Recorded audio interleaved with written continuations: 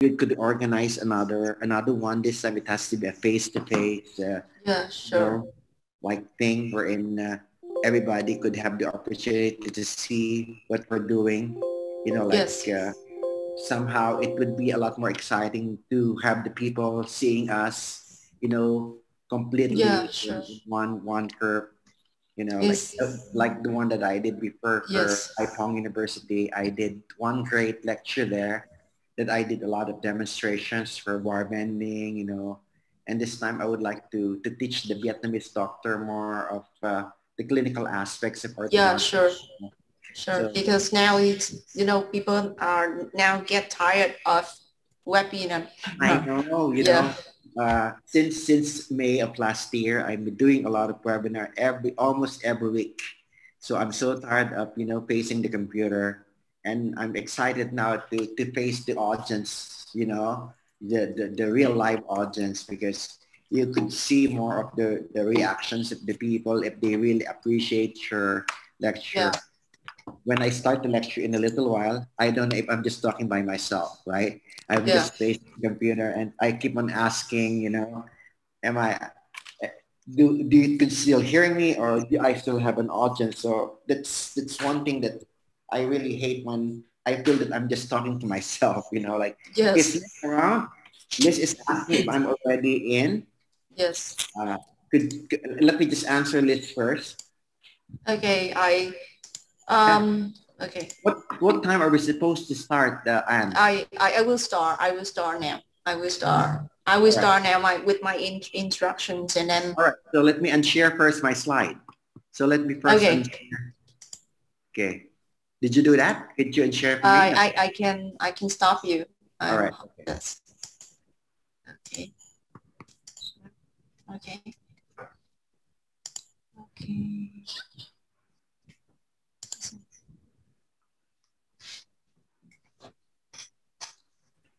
Xin chào toàn thể quý bác sĩ đã có mặt trong cái buổi webinar ngày hôm nay. Đã rất lâu rồi thì mình đã không còn những cái buổi hội thảo mà mặt đối mặt và đứng trên một cái sân khấu nữa. Và giờ thì mình phải gói gọn lại trong một cái màn hình ở trước máy tính hoặc một cái điện thoại của mình. Thì hôm nay Tính Nha là lần đầu tiên một cái webinar với lại mặt đối với lại cái chủ đề đó là chỉnh nha, thì rất là hy vọng được cái sự đón nhận của quý bác sĩ ngày hôm nay.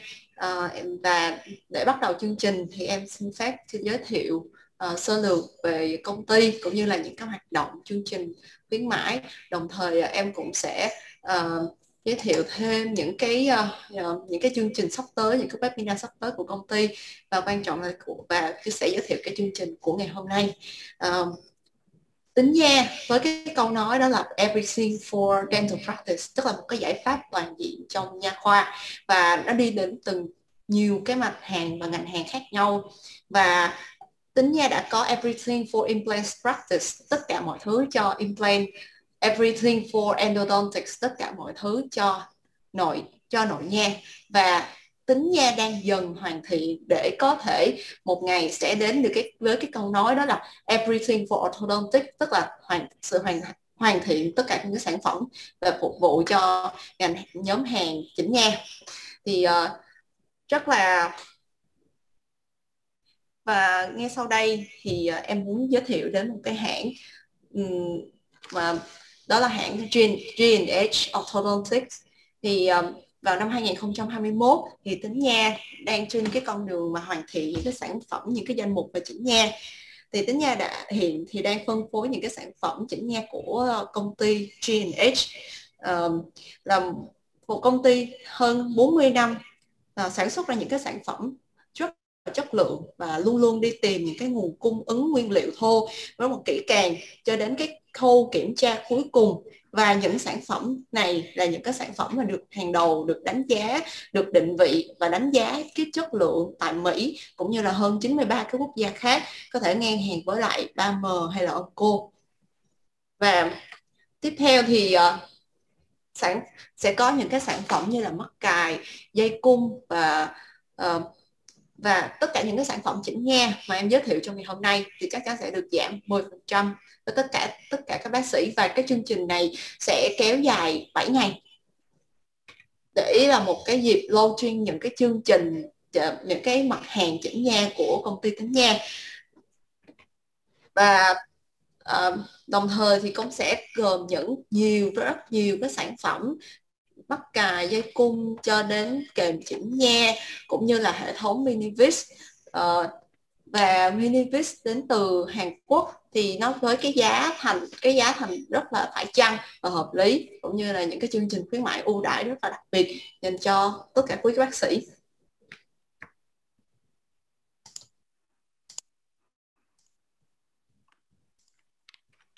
Và tiếp theo thì em xin giới thiệu một chút về một ít về nội nha. Thì tất cả bác sĩ đều biết đến là công ty Tính Nhà đã phân phối hãng Perfect Endo, và hiện tại có những cái hệ thống chăm máy chính như là S-Flow, Rotapler Gold, TG6, Rotapler MTF. Tất cả những dòng này sẽ được phục vụ cho những cái trường hợp khác nhau, sự phụ thuộc vào cái vật lý, cái tính chất vật lý của cái sản phẩm để mà có thể sử dụng trong từng cái ca, những cái ca lâm sàng khác nhau. Thì ngoài ra thì nó sẽ có rất là nhiều một cái bộ sản phẩm, sẽ có chăm máy cũng như chăm tay cho đến cả côn, thì Tính Nha đều có đủ, và có rất là nhiều cái chương trình khuyến mãi rất là hấp dẫn. Ví dụ như là mua 10, đối với chăm tay thì mua 10 tặng 1, hoặc mua 50 tặng 10. Chăm máy S-Flow thì khi mua trên 50 vỉ thì sẽ được giá 290.000. Các bạn sale sẽ luôn luôn sẽ gửi những cái chương trình đó ở trong cái mục chat để cho cái bác sĩ có thể không có bị lỡ cái chương trình này. Các bác sĩ vô sau vẫn có thể coi được cái chương trình ạ. Đây là một số cái bảng giá, một số cái thông tin về sản phẩm như là chăm Rotapler MTF, chăm tay và côn, thì hy vọng sẽ được quý bác sĩ ủng hộ. Tiếp theo là em muốn giới thiệu đến một cái mảng là về thiết bị máy móc một chút. Đây là sensor HDR500 của hãng Handy. Và cái sensor này nó có rất là nhiều cái tính năng như hiện đại, linh hoạt, và đặc biệt là với sự bền bỉ, với 400.000 lần chụp mà chống thấm nước với cảm biến liền mạch. Thì cái sản phẩm này Tính Nha đang bán và đang có một cái chương trình gọi là bảo hành rất là tốt, bảo hành 1 đổi 1 trong vòng 36 tháng. Tức là nếu có trục trặc gì trong vòng 36 tháng thì bên em sẽ đổi một luôn, và kéo dài trong vòng là đổi 1 đổi 1 thì như vậy thì cái bác sĩ, và cái gói này thì nó sẽ có một cái gói nữa và đi kèm chung với lại cái máy X-quang cầm tay. Và khi mình mua combo X-quang cầm tay cộng với cái sensor thì mình sẽ được giảm 5 triệu đồng. Đây là một cái sensor của Tính Nha, một cái X-quang cầm tay của Tính Nha bán là hiệu Runjet, Chujoy Runjet. Nếu mà kết hợp với lại sensor thì sẽ được giảm 5 triệu. Và tiếp theo đó là đây là máy Biosotom, lại là một cái sản phẩm mà rất là nhiều cái ưu điểm. Đầu tiên là một cái máy có cái tay cầm nhẹ nhất thế giới và đã được công nhận. Ngoài ra cái máy này đã có cái giá khá là phải chăng, và bởi vì nó đi cùng với 12 bộ mũi, và giá thành hiện tại đang là 68 triệu, và ngoài ra còn được tặng 10 set implant ST đi cùng nữa. Nếu bác sĩ nào có quan tâm đến cái máy Biosotom này thì có thể liên hệ đến các bạn sale Tính Nha, hay là em là Trúc Anh, là trưởng phòng kinh doanh của công ty Tính Nha, thì có thể hỗ trợ cho bác sĩ mua hàng và tư vấn. Vài hôm trước đây thì Megagen đã đưa ra một cái chương trình launching về cao su, và các cao su này nó đã được đến Việt Nam, đó là cao su Mega Seal. Nó sẽ có cao su đặc và cao su lỏng, với cái giá là cao su đặc là 850 và cao su lỏng là 250.000, và độ lấy dấu tương thích độ lấy dấu rất là nét, và combo thì sẽ là giá 990.000 đồng với thương hiệu Megagen, và sẽ có chương trình là mua 5 tặng 1, hy vọng được quý bác sĩ ủng hộ. Ngoài implant ra thì vẫn có một loại nữa, đó là vật liệu lấy dấu, hy vọng sẽ được bác sĩ ủng hộ. Cách đây khoảng vài tuần thì Tính Nha có tổ chức một cái webinar về sản phẩm chăm sóc răng miệng, và sản phẩm chăm sóc răng miệng này sẽ giúp cho những bệnh nhân có những bệnh lý về hôi miệng, hoặc là những ai mà làm răng sứ thẩm mỹ thì có thể sử dụng những dòng sản phẩm này. Thứ nhất là sẽ duy trì được cái hơi thở thơm mát, cái thứ hai là sẽ giữ được cho cái màu ngà, màu của răng sứ nó được đẹp hơn, và luôn luôn thơm, và bảo vệ sức khỏe của môn và nước cũng như là của răng. Và nếu như bác sĩ nào quan tâm đến chương trình này, quan tâm đến sản phẩm này, cần biết thêm thông tin về sản phẩm này, thì có thể xem lại cái webinar mà tụi em có public lên trên Facebook, và các bạn sẽ gửi link ở trong cái chat box để cho mình coi lại nếu mà mình còn có nhu cầu muốn xem lại cái webinar này. Rồi đó là một cái webinar trong tương lai đó, vào ngày 13 tháng 7 này thì sẽ là một webinar về nội nha. Sẽ nói về tất cả những cái triết lý cũng như là những cái cách thức để thực hiện một cái ca nội nha. Nó đi từ theo từng bước, và sẽ được một giảng viên trường đại học tại Ý, Messina, là bác sĩ Giovanni sẽ là người hướng dẫn và thực hiện vào ngày 13 tháng 7. Thì hy vọng là quý bác sĩ sẽ đăng ký tham dự với cái link đăng ký ở dưới mục ở mục chat box, thì bác sĩ có thể vào đó để lấy link đăng ký tham dự được bất cứ lúc nào các bạn sẽ gửi lại cho mình. Về trong cái mục nội nha này thì bác sĩ có thể ghi những cái câu hỏi sẵn luôn, là mình có cái câu hỏi thắc mắc gì trong nội nha và những cái vấn đề gì thì em sẽ ghi chú và sẽ đưa những cái đó đến cho bác sĩ sớm, để có thể chuẩn bị thêm những cái phần trả lời đó cho mình. Rồi tiếp theo đó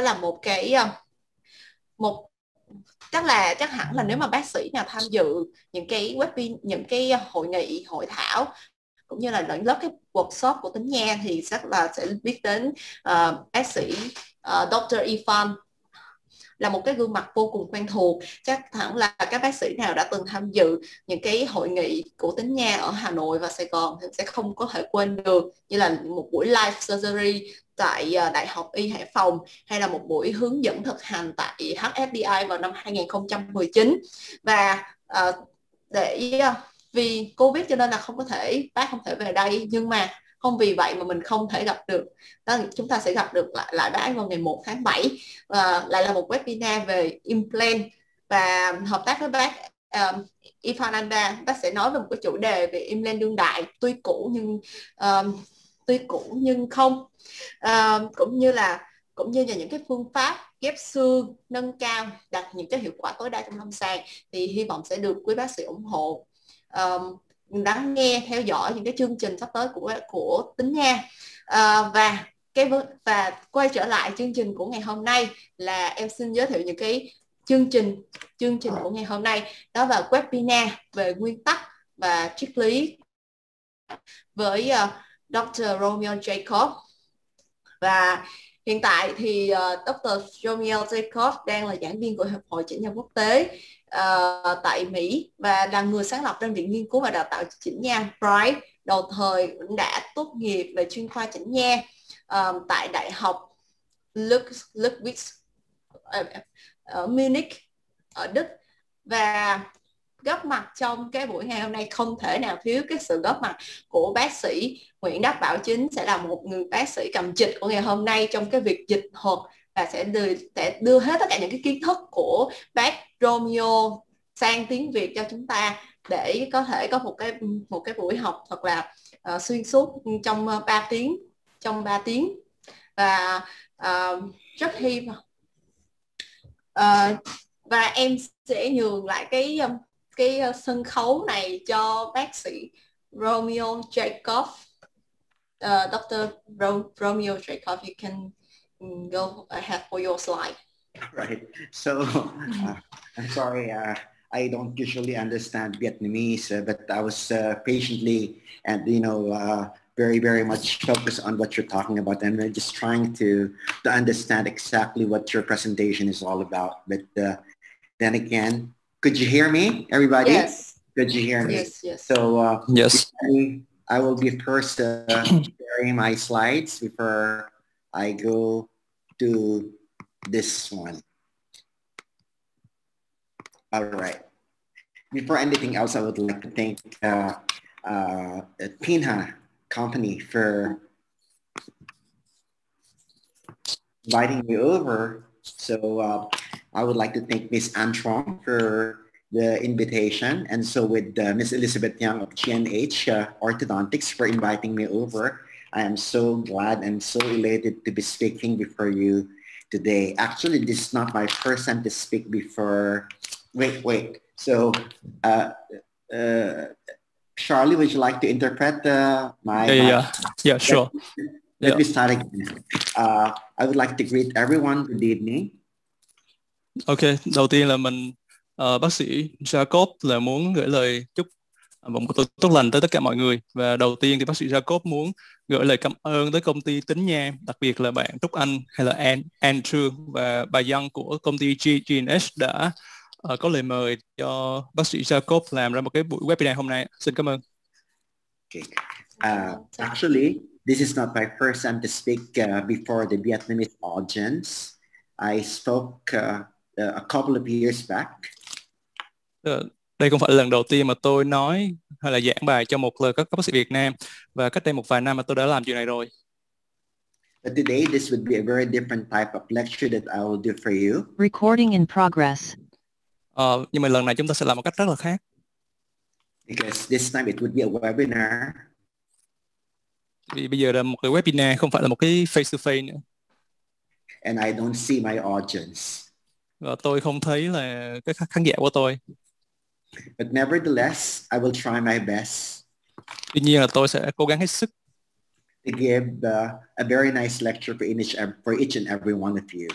Và để mình đưa tới cho các bạn một cái bài giảng rất là tuyệt vời. Again, I would like to thank Pinia Company headed by Miss Armstrong. Và cuối cùng là tôi muốn cảm ơn lại là bạn Trúc Anh của công ty Tính Nha.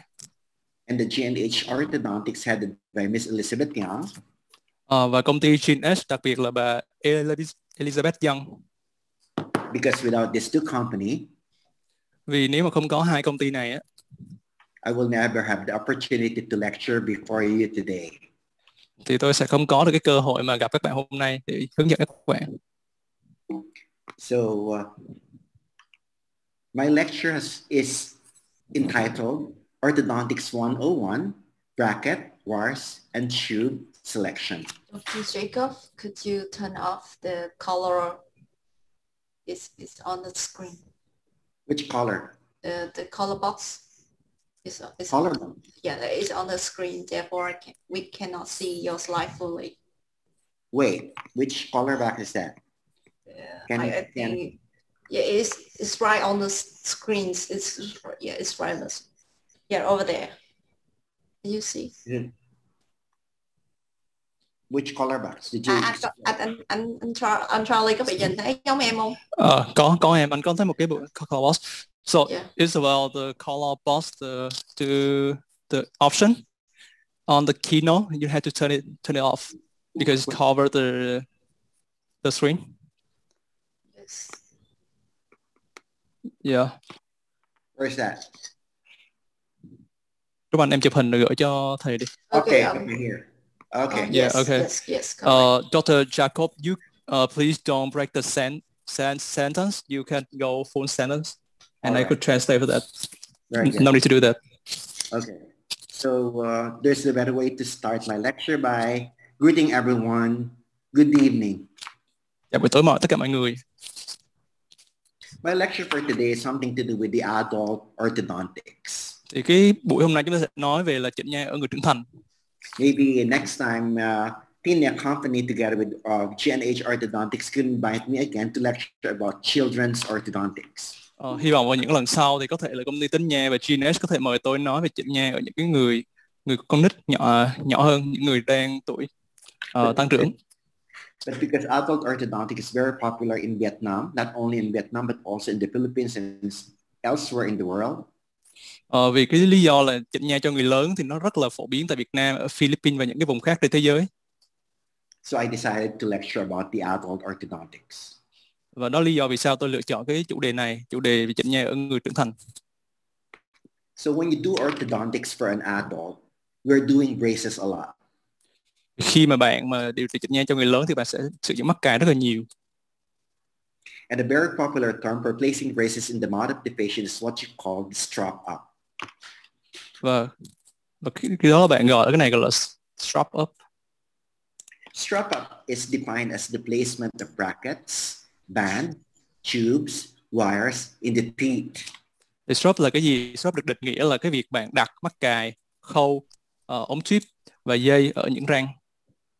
The American doctors or even the European doctors are using the same term, the strap up, for placement of the same material like bracket, bands, tubes, and wires in the teeth. Ở châu Âu, ở Mỹ thì người ta cùng dùng chung một cái khái niệm là strap up này để nói về cái việc là đặt mắc cài, khâu, dây, ống tuyếp lên răng. The strap up is also called the orthodontic banding and bonding. Và strap này còn được gọi là gắn khâu và gắn mắc cài ở trên răng, banding và bonding, trong chỉnh nha. Because most of the time you are using molar bonds, and at the same time you bond the bracket into the teeth surface. Vì các bạn là sẽ sử dụng những cái khâu để gắn lên những cái răng cối ấy, và gắn mắc cài lên những cái răng còn lại. In the screen, you would see exactly what the strap up setup is all about. Thì ở trên cái hình này bạn thấy là cái strap là cái gì? You notice that there are brackets there are bands, there are tubes, there are wires, and even an elastics. Bạn thấy ở đây nó có những cái mắc cài, bracket, khâu, band, or tube và tube, ống dán, ashgoy, dây cung, và ngoài ra còn có những cái dây elastic nữa, dây thun liên hàm. This is a typhonaut model that shows to you what the strap up is all about. Thì đây là cái hình mà về một cái mẫu hàm để cho các bạn thấy là strap up là cái gì. Brackets are classified as any one of the following. Mắc cài thì nó được phân loại như trong hình trên. Brackets can be classified according to location. Nó có thể được phân loại dựa trên vị trí. Or according to the slot. Dựa vô kích thước của slot, của cái slot mắc cài. According to the system. Dựa vào cái hệ thống mắc cài. According to the size. Dựa vào là kích thước của slot, kích thước của mắc cài. According to the easiness of the operation. Nó dựa vô cái việc là mức độ dễ của cái việc là thực hiện, có nghĩa là nó bình thường hay là nó truyền thống hay là nó tự buộc. According to the material used. Dựa vô cái vật liệu làm nên cái mắc cài đó. And according to where it is made. Và nơi sản xuất. Let's start to choose the right bracket for your patient. Ok, bây giờ mình sẽ lựa chọn cái mắc cài nào hợp lý cho bệnh nhân của mình ha. The first question that I would like to ask would be, what is your bracket system? Are you using an edgewise or are you using a straight wire? Cái câu hỏi đầu tiên mình cần phải đặt ra là cái hệ thống mắc cài của mình là cần xài là cái gì? Mình đang sử dụng cái hệ thống edgewise hay là mình có dùng dây thẳng hay không? My system is edgewise. If somebody would ask me, what is my system? My answer would be edgewise. Hệ thống của tôi là edgewise, và khi có ai hỏi là hệ thống của bạn là cái gì á, thì tôi sẽ nói ngay đó là edgewise. The fact is, all straight wire bracket are edgewise bracket. Và có một cái sự thật rằng á, là tất cả những cái mắc cài dây thẳng nha, thì nó đều là mắc cài edgewise. The fact is, bracket that has 2 or 4 wings with a rectangular slot is an edgewise bracket. Có một cái sự thật là mắc cài nào mà có từ 2 tới 4 cánh, 2 hoặc 4 cánh với là một cái slot hình chữ nhật á, thì nó là một cái mắc cài edgewise. Okay, in the screen, you would see an example of an edgewise bracket. The edgewise bracket contains 4 wings, 1, 2, 3, and 4. Having 4 wings, this is considered to be an edgewise bracket. Như cái hình mà thầy vừa chỉ cho mình coi ha, thì cái mắc cài này nó có 4 cánh nè, thì như thầy đếm 1, 2, 3, 4 ha, thì và nó có một cái slot hình chữ nhật nữa, thì đây chính là một cái mắc cài edgewise ha. Now, Let's begin with the anatomy of the edgewise bracket.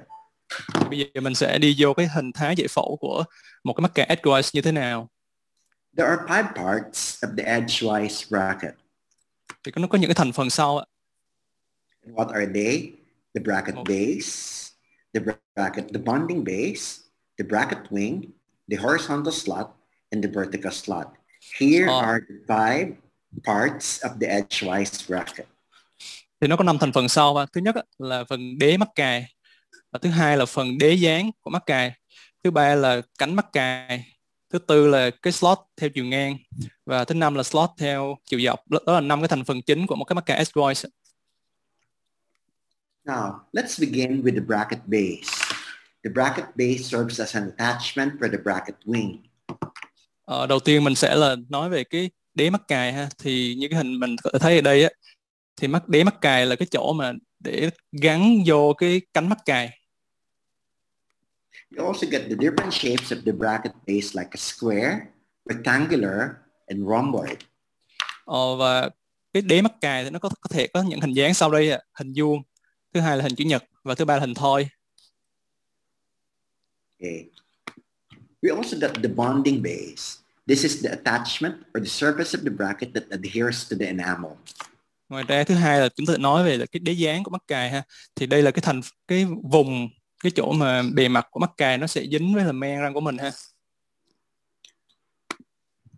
The different types of bonding base are: 1. The mesh type. This is a type of bonding base with the minute equal wire which are interlocked to provide retention. Thì cái loại đầu tiên, cái đế dáng đầu tiên là gọi là dạng mesh nha, tức là dạng lưới á. Thì cái loại dạng đế dáng này á, là nó sẽ có những cái dây nhỏ nó đang chéo với nhau để mà tăng cái lưu giữ ha.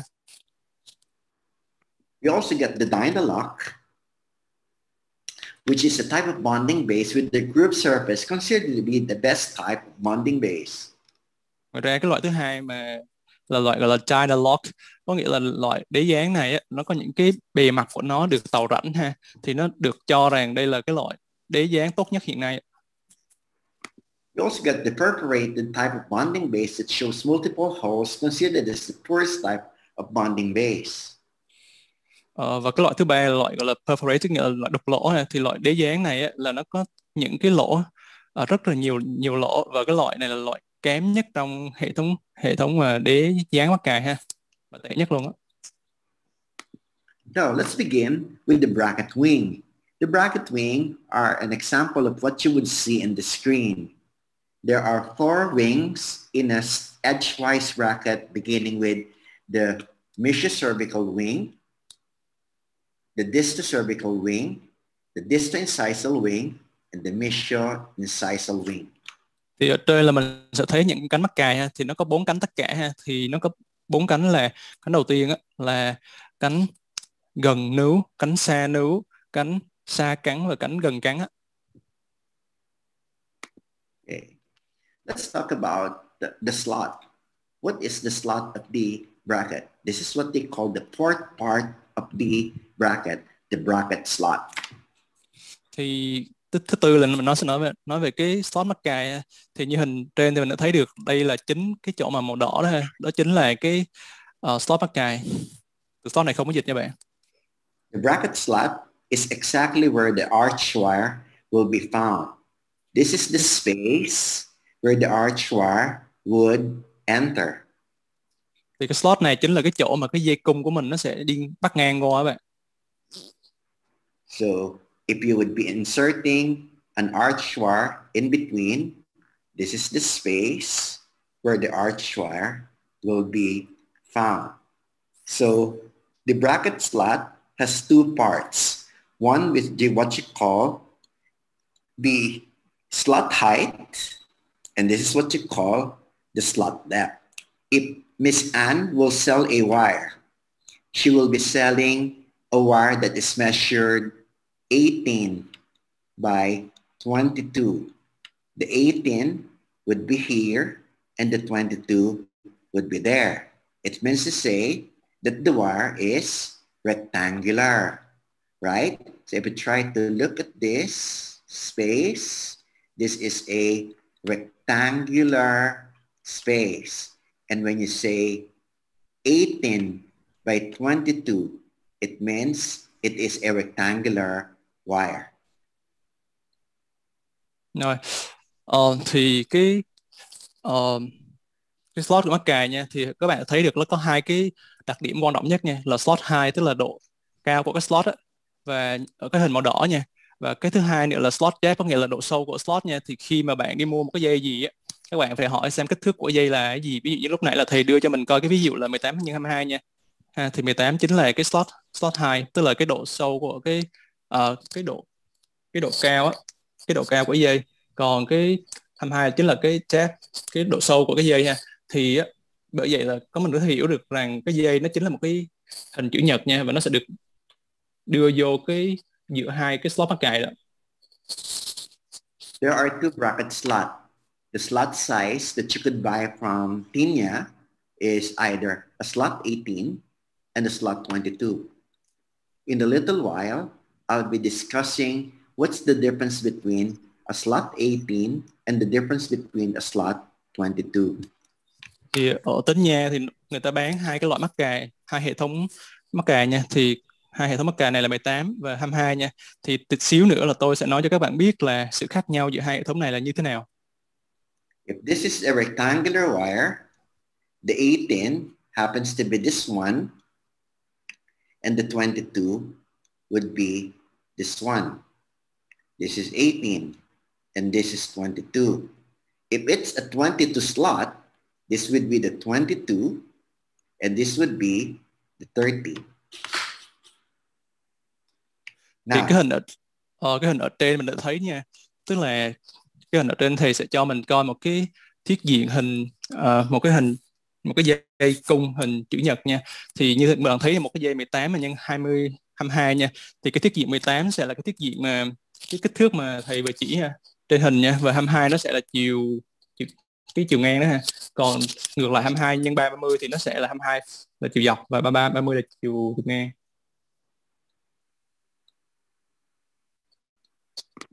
The next slide is what you call the vertical slot.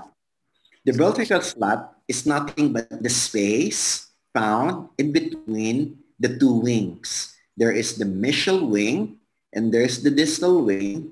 The space found between the mesial and the distal wing is what we call the vertical slot.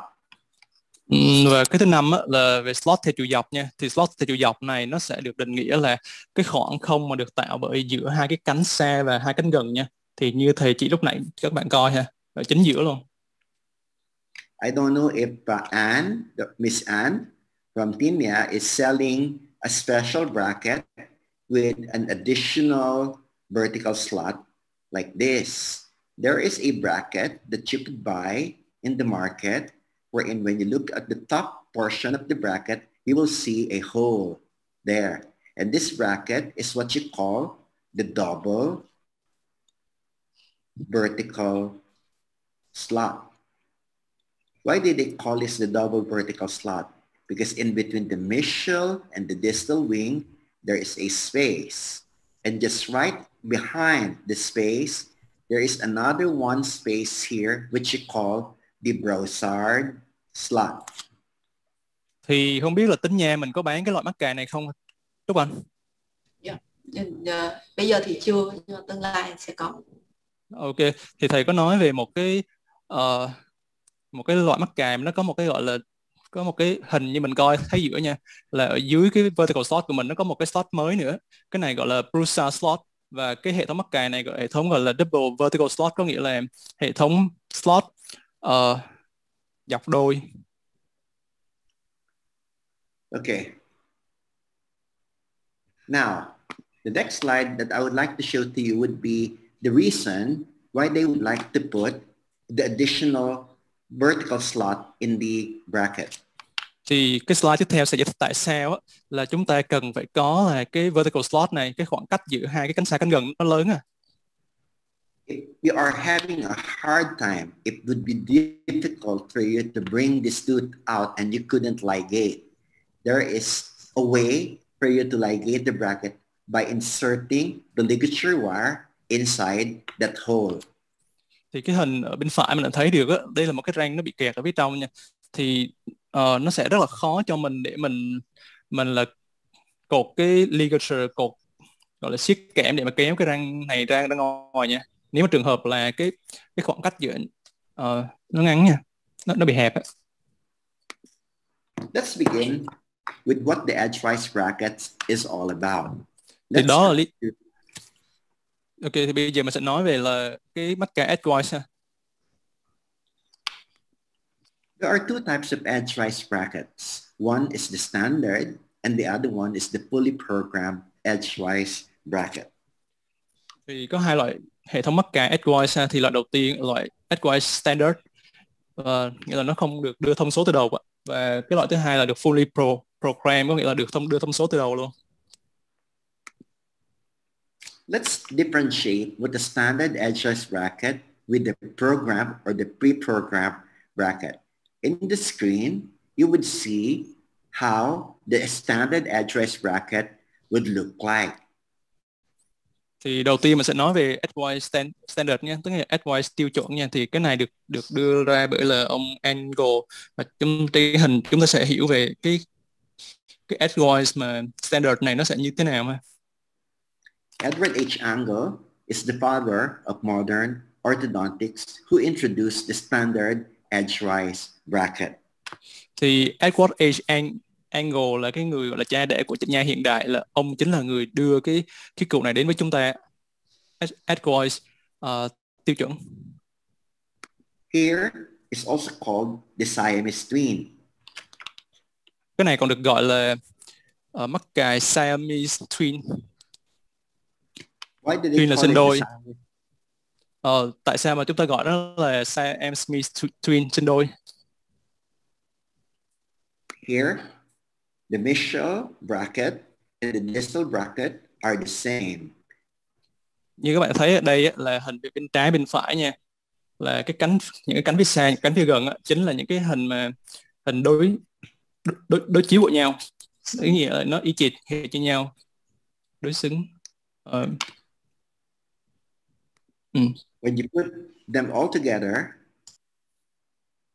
and put a wire, the slot is just straight.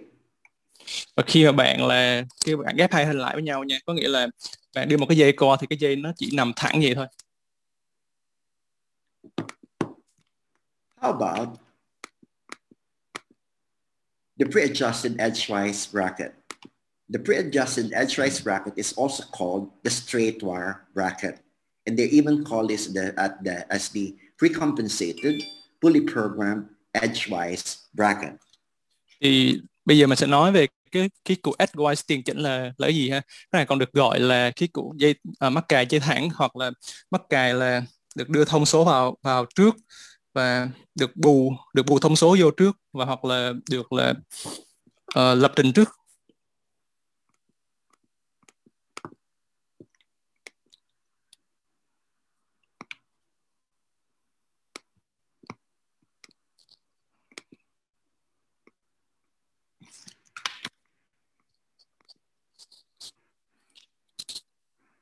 Okay.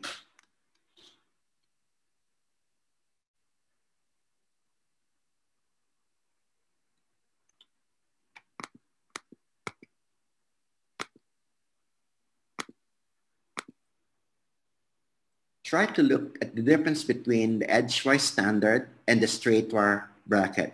You will notice that the slot has an angulation.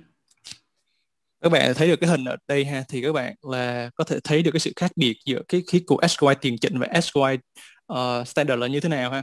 Thì edgewise tiền chỉnh thì nó sẽ có một cái góc độ.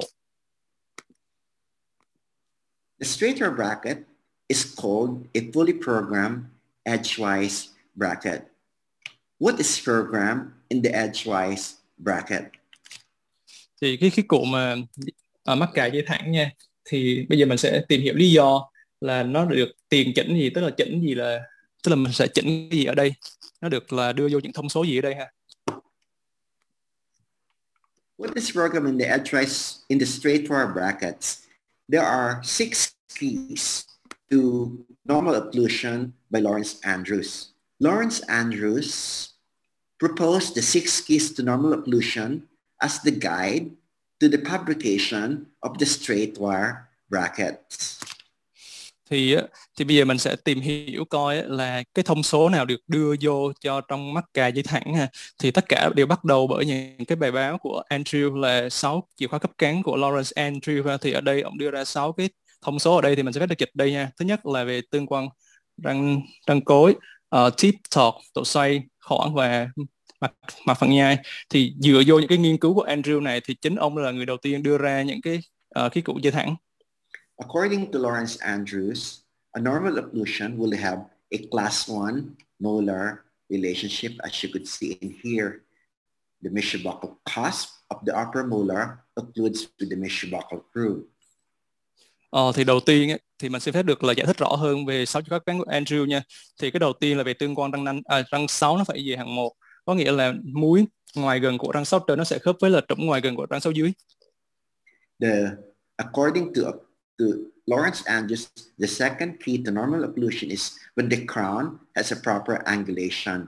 The crown should be on the mesial and the root should be on the distal.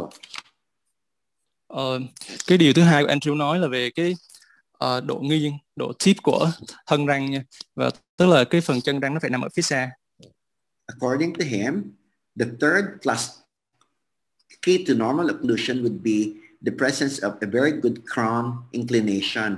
This is what he called the torque, wherein the crown should be labial and the root should be on the palatal or on the lingual. Và cái thứ ba, yếu tố thứ ba của Andrew nói đó chính là cái độ nghiêng theo chiều ngoài trong của răng nha. Thì đó là gọi là độ tọt. Thì theo Andrew thì cái phần thân răng nó phải là ở phía mặt ngoài, mặt môi, và cái phần chân răng nó phải ở mặt hậu cái. Normal occlusion should have no rotated teeth. Một cái khớp cắn nó ổn thì nó sẽ không có được xoay. Tức là các răng trong khớp cắn nó sẽ không có được xoay. And so there should be no space as well. Và nó phải có một cái tiếp xúc chặt, nó không có những cái khoảng giữa những các răng. And finally, the plane of occlusion must be flat or shallow. That is how he interprets a normal occlusion. Và cái yếu tố cuối cùng là mặt phẳng nhai. Như thầy vẽ ở trên đó, thì mặt phẳng nhai này nó phải là phẳng hoặc là nó hơi nông một chút. Và đó là 6 cái chìa khóa cấp cán của Andrew. This is how he describes the crown and root angulation. This is number 2 key of Andrews 6 keys to normal occlusion. The crown should be going to the mesial and the root should be positioned towards the distal. Thì ở đây các bạn thấy đây là cái độ tip của thân răng, có nghĩa là cái độ nghiêng theo chiều gần xa của thân răng nha. Và đây là yếu tố thứ hai trong 6 chìa khóa cán của Andrew. Thì các bạn thấy ở đây là cái phần thân răng nó sẽ phải hướng về phía gần và phần chân răng nó phải nghiêng về phía xa.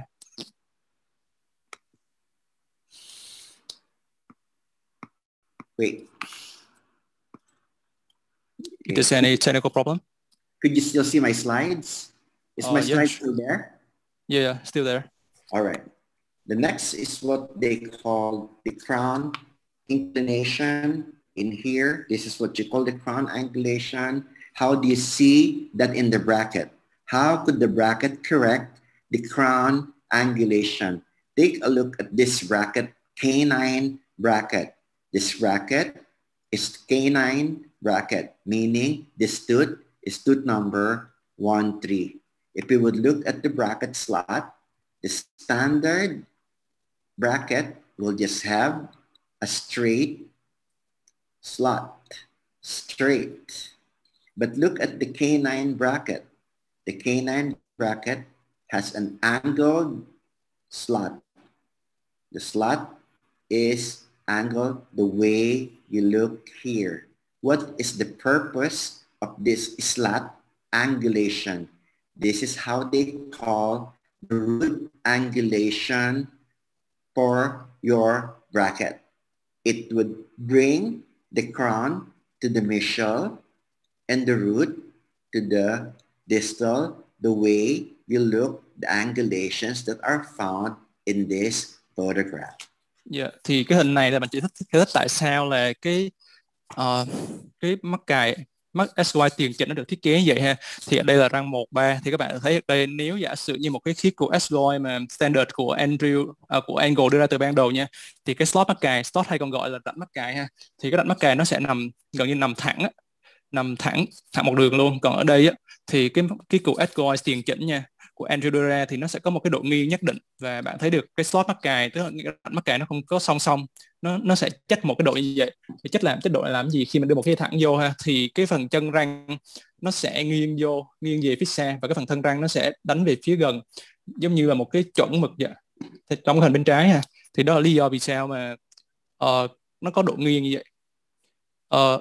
Mr. Mr. Jacob, Yes. When you annotate something, because when I do the translation, maybe I will use that the annotation you gave us. Okay, all right. Yeah, please don't erase that. Thank you. All right. This is the crown root angulations of the bracket. So I would like to make a comparison between the standard bracket and the straight wire bracket. Try to look at how different they would be in terms of its appearance. The appearance is more to the angulation that is found in the slot. So as you could see here, the wings are angled, and here the wings are just straight. Therefore, if you get a straight wing, your slot will be straight as well. If you have an angled wing, your slot will be angled as well. And this is what they call the tipping of the bracket. This is the one that will bring about the angulations of the tooth. So if this would be the central incisor here, and you put the crown here, right? Dr. Charlie, where would be the direction of the crown when you put on the wire? The wire will bring the crown to the mesial, and the root will go to the distal because of the angulation of the bracket. Thì cái hình trên là cái hình mình sẽ giải thích rõ hơn về cái khác nhau giữa mắc cài SY tiền chỉnh và mắc cài SY cổ điển nha, truyền thống nha. Thì các bạn thấy ở đây tức là cái cánh mắc cài của cái bên trái nha, là loại cũ nha, thì nó sẽ thẳng một đường vậy thôi. Còn cái SY tiền chỉnh của Andrew thì nó sẽ có một cái độ nghiêng, cái cánh mắc cài nó sẽ nghiêng nhẹ 8 độ vậy. Thì bởi vậy tức là khi mà mình đặt cái mắc cài SY tiền chỉnh này vô trong với 8 độ tiếp này ở một cái răng cửa giữa nha, thì nó sẽ tự động, khi đưa dây thẳng vô thì nó sẽ tự động đưa cái phần thân răng về phía gần và phần chân răng về phía xa ha. Đó là sự khác biệt về cái thiết kế giữa hai cái loại mắc cài này ha.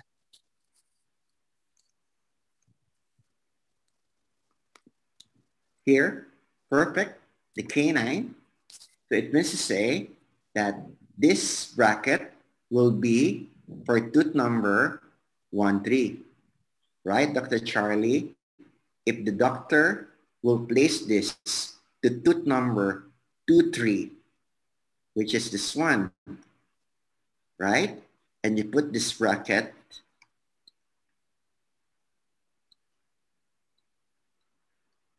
like this, where will the root go? If you place the wire will bring more the root towards the mesial, right?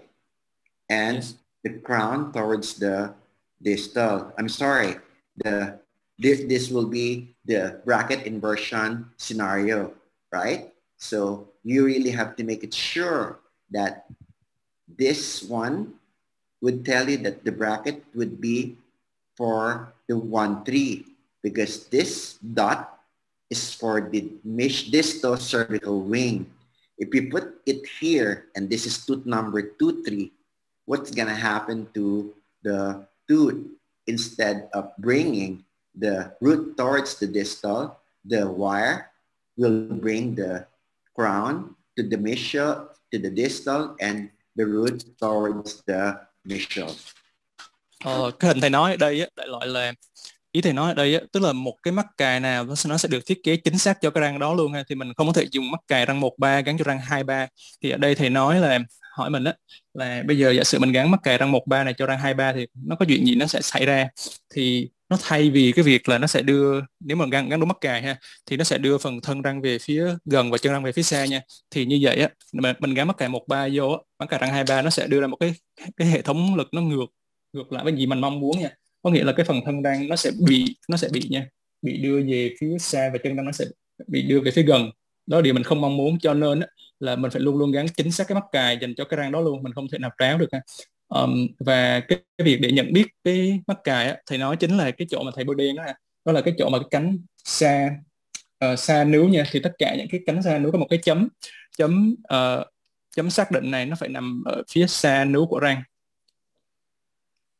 Đó là cách mình xác định cái vị trí mắc cài ha.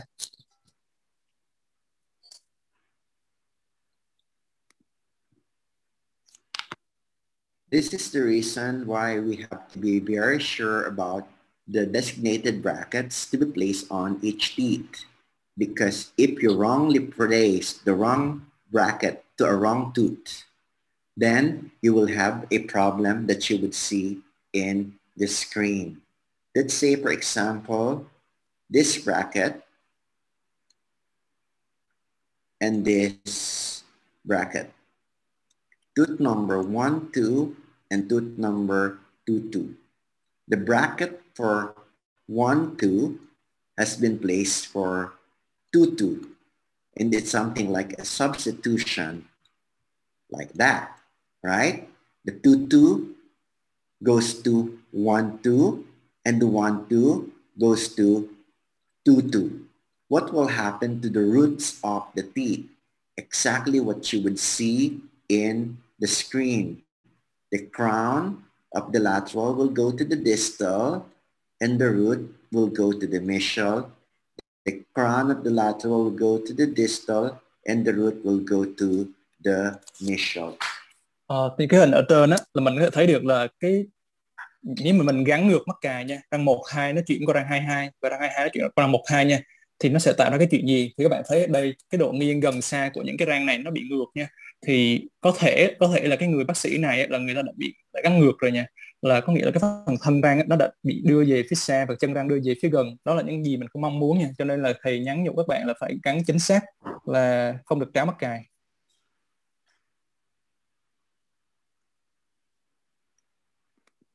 Here, the same. Dr. Charlie, what do you see in the screen? The same. What happened here? There is this what you call bracket transposition. What is this bracket transposition?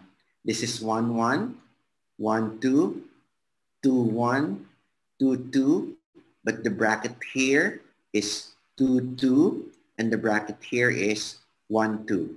What happens to the root? The root starts to kiss the root of this, and this one kisses the root of tooth number 1, 1. Thì đây gọi là một cái gọi là chuyển vị mắc cài nha. Thì nói nghe cho nó sang vậy thôi, nhưng có nghĩa là mình bị gắn ngược mắc cài á. Tức là mắc cài có thể là răng 1-2 nó đã bị gắn qua răng 2-2 và răng 2-2 gắn qua răng 1-2. Thì cái việc này nó tạo ra một cái tình trạng, có nghĩa là phần chân răng 1-2 nó đã bị nghiêng về phía gần quá nhiều, cho nên nó chạm vô cái phần chân răng 1-1. Và thầy dùng cái từ pierce, có nghĩa là nó gần như nó xuyên qua luôn. Thì cái răng 2-2 này nó cũng bị y chang vậy luôn, nó đã chân răng 2-2 nó bị chạm vô phần chân răng 2-1 nha. Đó là lý do vì sao mình gắn đúng mắc cài. This is the case that I've done when I was back in Germany, and you would see how good the result after the case is done. Đây là cái ca mà tôi đã làm hồi mà tôi còn ở Đức á. Thì các bạn thấy được là khi mà tôi gắn đúng thì nó sẽ đưa ra kết quả như thế nào nha, cái tốt như thế nào. What you see on the roots are all parallel to each other. There are spaces in between each tooth. As you would see, each teeth has a space, space, space, space, space, space, space here. And the roots are all parallel to each other. Đây là một cái ca mà thầy làm ở Đức, và khi mà mình gắn mắc cây đúng nha, thì các bạn thấy được là cái sự song song của các chân răng trên phim Panoras, và các chân răng này nó cách đều nhau nha, nó không có cái khoảng cách giữa các răng như thầy vẽ ở trên, nó cách đều nhau.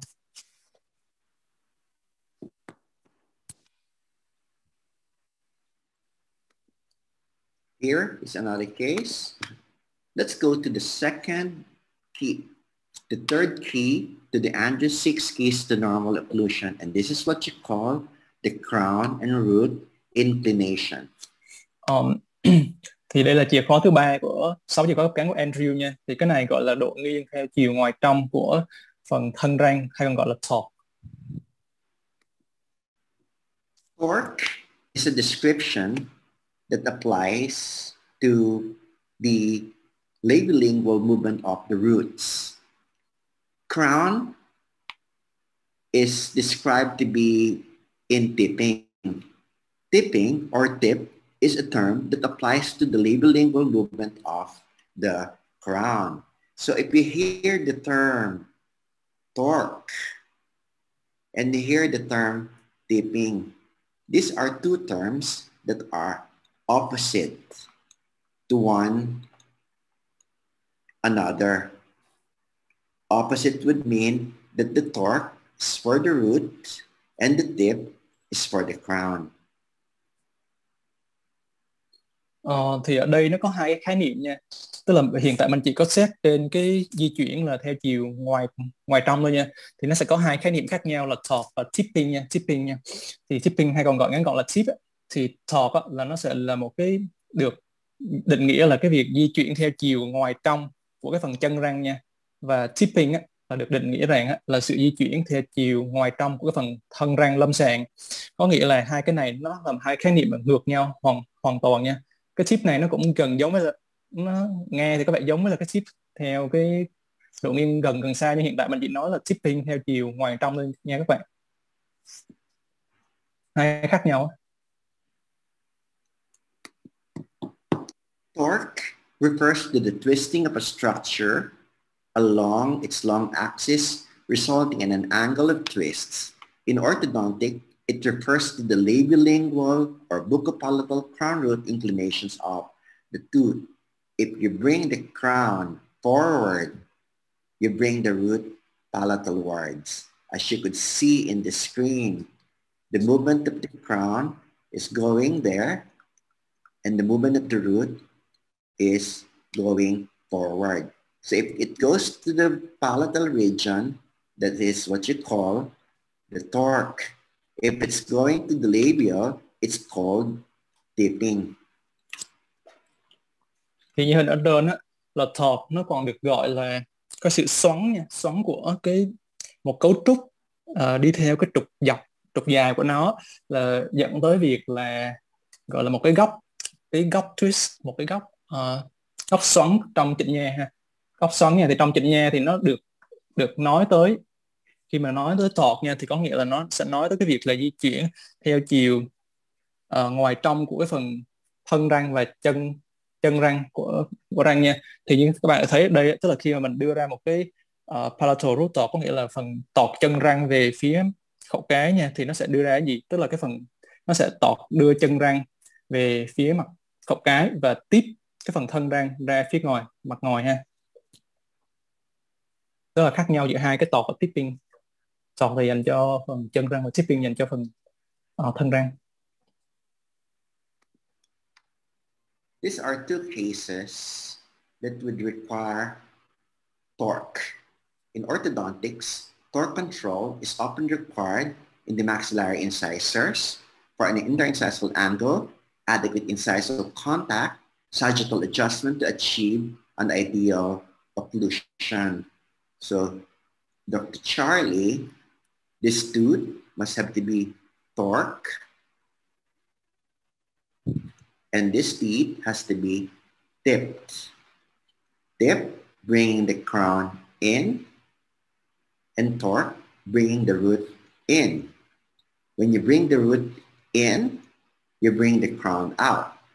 When you bring the crown in, you bring the root out. Trong cái chỉnh nha thì có một khái niệm gọi là torque control, nghĩa là kiểm soát torque nha. Thì nó được là sử dụng trong những cái để kiểm soát cái độ nghiêng theo chiều ngoài trong của những cái răng cửa hàm trên, để tạo ra những góc cái góc hợp bởi là răng cửa hàm trên, răng cửa hàm dưới. Và đưa ra những cái tiếp xúc khớp cắn. Ý nói là về OZO3, nghĩa là về độ cắn chiều cắn phủ hợp lý, và đưa ra một cái thay đổi về theo chiều trước trước sau để mà đạt tới là cái khớp cắn tối ưu. Thì ở đây nó có hai cái ca nha, thì bên trái nó một ca hạng 2 chia 2, nghĩa là phần chân răng, và bên phải là một ca hạng 2 chia 1, nghĩa là răng bị chìa. Thì cái ca bên trái nha, cái ca hạng 2 chia 2 á, thì bạn phải là tọt chân răng. Có nghĩa là sao? Nghĩa là bạn phải đưa cái phần chân răng nó đưa đi vô phía trong, chân răng đi vô phía trong, nghĩa là tọt chân răng vô phía trong. Có nghĩa lúc đó cái phần thân răng nó sẽ đi ra phía ngoài. Và ngược lại bên phải nha, bên phải nha thì là cái hạng 2 chia 1, có nghĩa là các bạn phải tip cái phần thân răng. Có nghĩa là sao? Có nghĩa là bạn phải đưa cái phần thân răng tip nha, tip đưa thân răng vô phía trong. Lúc đó nha thì cái phần chân răng nó sẽ tự động nó sẽ đi ra phía ngoài. Đó là khác nhau giữa tọt và tip.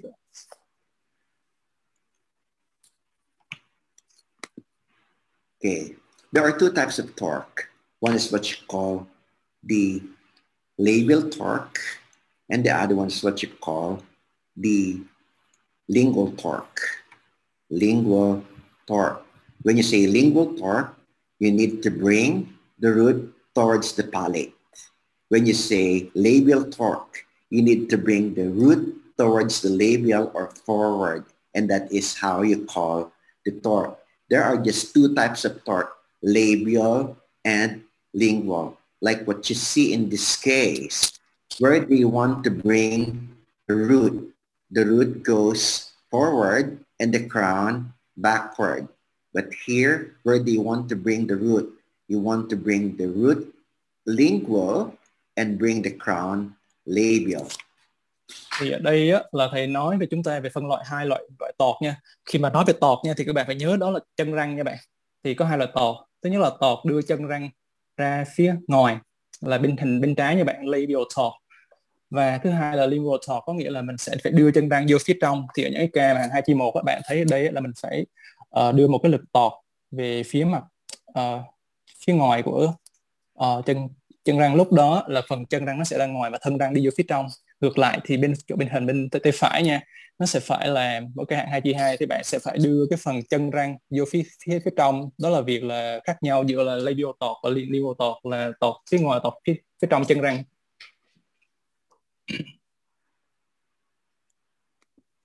There are three types of torque. What are they? The torque that's found in the slot of the bracket. There is also another torque that's found in the base of the bracket, and also another torque that is found in the wire, which we call this as the third order band. Thì làm sao mình có thể là nó có ba cái nguồn tọt nha. Thì nguồn tọt đầu tiên á, là nguồn tọt là được ở trong slot á, có nghĩa là tọt ở trong cái bề mặt của cái mặt của mắc cài. Và cái loại thứ hai là tọt được đưa ra ở phần base, phần đế á. Tọt nó sẽ được đưa vô phần đế từ ban đầu. Và loại thứ ba á, nguồn thứ ba á, đó là tọt ở trong dây, có nghĩa là mình sẽ phải bẻ một cái lượng thứ ba để mà đưa tọt vô thêm, hoặc là bớt tọt đi. Đó là ba cái nguồn tọt. Let's talk about the base torque, or the comparison of what a torque is and no torque at all. These are two brackets. What do you see in these two brackets? One bracket is what you call the standard edgewise bracket, and the other one is what you call the straight wire bracket. What do you see in these two brackets? The bracket 1 does have a 0-degree torque, while the other one has what you call the 7-degree torque. Where is the torque found? On the base of the bracket. What do you see here? There is something like a 7-degree inclination in here, while here you only got a 0-degree. What it will do to the teeth, if you put a 7-degree torque, the root may either go palatal wards or the crown will go lingual wards. Thì ở đây mình sẽ so sánh được là hai thiết kế mắc cài ha, là một bên trái là loại set SY truyền thống và bên phải là dây thẳng, có nghĩa là SY tiền chỉnh nha. Thì bên trái á, cái này sẽ nói về torque in base, có nghĩa là cái cái độ nghiêng của cái đế mắc cài so với cái mắc cài nha, thì nó sẽ là tạo ra cái hệ thống torque. Thì ở bên trái các bạn thấy được nó sẽ không có độ torque gì cả, nghĩa là hai cái này nó song song với nhau. Còn ở những cái ca mà ở những cái hệ thống mắc cài mà SY tiền chỉnh nha, thì nó sẽ có một cái độ nghiêng nhất định. Ở đây thì nó sẽ có 7 độ torque ha.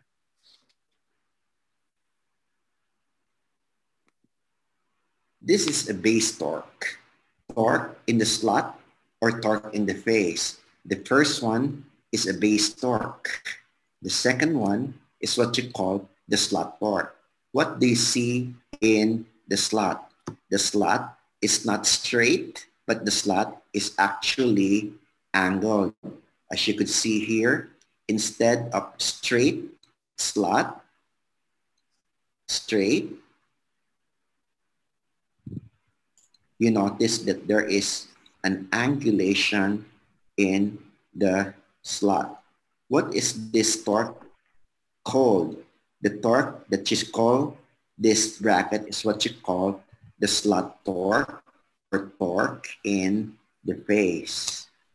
Thì lúc nãy cái hình lúc nãy nha, hình trước nha, gọi là torque in base, tức là torque được đưa vô thông qua cái hệ thống đế mắc cài nha. Còn ở đây mình sẽ nói về cái hệ thống torque interface, có nghĩa là torque ở trong cái rãnh mắc cài trong slot ha. Thì ở đây thầy có thể vẽ cho mình thấy là cái hệ thống rãnh mắc cài này nó không có song song một đường thẳng lên trên, mà nó có nghiêng một góc. Có nghĩa là cái việc mà cái góc nghiêng này nó sẽ gọi là đưa cái torque vô trong cái hệ thống mắc cài ha. Nó sẽ hai cái khác nhau, bên trước là torque in base và đây là torque in face.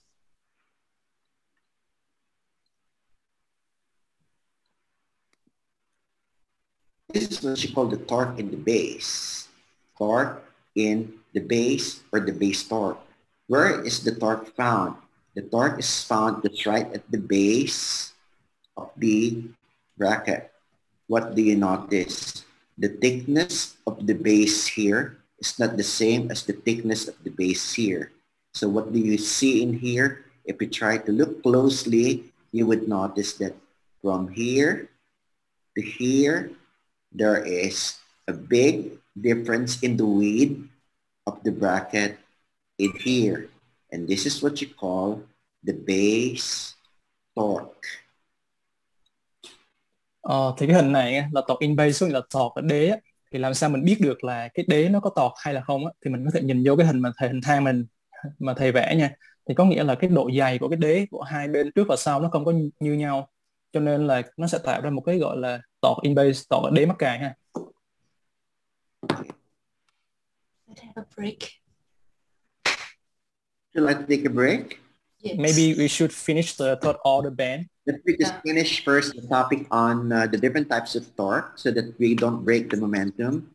Yes. So let me just finish this portion so that everybody would not get the disturbance of having this cut just right at the middle of the lecture. Everybody direct your attention in the screen, and what do you see in the screen? This is an example of a base torque. Another example of a base torque here. If you try to go straight line here, draw another line there, you would notice that the torque is found on the base of the bracket. How about this one? There's also a torque in the base of the bracket here together with this one. You notice that there's also a torque found in that area. Dr. Charlie, would you like to go ahead with the annotation? Yeah. Thank you. Tức là cái hình này cũng là một số hình minh họa thêm cho mình là torque in base, có nghĩa là torque ở trong đế mắc cài ha. Thì ở đây mình đã thấy được là cái đế mắc cài nó không có dày đều như nhau nha. Có nghĩa là nó không có song song với nhau, cho nên nó tạo ra cái hệ thống là đưa torque vô thông qua hệ thống đế mắc cài, độ nghiêng của đế mắc cài ha.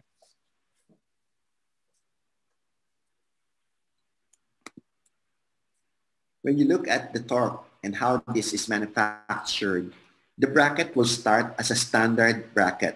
Dr. Charlie, if you look at this, you begin with a standard bracket without any torque, zero. This is 0. But what is this blue thing? The blue thing is nothing but an addition to the bracket base. Addition to the bracket base so that there would be a built-in torque in the bracket. The manufacturer would add some more metal in an angled form so that the angulation of the metal will create the torque that we're looking for. This is what you call the positive torque, and this is what you call the negative torque. The positive torque will bring the crown forward, and the negative torque will bring the crown lingualward. Thì á, bây giờ cái tọt nó được đưa vô mắc cài thì nó được đưa vô mắc cài như thế nào, được sản xuất như thế nào nha. Thì tất cả đều bắt đầu với là cái mắc cài S-Goy cổ điển nha. Thì sau đó tức là cái phần màu trắng á, còn cái phần mà hình màu xanh mà được thầy vẽ đỏ đó ha, nó gọi là cái phần gọi là luting, có nghĩa là cái đế mắc cài nó sẽ được thêm vô sau. Thì cái phần bên trái nha thì nó sẽ được thêm một cái mức độ nó được như vậy, thì người ta gọi đó là tọt dương. Còn phần bên tay phải của các bạn á, là cái phần đế mắc cài đó nó sẽ được đưa vô bù tọt, đó là tọt âm nha. Thì cái phần tọt dương nó sẽ đưa cái phần thân răng lâm sàng ra phía ngoài, và phần tọt âm á, nó sẽ được đưa vào thân răng lâm sàng vô phía trong, nó gọi là bù tọt. Dr. Charlie, I would like to emphasize as well that I keep on saying the crown, and the crown here. But actually the torque refers to the root. So what will happen to the crown? What will happen to the root if the crown goes forward? The root goes lingualward. What will happen to the crown when it goes, or rather what will happen to the root when the crown goes lingualwards? The root will go forward. Thầy muốn nhấn mạnh một cái lần nữa cho các bạn nha. Tức là torque á, thì thông thường nó được nói về phần chân răng, nhưng ở đây á, thầy nói á, phần torque này là torque của phần thân răng nha các bạn. Có nghĩa khi mình nói tọt dương á, có nghĩa là cái phần thân răng nó sẽ đi ra phía ngoài, và phần chân răng nó sẽ đi ngược lại, có nghĩa phần chân răng nó sẽ đi vô phía trong. Còn ngược lại ở tọt âm như các bạn thì nó sẽ cái phần chân răng á, cái phần thân răng nó sẽ đi ngược lại với là tọt dương, có nghĩa là phần thân răng nó sẽ đi vô phía trong như hình vẽ nha, và phần chân răng nó sẽ đi ngược lại với phần thân răng, có nghĩa phần chân răng nó sẽ đi ra phía ngoài.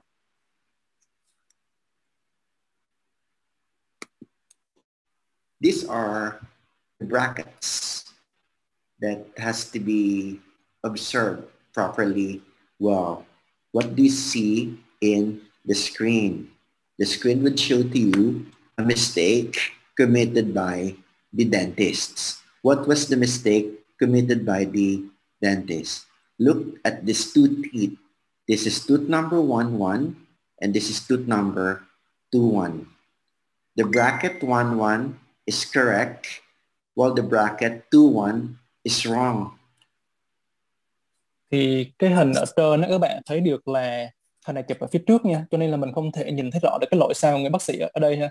Thì người bác sĩ ở đây á, là người ta có vẻ như là người ta đã gắn mắc cài sai ha, là cái phần răng 11 thì gắn đúng, mà phần cái răng 21 thì gắn sai, cho nên nó có một cái độ chênh theo chiều ngoài trong của hai cái mắc cài này ha. Thì nó tạo ra cái tình trạng là cái tọt của hai răng 11 và 21 nó khác nhau. What is wrong with bracket number 2-1?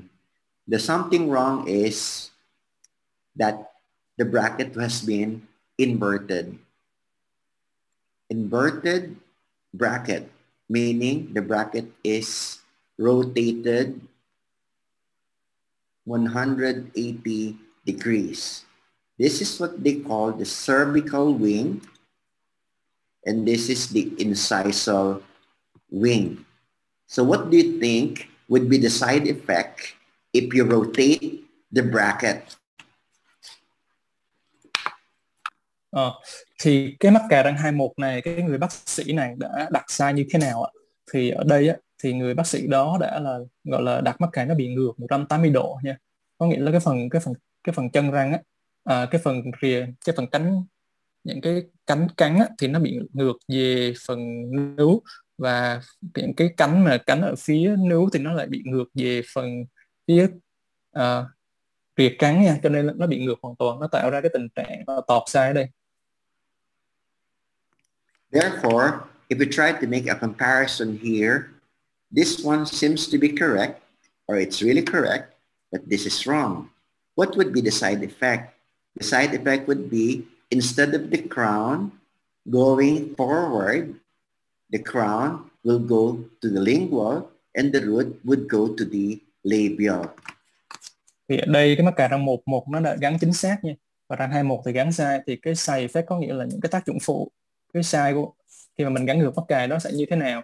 Thì cái phần mà khi gắn đúng nha, thì cái phần chân răng á, cái phần thân răng nó sẽ đi ra phía ngoài và chân răng nó sẽ đi vô phía trong. Nhưng ở những cái ca mà gắn sai ở những răng 21 này ha, thì cái phần chân răng á thì nó lại ra phía ngoài và phần thân răng nó lại đi vô phía trong, cho nên nó tạo ra cái tình trạng nó tọt, nó bị âm.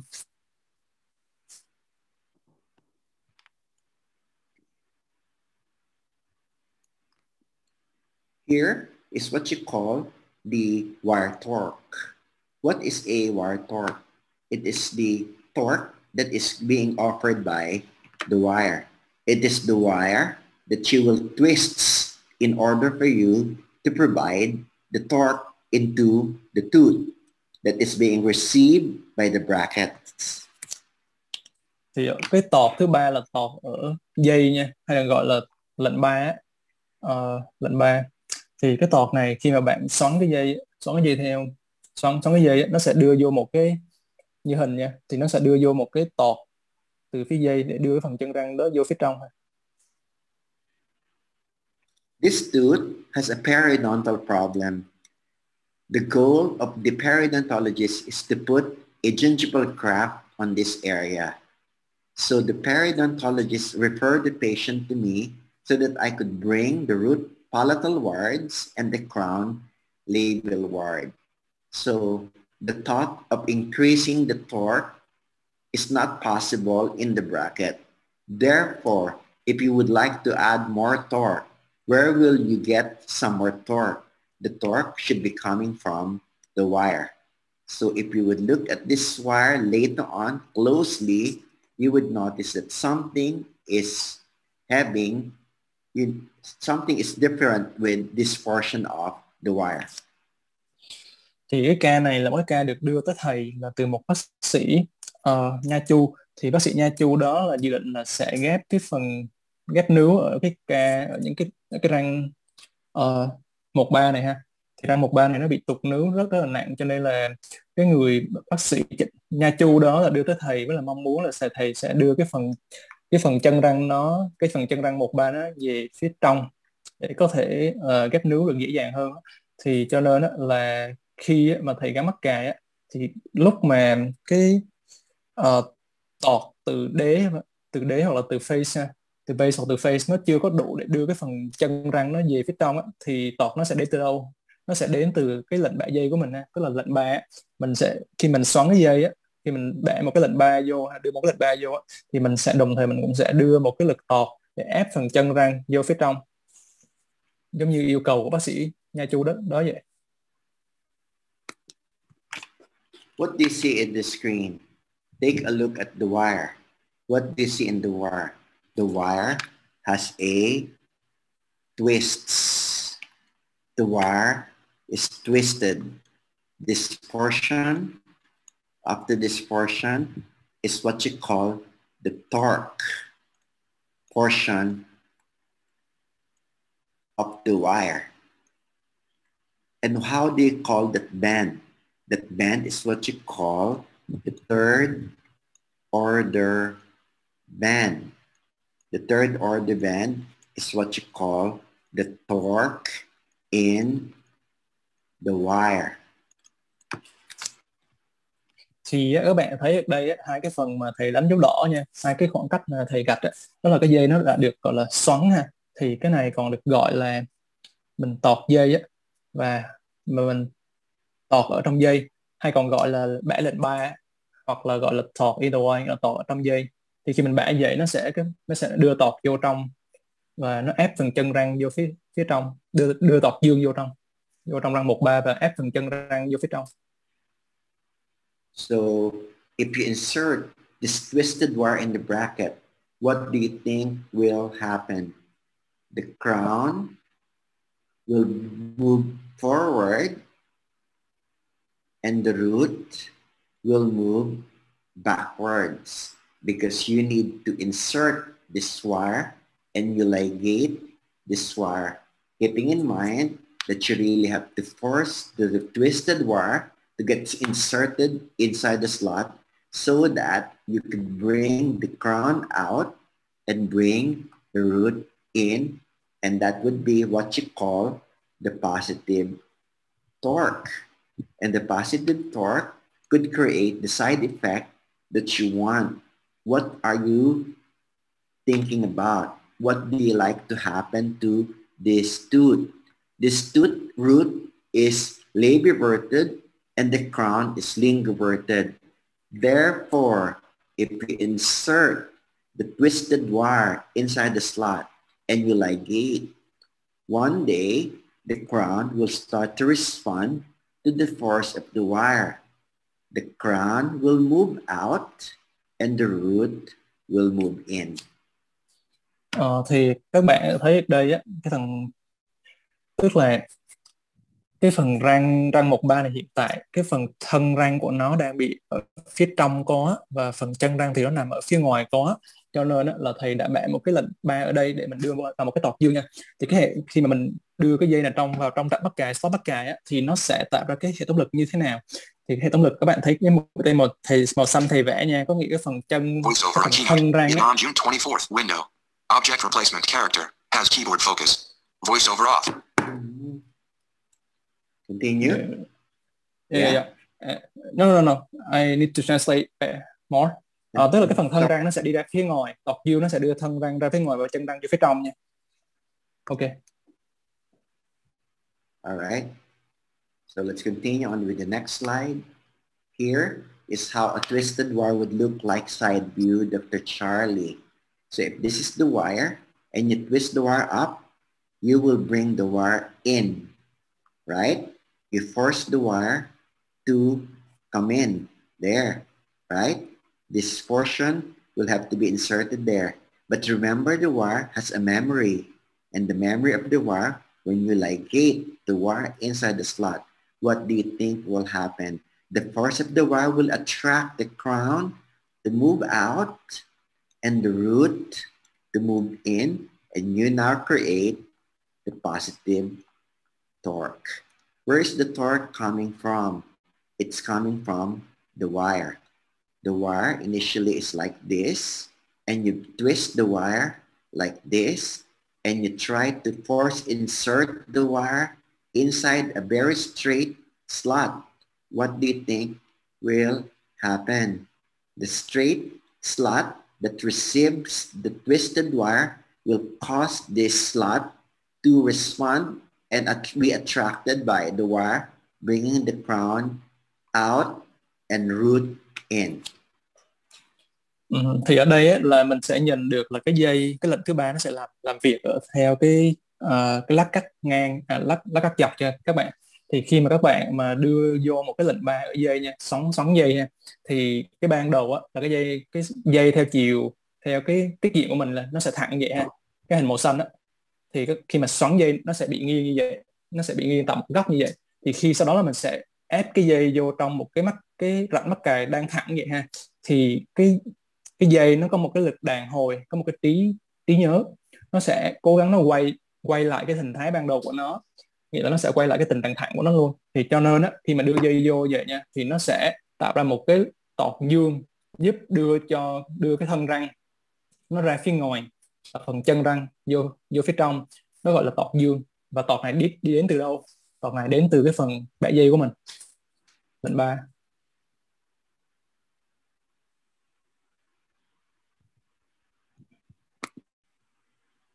So in order for you to introduce the torque in the wire, you could either buy a torquing plier. Miss Anne, are you selling a plier for torque?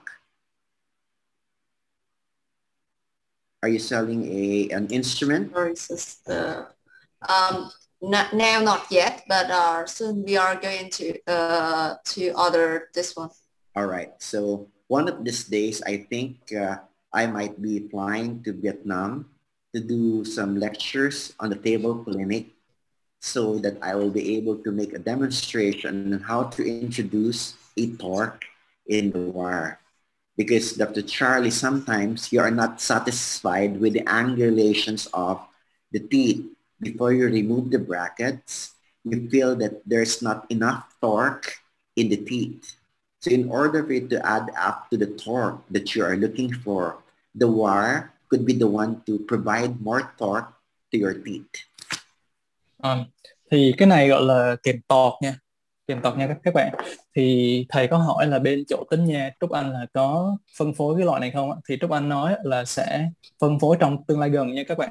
Thì khi mà các bạn muốn mà có những cái ca mà khi bạn gắn mắc cài xong các bạn chuẩn bị kết thúc ca nha, nhưng mà các bạn thấy là cái phần tọt của những cái răng nó chưa có thỏa mãn bạn, nếu bạn chưa có hài lòng thì bạn có thể dùng cái loại mà kèm tọt này để đưa thêm tọt vô, và tọt này nó sẽ đưa vô ở trong dây và tăng tọt hoặc giảm tọt gì đó là tùy bên bạn nha. Và thầy mong muốn rằng sau này khi mà thầy đã có thể quay lại Việt Nam khi mà dịch kết thúc rồi á, thầy có thể làm biểu diễn lâm sàng cho các bạn coi là cách để mà đưa tọt vô trong một cái dây nó sẽ như thế nào bằng sử dụng kẹp tọt này ha. So this is how it would appear when you twist on the wire using a torquing plier or maybe a torquing key. Thì đây là cái hình mà cái dây mình khi nó bị tọt, nó bị xoắn nó sẽ như thế nào nha. Thì có thể là mình có thể dùng cái kềm tọt như lúc nãy nha, hoặc là mình dùng một cái kềm switch như trong hình nha. Hình trên là cái kềm switch hai kềm, còn kềm tọt là như kềm lúc nãy. And this is how it would appear if we have a successful torque in your patient. So if we try to remove the gums and try to remove the bone, this is how successful you would be to see that your torque is correct. In the screen, you would see how the torque would appear. This is what you call positive torque.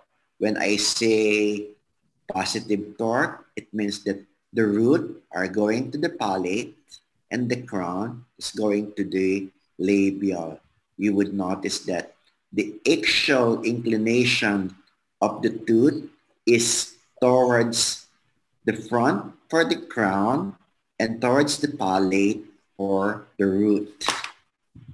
Thì cái hình lúc nãy nha là cái hình mà mình đã là xóa bỏ tất cả những cái phần nướu và xương này ha. Thì đó là cái mức độ mà cái tọt, cái mức độ tọt mà mình sẽ cố gắng hướng tới ở những cái ca mà tối ưu á. Thì thầy sẽ muốn là tọt nó sẽ là tọt dương, có nghĩa là sao? Có nghĩa là cái phần tọt sẽ đưa phần thân răng ra phía ngoài và chân răng vô phía trong, nó gọi là tọt dương.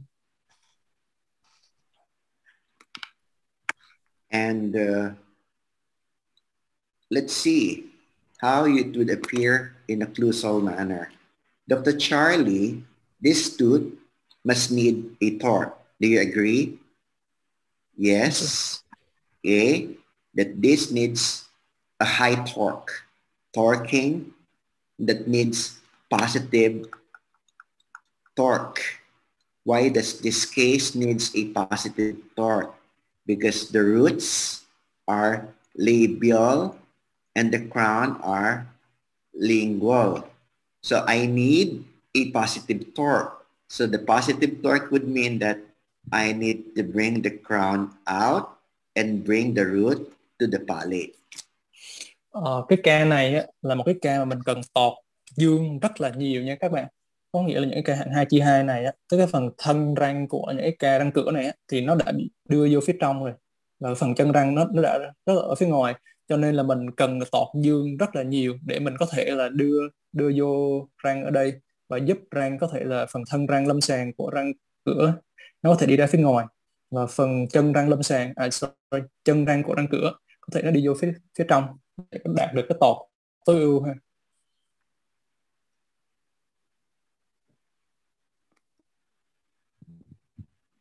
When you finish your treatment and you try to remove the gums and try to remove the bones, you will know if you get a successful torquing when you take an X-ray. What kind of X-ray would you take?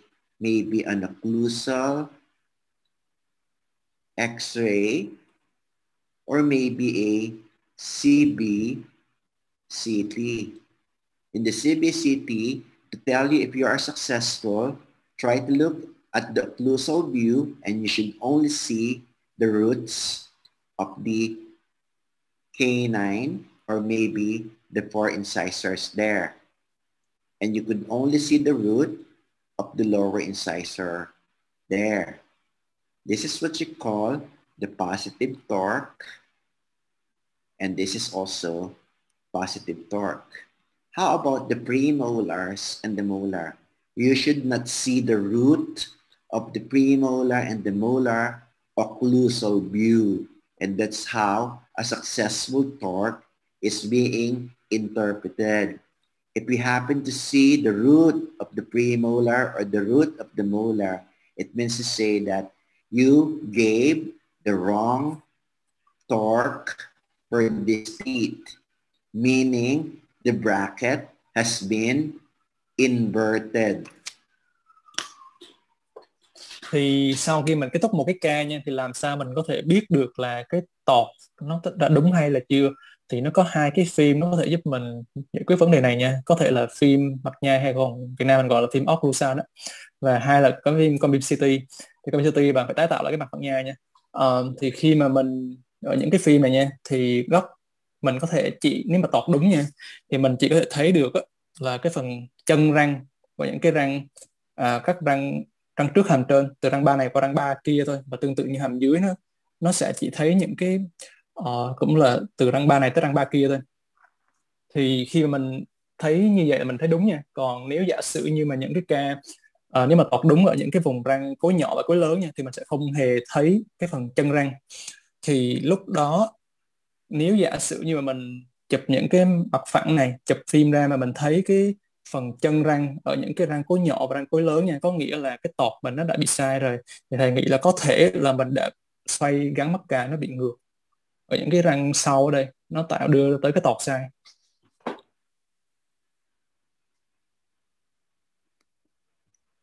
See this? And this is how it would look like. Đó, các bạn thấy thầy hình của thầy nha.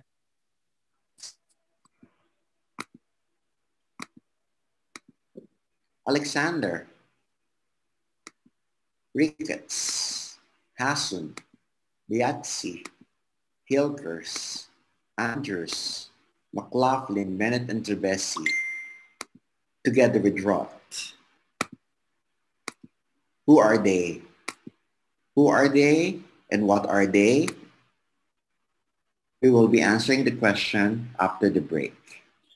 Như các bạn thấy những cái tên như là Ross, MBT, Alexander, Rickett, Hewer, thì cái này là sẽ là cái gì và họ là ai? Thì câu trả lời nó sẽ có trong nó liên quan gì tới bài giảng của mình á.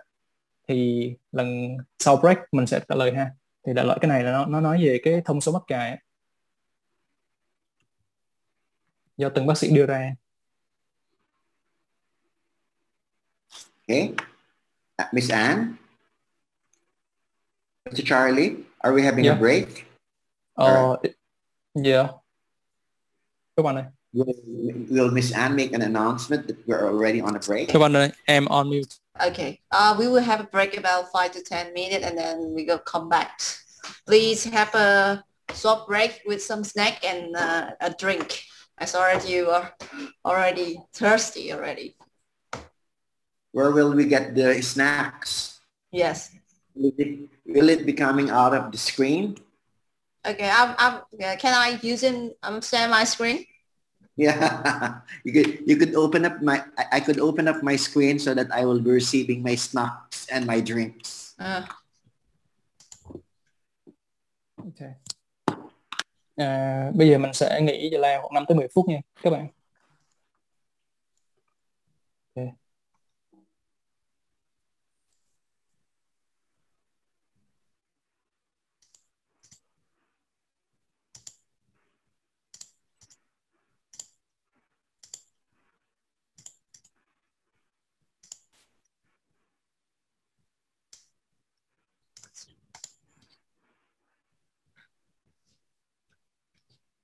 Trong quá trình nhị giải lao thì xin cho phép em được giới thiệu một chút về những cái webinar sắp tới của Tính Nha.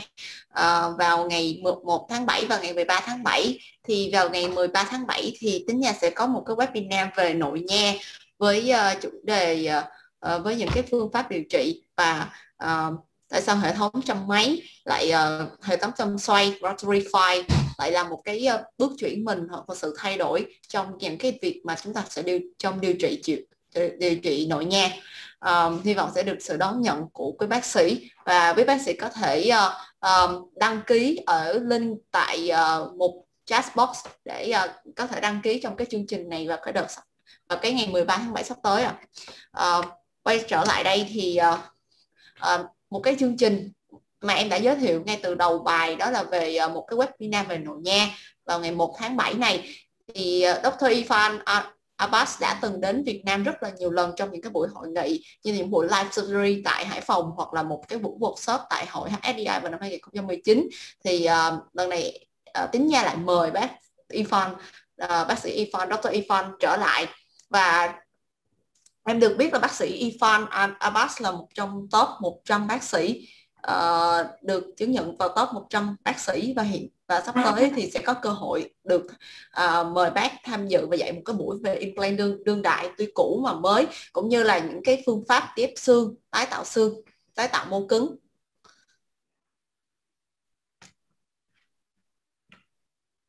Miss Lee, are you there?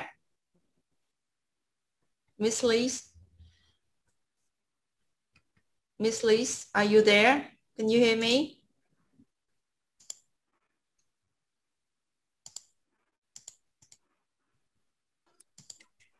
Yeah. Please? Yes. Yeah, I'm here. Yeah. Yeah, you can show your face. Can you?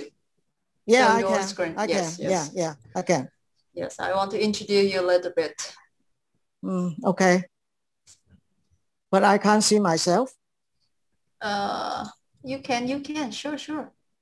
Okay, I'm just ask you to start the video. Okay.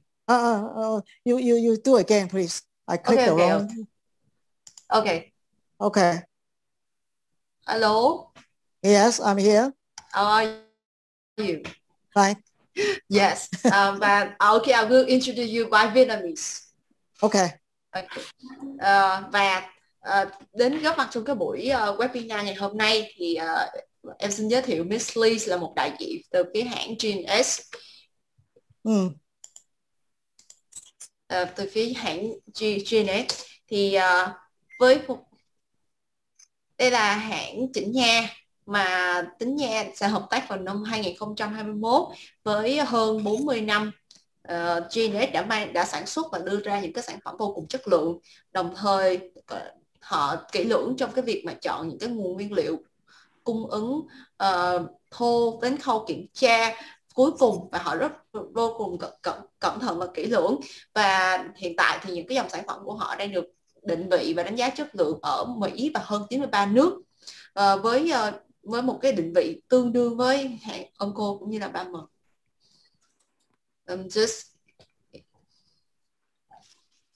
Okay.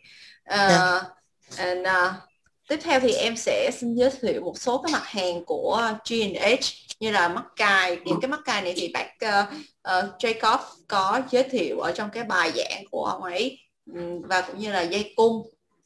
Thì hy vọng là sẽ cũng được sự đón nhận của quý bác sĩ. Hiện tại thì các mặt hàng, tất cả các tất tần tật những cái mặt hàng của Tính Nha đều sẽ được Tính Nha giảm giá 10%. Bác sĩ có thể liên hệ các bạn sale cũng như em để biết thêm thông tin chi tiết ạ.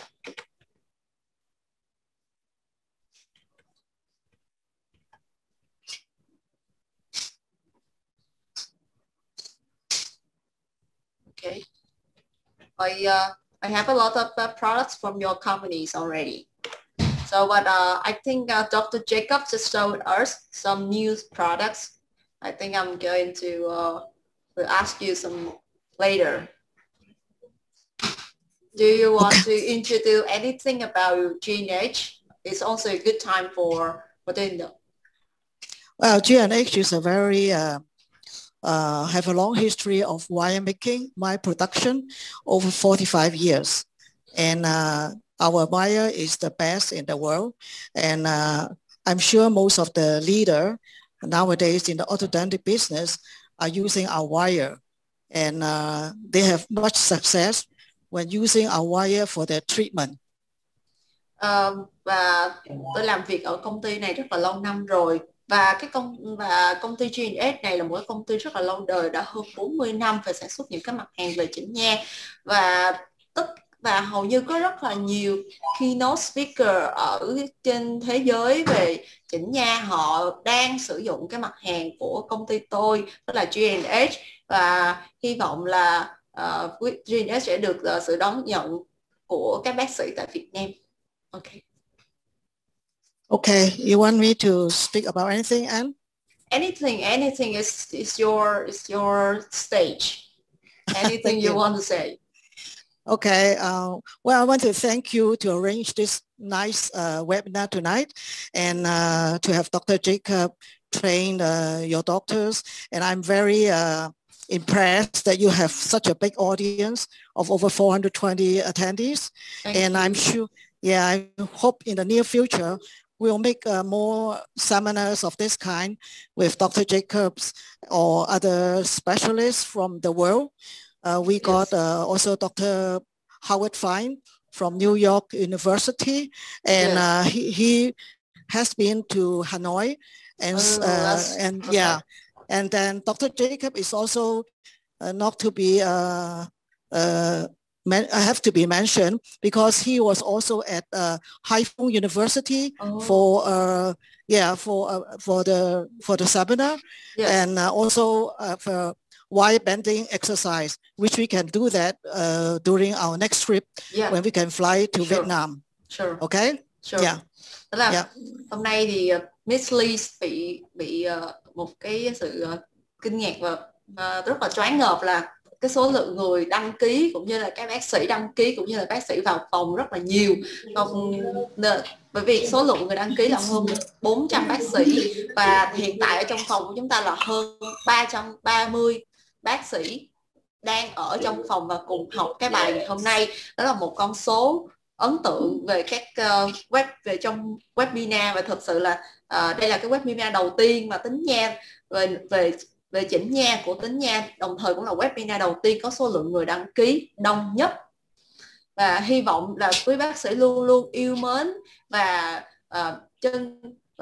luôn luôn ủng hộ tính nha trong suốt những cái webinar sắp tới, cũng như là những cái chương trình sắp tới của tính nha, và những cái quan trọng là những cái sản phẩm của tính nha hy vọng sẽ mang lại nhiều cái sự hài lòng và cho quý bác sĩ.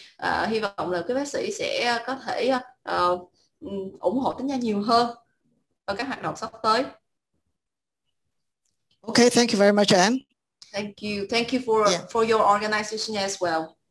I really appreciate it today. It's not about us, but also you and it's Dr. Jacob to arrange, and everything is well like this. When like 300 now in the room is more than 330 doctors in the room. You know, that's the amazing number.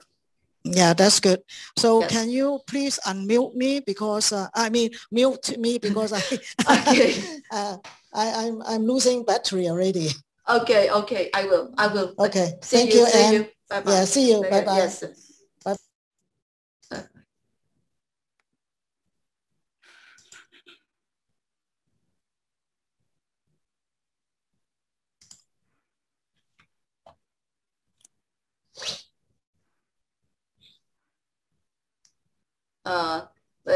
Để tiếp trong cái khoảng thời gian bác viên đang có thể nghỉ ngơi một xíu, thì em có một số mặt hàng em cũng muốn xin giới thiệu ở đây. Mặt hàng sensor là một mặt hàng mà tính nha đã và đang phân phối với những cái tính năng hiện đại, cũng như là những cái chính sách về bảo hành hơn 36 tháng và 1 đổi 1 trong vòng 36 tháng cho quý bác sĩ, và tính năng linh hoạt và bền bỉ, đặc biệt là cái việc mà nó có thể sử dụng 400.000 lần chụp là một cái tính năng rất là ưu việt. Và kết hợp với lại X-quang cầm tay Yes Joy thì chúng ta sẽ được giảm 5 triệu đồng khi mua một combo vừa X-quang cầm tay cộng với lại sensor. Hai cái này kết hợp lại thì ngoài được giảm giá ra thì nó sẽ mang lại một cái hiệu ứng về sự tiện dụng, hiệu quả cũng như là an toàn cho quá trình sử dụng. Tiếp theo thì là một cái sản phẩm về máy VA Soton Jersey Star X đến từ Hàn Quốc, và sản phẩm này được, thứ nhất là có cái chứng nhận về tay cầm nhẹ nhất thế giới, thứ hai là nó mang lại một cái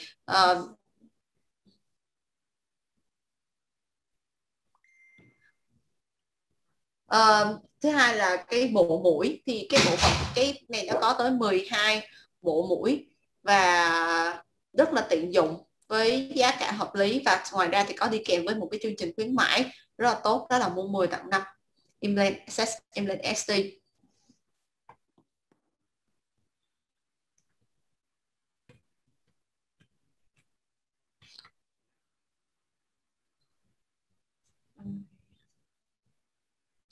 I think we just have some minute back.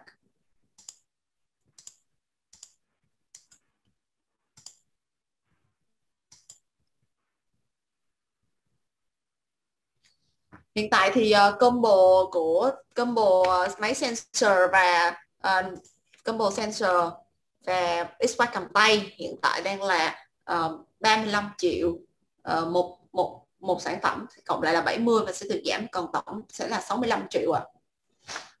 Voiceover on Zoom.us. Zoom webinar. Window. Voiceover off.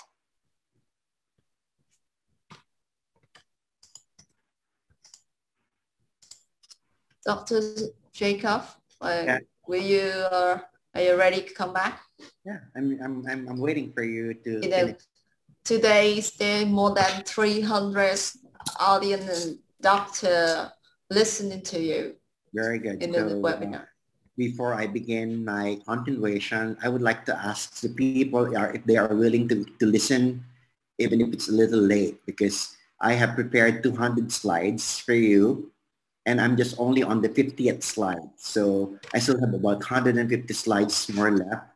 So if they are more than willing to stay, I would be glad to continue on. So what we're going to do is we have to fast track this a little bit, because I'm sure if we would not do it as quick as it could be, we might end up finishing the webinar at exactly 1 o'clock in the morning. So we try our best to do it a little bit quicker so that I could cover as much topic as I can. So if you won't mind, I will be continuing on with the next topic. All right, so let me share my slide again. Okay, so you mean that we are continue to one hour lecture, right? Yeah, 1 hour more. And then more. We provide time for the question and answer. Dr. Charlie, are you ready? Let's continue on. Yeah. Anh dịch cái khúc hồi nãy cho các bác. Ok, thì vì hiện tại cái slide của thầy là nó có tới 200 slide, mà hiện tại slide của mình đang ở là slide thứ 50 nha các bạn. Thì hiện tại nếu mà với cái tốc độ này chắc là mình 1 giờ mình mới xong luôn. Cho nên là bây giờ thầy tăng tốc lên để mà mình có thể nói nhiều cái chủ đề nhất có thể ha. Thì nếu mà được thì hy vọng các bạn vẫn ở lại với thầy để mà nghe, vì thầy đã chuẩn bị rất là nhiều cho cái webinar này ha. Okay. Before the break, I am showing names in the screen like the name of Alexander, the name of Ricketts, the name of Hasun, the name of Bayatsi, the name of Hilkers, the name of Andrews, the name of McLaughlin, Bennett, and Cervesi. The next question is, who are these people? Thì together ở trên cái hình thì các bạn thấy những cái tên rất là nổi tiếng như là Alexander, Rickett, Hasson, Viasis, Hilvers, Andrew, MBT và là Ross. Thì đây là ai và nó có ý nghĩa gì trong cái bài học của mình ha? Thì xíu nữa thầy sẽ nói mình nghe ha. Actually, people would ask me, what are these names? Or who are these names? The answer would be, they are nothing but bracket prescription. If you will be buying bracket from Miss Anne, Tinia company, she will be asking the doctor, what prescription of bracket would you like to buy? And then any of the names that were mentioned are nothing but bracket prescriptions. Những cái tên kia á, là gọi là những cái tên mà của thông số mắc cài nha các bạn. Khi các bạn mà mua mắc cài, các bạn phải biết á, của bên tính nha, bạn phải hỏi là bây giờ là bạn sẽ muốn mua loại mắc cài có thông số như thế nào nha, thông số của ai nha, thông số của Andrew hay của MBT của Ross nha. They are those who modified standard edgewise bracket. Remember, the edgewise bracket, the standard edgewise bracket doesn't have any torque at all. These people change the standard edgewise bracket so that it become a very special bracket. Những cái tên mà rồi nha là những người bác sĩ chỉnh nha đã thay đổi cái gọi là điều chỉnh cái thông số của hệ thống Ashgoy. Ashgoy là cổ điển ha, thì người ta thay đổi những cái thông số đó và nên nhớ rằng là Ashgoy, cái của Ashgoy mà cổ điển nó không hề có thông số nào, không độ tọt không độ tiếp nha. Who introduced the first straight wire brackets? Ai là người đưa ra cái hệ thống mà dây thẳng đầu tiên? Andrew. You could choose among the names here. Is it Wick? Was it Robert Ricketts? Was it Asbjørn Hassan? Was it Ronald Rott? Was it James Hilgers? Was it Lawrence Andrews? Was it McLaughlin? Was it Bennett? Was it Trebesi? Was it Edwin H. Angle? Or probably Anthony Bayazzi? Who do you think introduced the first straight wire bracket? The answer. Thì những cái tên này thì theo bạn là ai sẽ là người mà đưa ra cái hệ thống mắc cài dây thẳng đầu tiên ạ? The answer would be Lawrence Andrews in the year 1970. Lawrence Andrews was the first guy who introduced the straight wire appliance, and he designed individual bracket for each individual tooth. Thì cái câu trả lời chính xác là Lawrence Andrew vào năm 1970. Thì năm 1970 Andrew là người đầu tiên đưa ra cái khí cụ dây thẳng đầu tiên, và ông là thay đổi từng cái mắc cài cho từng răng một.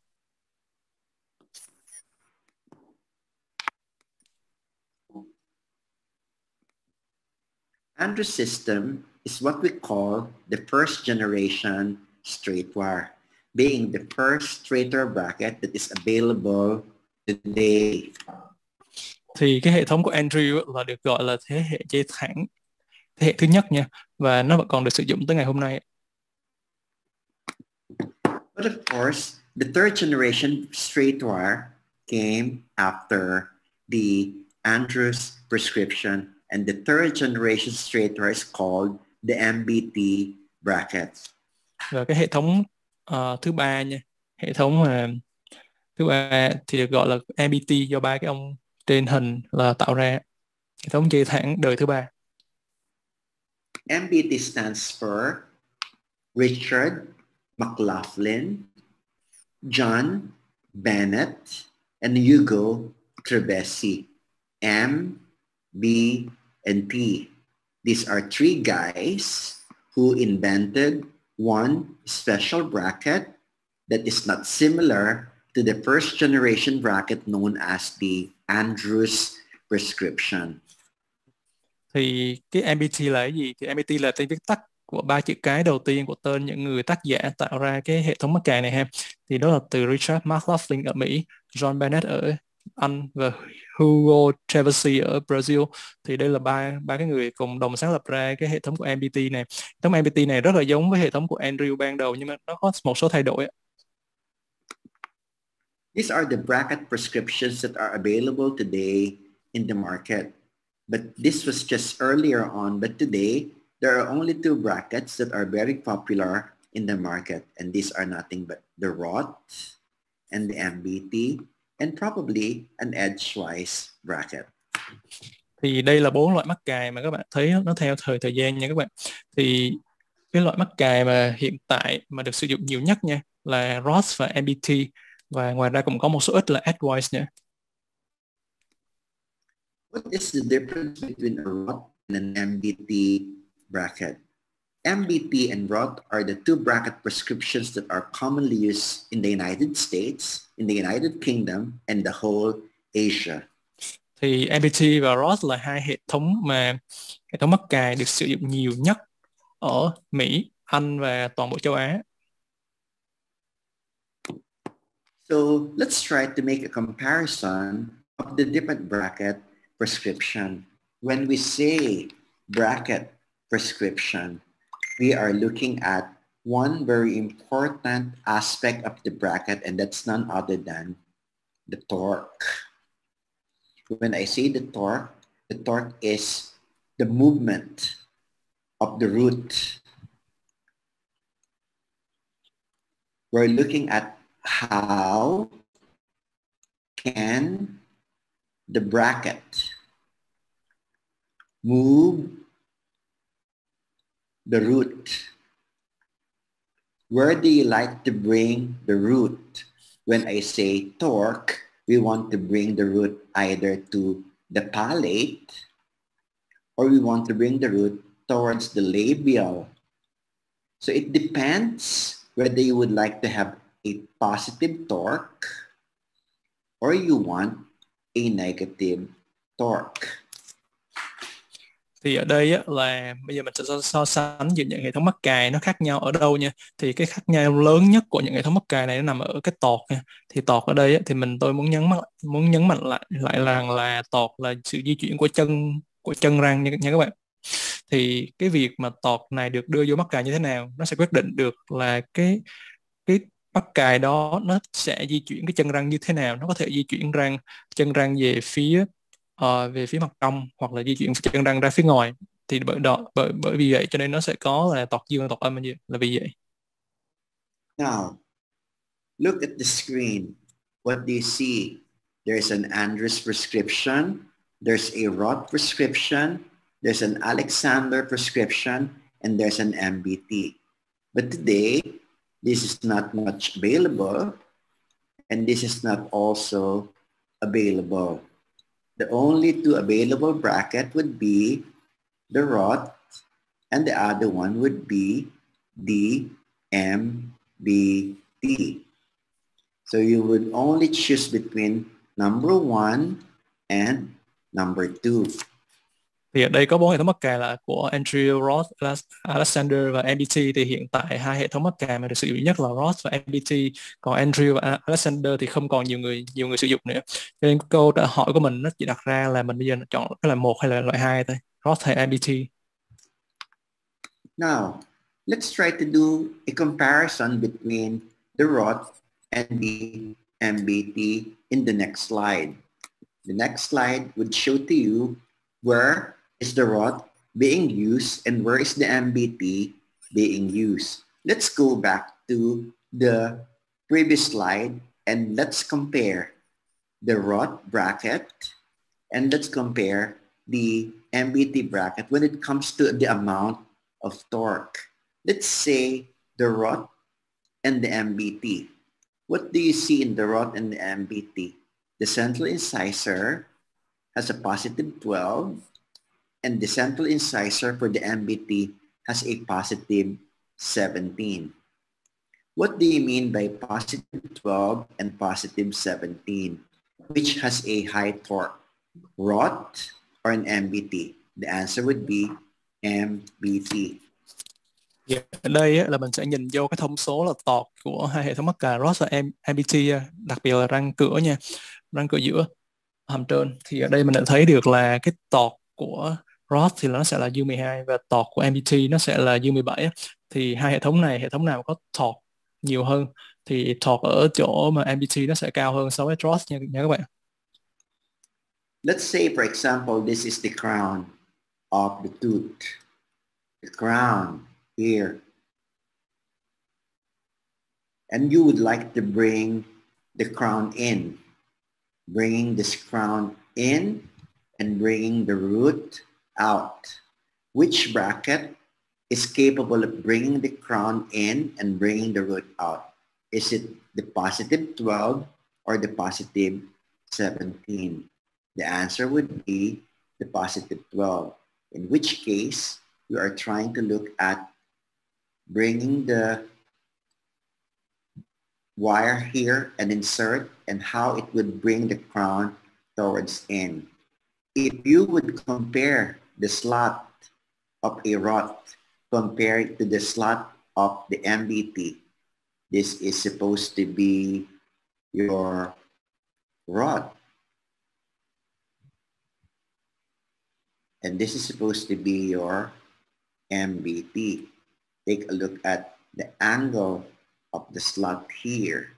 So when we say positive 17, this is MBT, and positive 12, this would be rod.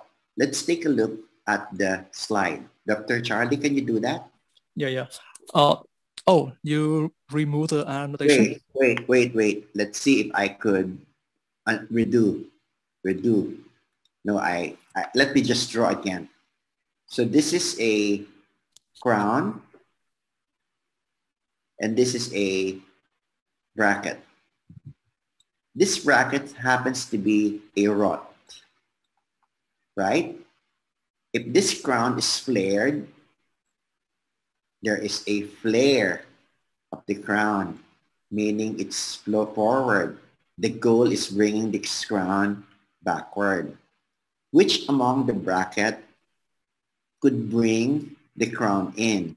The answer would be rod, because if you compare the slot of a rod to the slot of the MBT, the slot of the MBT is higher than this one.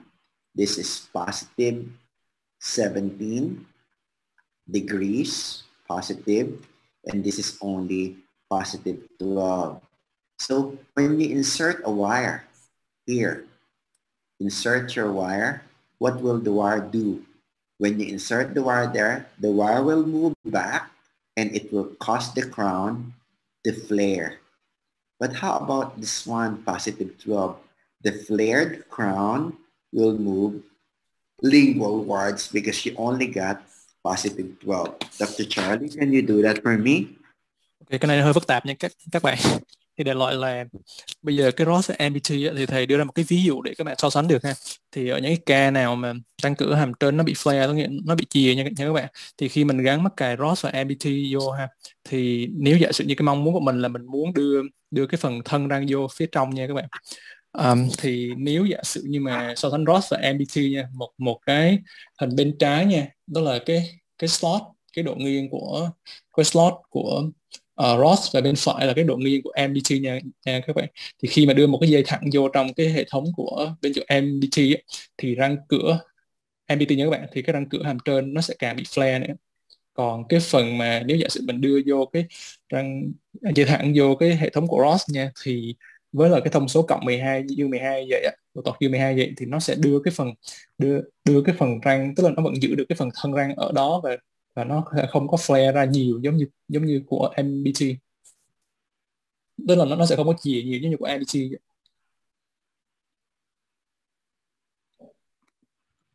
This girl has a bimaxillary protrusion. Cái ca này là cái ca là có bệnh nhân có tình trạng là nhô xương ổ răng hai hàm.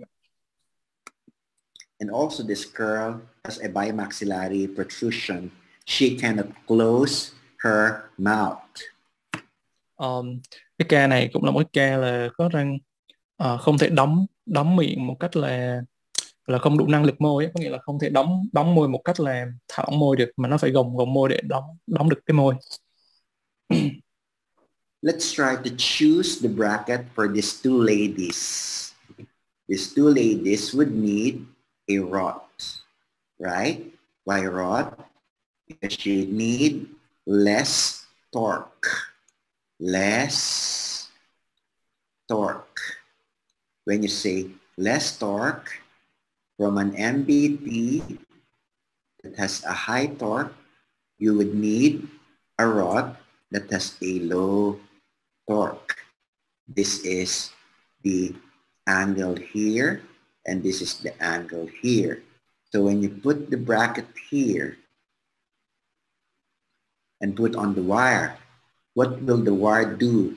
It will engage into the bracket And the rod bracket will bring the crown in and will bring the root out.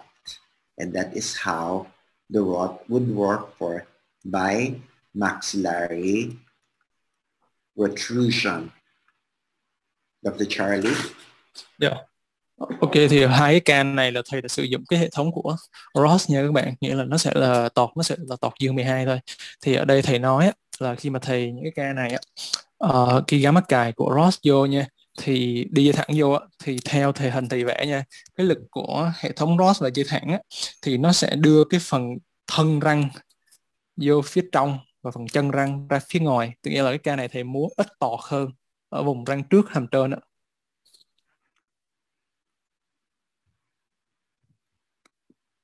This is another case that's different from the first one. What do you see here? This profile is convex. When you say convex profile, the profile is convex. But the next photograph will show to you that the lady has a flat profile. The profile of that lady is very, very flat. How flat the profile? Cái ca mà cái bé lúc nãy bệnh nhân lúc nãy thì cái ca đó là có một cái tình trạng gọi là dạ mặt nhô. Còn cái tình trạng của cái ca hiện tại bây giờ, cái ca hạng 2/2 này, thì cái tình trạng mặt, cái profile, tức nghĩa là cái tình trạng dạ mặt của bệnh nhân thì nó khá là phẳng. So if we draw the crown, a while ago, the crown of the lady is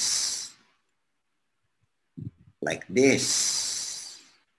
But this lady's crown is like this. So which bracket will bring the crown out and bring the root in? Therefore, we will be needing the MBT. Why does we need the MBT now? Because the MBT's torque is very high. When I say high torque, what will it show in the screen? This is your bracket, and this is how the torque would be. If you will be placing your wire here, this is supposed to be your wire.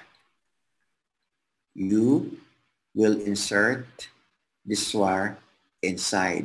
So when you insert the wire there, the wire moves back. And when the wire moves back, the crown moves out and the root moves in. Thì cái 2/2 này thì thầy nói nha, thì cái răng ở phía trên gương mặt bệnh nhân hơn đó là cái độ nghiêng theo chiều ngoài trong mình mong muốn nha. Còn cái tình trạng cái răng phía dưới là cái tình trạng hiện tại của bệnh nhân, hiện là răng nó bị cụp thì ở đây thì mình sẽ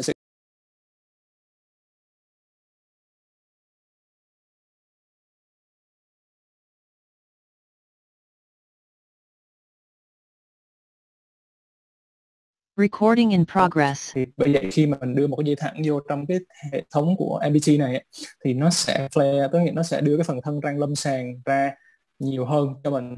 Đó là điều mình mong muốn ở mặt lâm sàng. Thì đó là lý do tại sao ở đây thầy xài hệ thống của MBT, và lúc đó khi đưa vô thì cái phần thân răng lâm sàng ra ngoài và phần chân răng vô phía trong.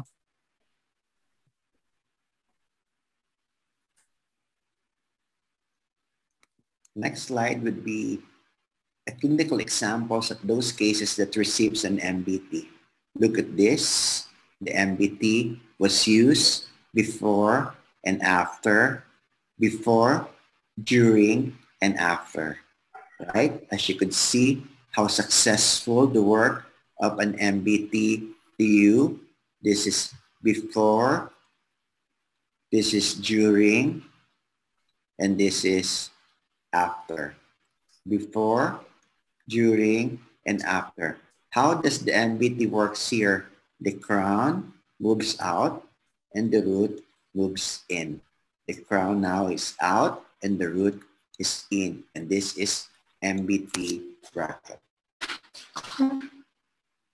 Thì ở đây mình đã thấy được một cái ca lâm sàng của cái hệ thống MBT ở những ca 2/2 nha. Thì những ca này thì cái việc khi mình bay hình nha, hình trên là hình trước khi điều trị, hình trong dưới ở giữa là hình trong lúc điều trị, và hình cuối cùng là hình sau cái tháo mắc cài. Thì cái ca này hệ thống MBT đã là đưa cái phần thân răng lâm sàng của răng cửa hàm trên nó ra phía ngoài, về phần chân răng của răng cửa hàm trên nó đi vô trong, cho nên là các bạn thấy được là cái hệ thống MBT nó rất thích hợp với những ca 2 là vì như vậy.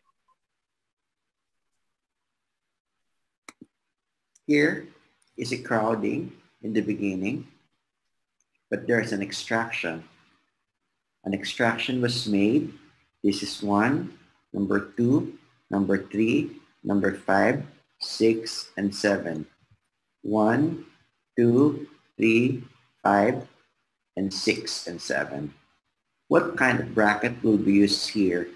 Even if there's a crowding here, but because extraction was made, now you would like to keep the profile and the positions of the teeth in place without collapse. The thought of the use of an MBT will come into play. Thì ở đây các bạn thấy đây là một cái ca chỉnh nha, có nhổ bất răng nha. Thì ở hàm trên mình đã nhổ răng 1424 của bệnh nhân ha. Thì khi ở những cái ca nhổ răng thì hệ thống MBT nó là rất là có lợi thế cho mình ha. Thì tọt nó dương, khi kéo lui nó sẽ đỡ mất tọt.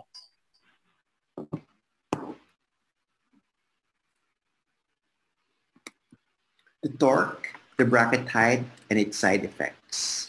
Bây giờ mình sẽ nói về cái tọt và cái độ cao mắc cài và cái liên quan giữa nó, và nó tạo ra cái side effect gì nếu mà mình gắn sai nha. Okay. The bracket must be positioned in its correct bracket height. Correct bracket height. Number 1, number 2, number 3. Which is the correct bracket height? Is it number 1? Is it number 2? Or is it number 3? Thì ở đây á, tất cả mắc cài đều phải được gắn đúng cái vị trí chiều cao của nó nha. Thì ở đây thì có 3 cái vị trí 1, 2, 3. Theo các bạn là cái vị trí nào là vị trí đúng á? Okay. The correct bracket height would be number 2. The correct one would be this one. And this 2 and this one is wrong. Why? Accordingly, you don't put the bracket more cervical, or you don't put the bracket more incisal. Because if you put the bracket more to the cervical, what will it do? It extrude the teeth, right? Bring the bracket to the cervical, the tooth will extrude. Bring the bracket to the incisal, the tooth will intrude. Thì cái câu trả lời đúng là cái vị trí số 2 nha các bạn, nghĩa là vị trí giữa. Khi mà các bạn gắn ở vị trí số 1 có nghĩa là vị trí mà cao nhất nha, thì nó sẽ tạo ra một cái lực trồi không mong muốn, và tọt nó sẽ bị nhỏ hơn so với bình thường. Còn những cái ca nào mà mình gắn về phía rìa cắn quá nhiều nha, ở vị trí số 3 ấy, thì mình sẽ là gây một lực lún và một cái tọt dương hơn bình thường. Okay. So, according to the book and according to the principle, when you put the bracket more to the cervical, the tooth will extrude, and at the same time, the tooth will go lingual. If you put the bracket into the correct position, which is number 2, the tooth will stay in place. No side effect. But if you put the bracket into the incisal, what will happen to the tooth? The tooth will move up or intrude, and the crown will flare. That is the side effect of altering bracket height. So you do not alter the bracket height for your patient. Thì theo y văn nha các bạn, thì nếu mà trong tình trạng mình gắn mắc cài mà nó quá cao về phía nướu á, thì nó sẽ tạo ra một cái lực trồi, đồng thời là cái phần thân răng lâm sàng nó sẽ đi vô phía trong. Ngược lại thì nếu mà giả sử như mình gắn mắc cài nó về phía cắn quá nhiều nha, thì nó sẽ tạo ra một cái lực lún, đồng thời nó sẽ là răng cửa nó sẽ bị flare, nó sẽ bị chì ra ngoài nha. Thì đó là lý do tại sao mà chúng ta không nên thay đổi cái chiều cao của mắc cài. Và cái vị trí đúng là vị trí số 2. Lúc đó là mọi thứ nó sẽ rất là chính xác về tọt, về độ cao của mắc cài. I'd like to show to you the side effect of number 1, right? If this is the crown,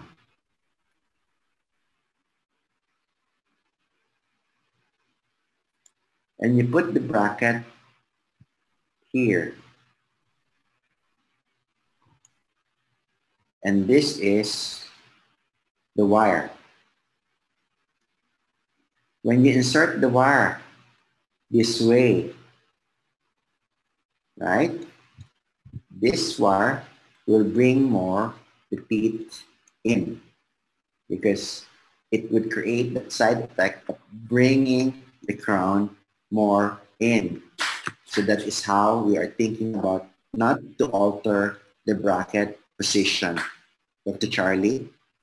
Như thầy vừa vẽ vừa rồi thì thầy muốn nhắc lại là khi mà mình đặt một cái mắc cài nó quá cao về phần phía nướu nha, thì nó sẽ tạo ra một cái lực trồi và nó sẽ đưa cái phần thân răng lâm sàng vô phía trong.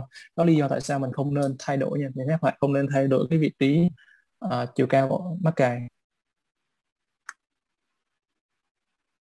Look at this bracket. What is something wrong in this bracket? Bracket positions may be wrong. Which among the bracket is considered to be correct? Is this correct? Wrong. Wrong, wrong, and correct. What happens to the crown? The crown goes towards the lingual. Towards the lingual because the bracket is placed more to the cervical. Cervical, cervical. So if you go back to the illustration, in the first photograph, okay, here, cervical intrusion, cervical extrusion, and lingual version of the crown. Dr. Charlie? Okay. So can you go back to the clinical photos, please? The next slide. Okay. This photograph would show to you the bracket placement that's considered to be wrong. Which among the bracket here is correct? Only this one is correct, and the 3 brackets are wrong. So, thì các bạn thấy cái hình lâm sàng đây nha. Thì theo các bạn là cái mắt răng nào là răng bị cái mắc cài sai? Chỉ có duy nhất răng hình có được chỉ một tên đỏ nha, là có cái được cái mắc cài đúng thôi, còn 3 cái răng còn lại chữ X đó là cái mắc cài sai nha. Thì cái tình trạng sai ở đây có nghĩa là người ta đã gắn quá sâu về phía nướu, cho nên các bạn thấy ở đây là cái phần thân răng lâm sàng nó bị nghiêng vô phía lưỡi quá nhiều. Thì như cái hình lúc nãy, cái slide lúc nãy thì thầy đưa ra cái hình theo chiều dọc thì các bạn thấy được là khi mà gắn mắc cài về phía nướu quá nhiều nha, thì cái tình trạng răng nó sẽ bị trồi, đồng thời là cái phần thân răng nó sẽ bị nghiêng vô phía trong quá nhiều. So what do you see in the crown? The crown goes lingual because the cervical position bracket causes the root to go labial. Và khi mà mình mắc cài vậy ha, thì cái tình trạng mà thân răng lâm sàng nó sẽ đi phía trong, ngược lại cái phần chân răng nó sẽ đi ra phía ngoài.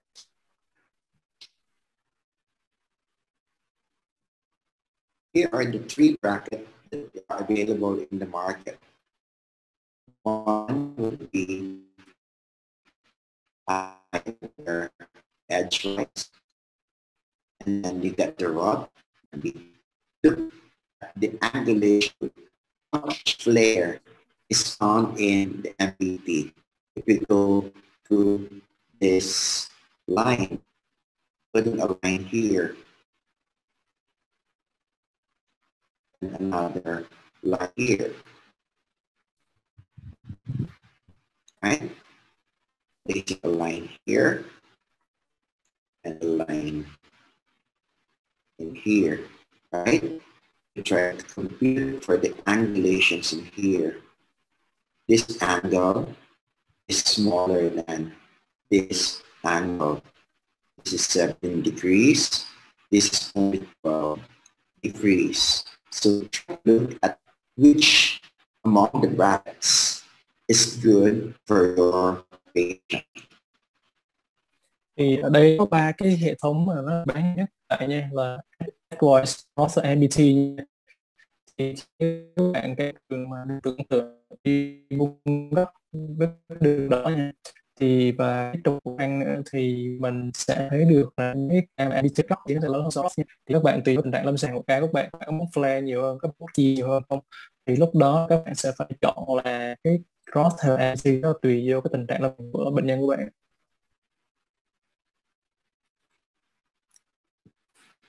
This case is a orthodontic treatment.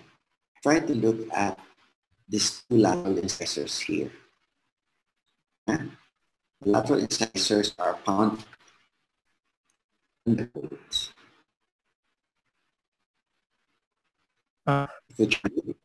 Thì cái ca trong cái tình trạng ca này á, thì các bạn thấy được đây là một tình trạng hai cái răng cơ bên của bệnh nhân nó nằm ở phía trong cái. Now, after the orthodontic treatment, look what happened to the teeth. The teeth, the crown is on the wheel, but it's still valid. What kind of torque will you give to this patient? You would need a labial torque. What is a labial torque? The tooth is too much flared, in which case the tooth is too flared and the root is found in the palate. So your goal is to correct the inclination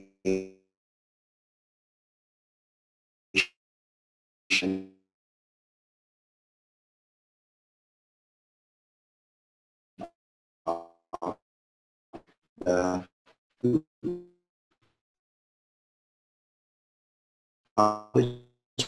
correct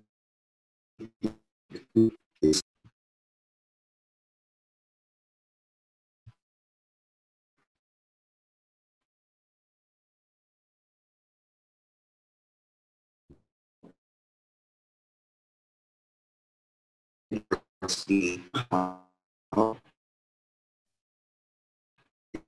is the report to maybe in now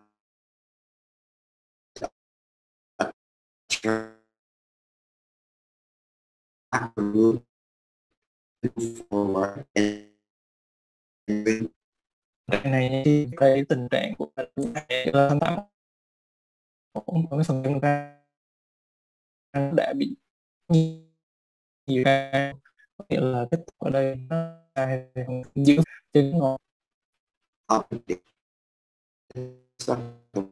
about brain bracket can be done better at the lines and arrows or burns. Thì bây giờ mình nói về là cái định hướng mắt nha, thì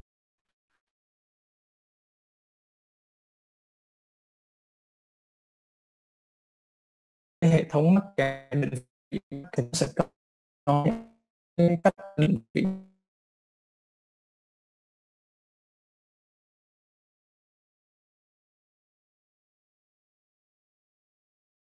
nhau ha. Thì đầu thì nó một chấm như chấm ở phía xa nước bạn ở đây á.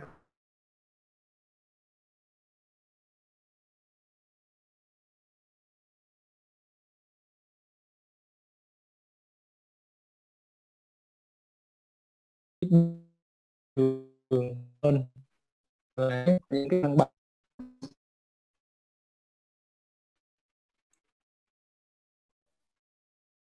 GNH contact.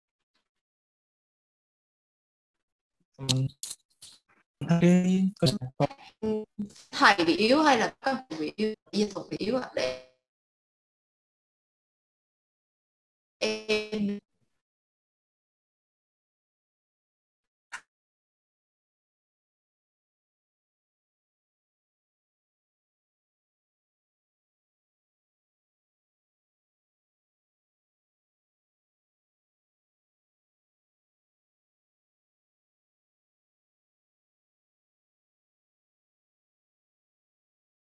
incisor and the lower.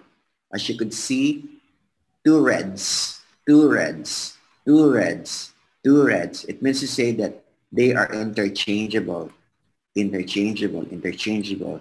This one can be this one can be this one, this one can be this one.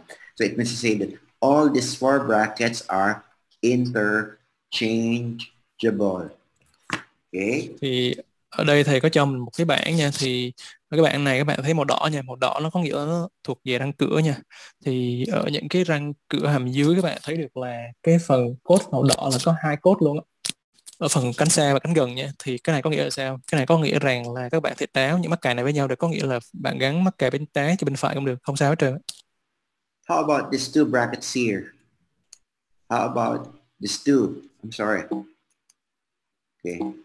bổ sung tí là bên hãng Okay. GNS họ sẽ bổ sung, họ sẽ cho mình cung cấp cho mình cái tờ giấy này ở trong cái bộ mắc cài luôn ạ. How about these two? These two, this one, and this one. This one, you could interchange to the other side. To the other side, this one, and this one. It means to say that also the brown and this brown could be interchangeable. The rests are not. So it means to say that, and when they buy a bracket from you, you could tell them that these four brackets are interchangeable.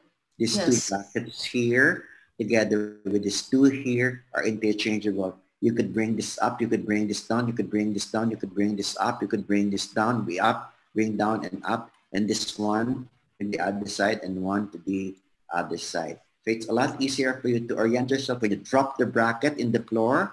All you need to do is to collect all those colors together and then try to decide which is the lateral here and the lateral here. You remember that all those colors there must have to be found on the distal cervical wing. Okay? If the bracket is not interchangeable, the color must only be found on the distal cervical wing.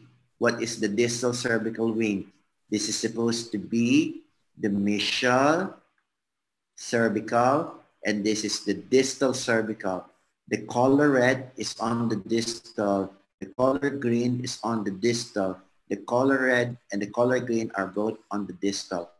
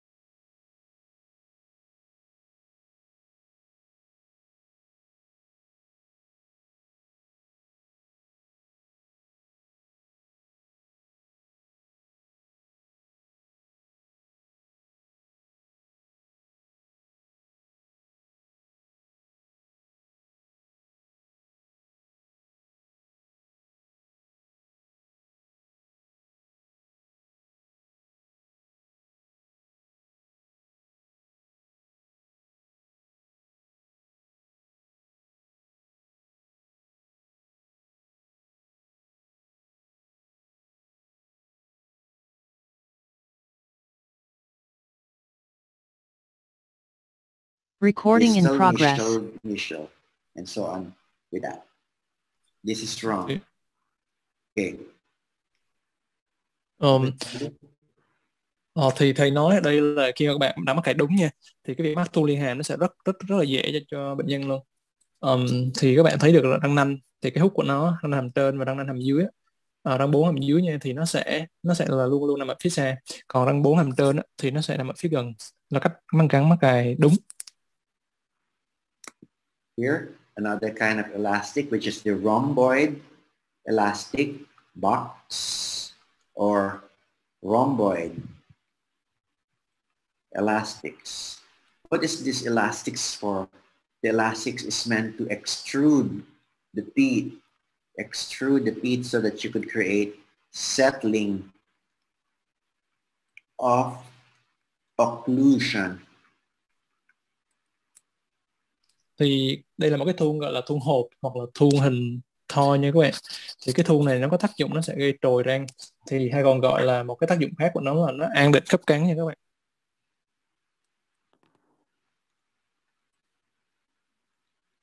Let's go to this one, the precise in and out measurement of the bracket.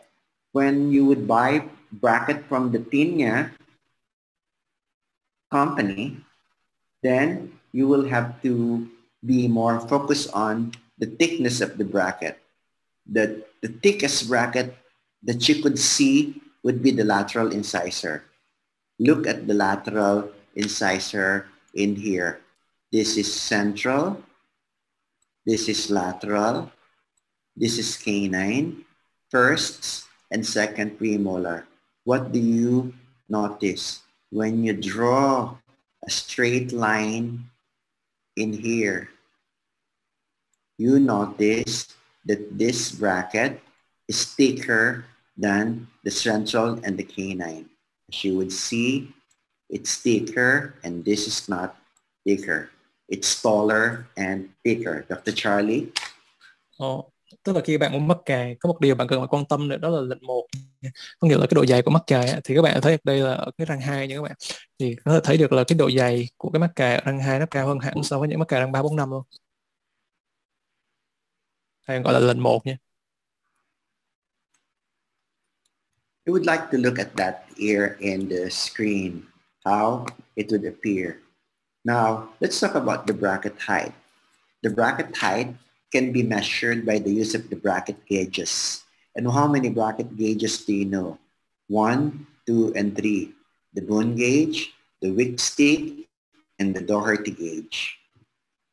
Thì khi mà mình nói về những cái gọi là thước đo mắc cài thì nó có 3 loại thước chính nha, là thước bone, thước wick stick dành cho mắc cài Alexander và thước Doherty cho mắc cài MBT.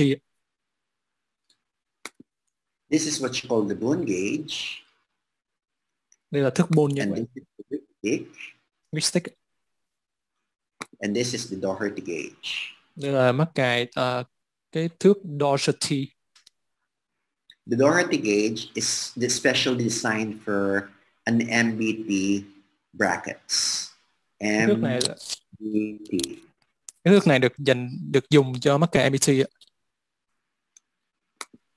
This is how you use your bone gauge.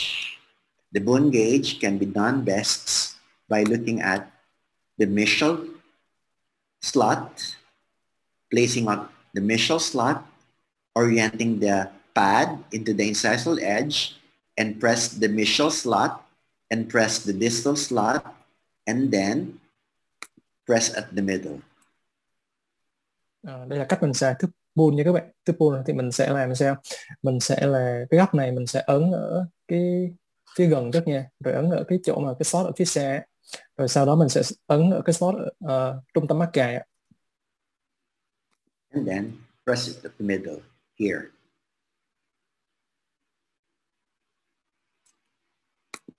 We also get the Doherty gauge. This is how it would look like. Đây là cách mình xài cái thước Doherty nha các bạn, dành cho mắc cài MBT. And finally, we get the wick stick. Và đây là cái cách dùng của thước wick stick. So let's go to the bracket gauge. why do we need a bracket gauge? Because the goal, the aim, the reason why we are using the bracket gauge is to create a flat or shallow curve of speed.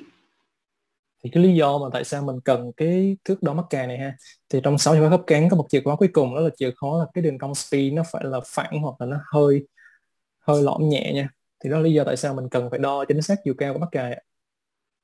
So when you put a bracket height, supposing you will be using a rod bracket, the rod bracket will be using the 4 here, the 3.5 here, the 4.5 here, the 4 here, another 4 here, another 3.5 here, and another 3.5 here. For here, you get the 4, you get the 4, you get the 4.5, 4, 4, 3.5, and 3.5. So when you put the brackets here, put the bracket here, put the bracket here, put the bracket here, brackets, and brackets, when you put on the wire, the end result of placing the wire would have to have a flat and shallow curve of speed. Thì khi mà mình gắn mắc cài Ross nha các bạn, thì đây là một cái thông số về chiều cao chuẩn của những cái người mà gắn mắc cài Ross nha. Tức là những cái răng mà nó không có vấn đề gì về giải phẫu á, thì mình sẽ gắn mắc cài như trên hình là 1.0, 3.5 này nọ kia.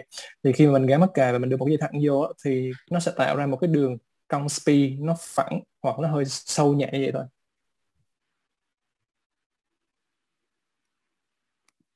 So here's what we're talking about. So if you put the bracket correctly there, 4.5, 4 here, 4 here, 3.5 here, and then you put on the wire will start to level the plane of occlusion, causing the speed to extrude, extrude, extrude, extrude, and that's the goal of the leveling wire. Of the Charlie? Yeah. Thì ở đây mình đã thấy cái ca ban đầu là có một đường cong speed nó khá là sâu nha. Thì khi mình gắn mắc cài đúng á, thì nó sẽ tạo ra như làm trồi những cái răng 6, 6, 5, 4, 3. Nó sẽ làm phẳng đường cong speed, đó là cái cách mà mình sẽ gắn mắc cài và đưa một cái dây để làm đều ra, làm phẳng đường cong, làm phẳng đường cong speed. Let's talk about the next would be what's the rationale behind the use of the flat curve of speed? Because you don't want to injure the TMJ during orthodontic management. The reason behind a shallow or flat curve of speed is for you to create the least amount of injury to the TMJ during orthodontic management. No injury because the curve of speed is flat. Dr. Charlie? Yeah. Thì cái nguyên nhân tại sao, cái lý do tại sao mình phải có một cái đường cong speed nó phẳng hoặc nó hơi sâu sau khi kết thúc ca, thì cái lý do là mình cần phải là tránh những cái tổn thương lên cái khớp thái dương hàm trong cái thời gian điều trị chỉnh nhang, cho nên là đó là lý do tại sao mình cần làm phẳng đường cong speed. So what are the ideal bracket height for MBT and rod? So this would be your guide. If you would like, you could take a photograph of this slide so that you would know what would be the height for MBT and what would be the height for rod. On the average, for MBT, you begin with 5. For rod, you begin with 4. And then 4.5, 3.5, 5, and so on and so forth. Clear? Yeah. Ok. Đây là cái chiều cao mắc cài lý tưởng ở hệ thống MBT và ROS. Thì các bạn thấy đây là có cộng trừ 0,5 nếu cái răng nó bị ngắn quá hoặc nó bị dài quá. Thì thầy khuyên các bạn có thể chụp hình ở đây để các bạn ghi nhớ lại. Thì đó, vậy thôi. How about the bracket slot? There are only 2 bracket slots that you could purchase and buy from Miss Anne. You could only buy 2 slots, and what are they? Slot 18 and slot 22. Let's go find for ourselves the reason why we want a slot 18 and we want a slot 22. Dr. Charlie? Yeah. Thì ở đây trên thị trường nó chỉ có hai hệ thống slot thôi, là slot 18 và slot 12 nha. Thì những slide sắp tới mình sẽ giải thích là cái slot nào nó lợi cho cái gì nha. Lý do mình tại sao mình chọn slot này chứ không phải chọn slot kia. So let's talk about the slot. So this is what you call the horizontal slot. We talked about this earlier on. The slot is the one that receives the arch wire, right? So when you are to put the wire, it is the slot that would receive the wire. And after you receive the wire, you put a ligation on the slot of the bracket here, right?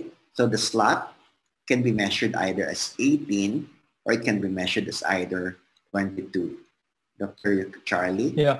Thì cái slot này 18 12 là nó sẽ được định nghĩa bởi vì cái độ gọi là cái khoảng mà theo chiều ngang của mắc cài nha. Thì như các bạn thấy đây là cái chỗ đó là cái rãnh mắc cài, và khi mình đặt cái dây vô nha thì cái 18 hay 22 á là cái rãnh mắc cài theo cái chiều ngang đó ha. Thì nó 18 hay 22 đó là dựa vô cái chiều rộng của cái mắc cài đó luôn.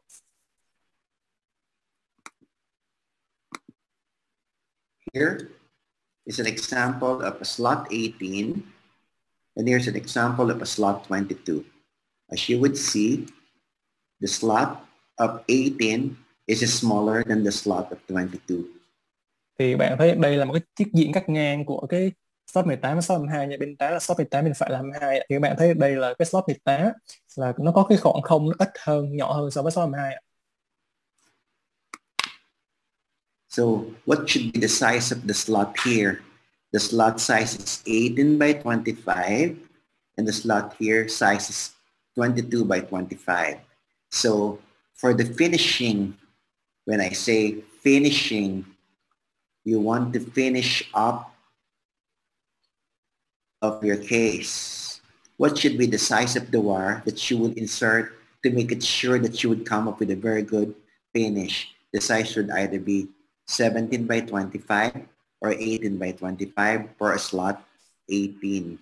And you need a 19 by 25 or 22 by 25 for a slot 22. Thì ở đây á, thầy nói về cái dây gọi là dây kết thúc trong cái càng nha. Tức là khi mà kết thúc là bạn sẽ cố gắng là kết thúc cái dây càng lớn càng tốt nha. Thì cái dây kết thúc mà nó tối ưu cho slot 18 ấy, là một là các bạn có thể là đưa ra cái dây là kích thước là 17 x 25 hoặc 18 x 25. Còn ở những cái ca mà sử dụng cái hệ thống slot 22 nha, thì cái dây kết thúc của nó khi mà các bạn kết thúc nó sẽ là 19 25 hoặc là 22 25. So have you heard about the sliding mechanics and the loop technique? The sliding technique and the loop mechanics. Các bạn đã bao giờ nghe tới là cái cơ học trượt và cơ học loop chưa? Loop là cái xíu nữa mình cho bạn coi cái loop là cái gì. Slot 18 and the slot 22 are related to space closure, right? So this is what you call the loop mechanics and this is what you call the sliding technique. When I say loop mechanics, there is a loop bend in the wire. When I say sliding technique, there is an elastics. What is the purpose of this bend? To close the space. What is the purpose of this elastic? To close the space. Dr. Charlie?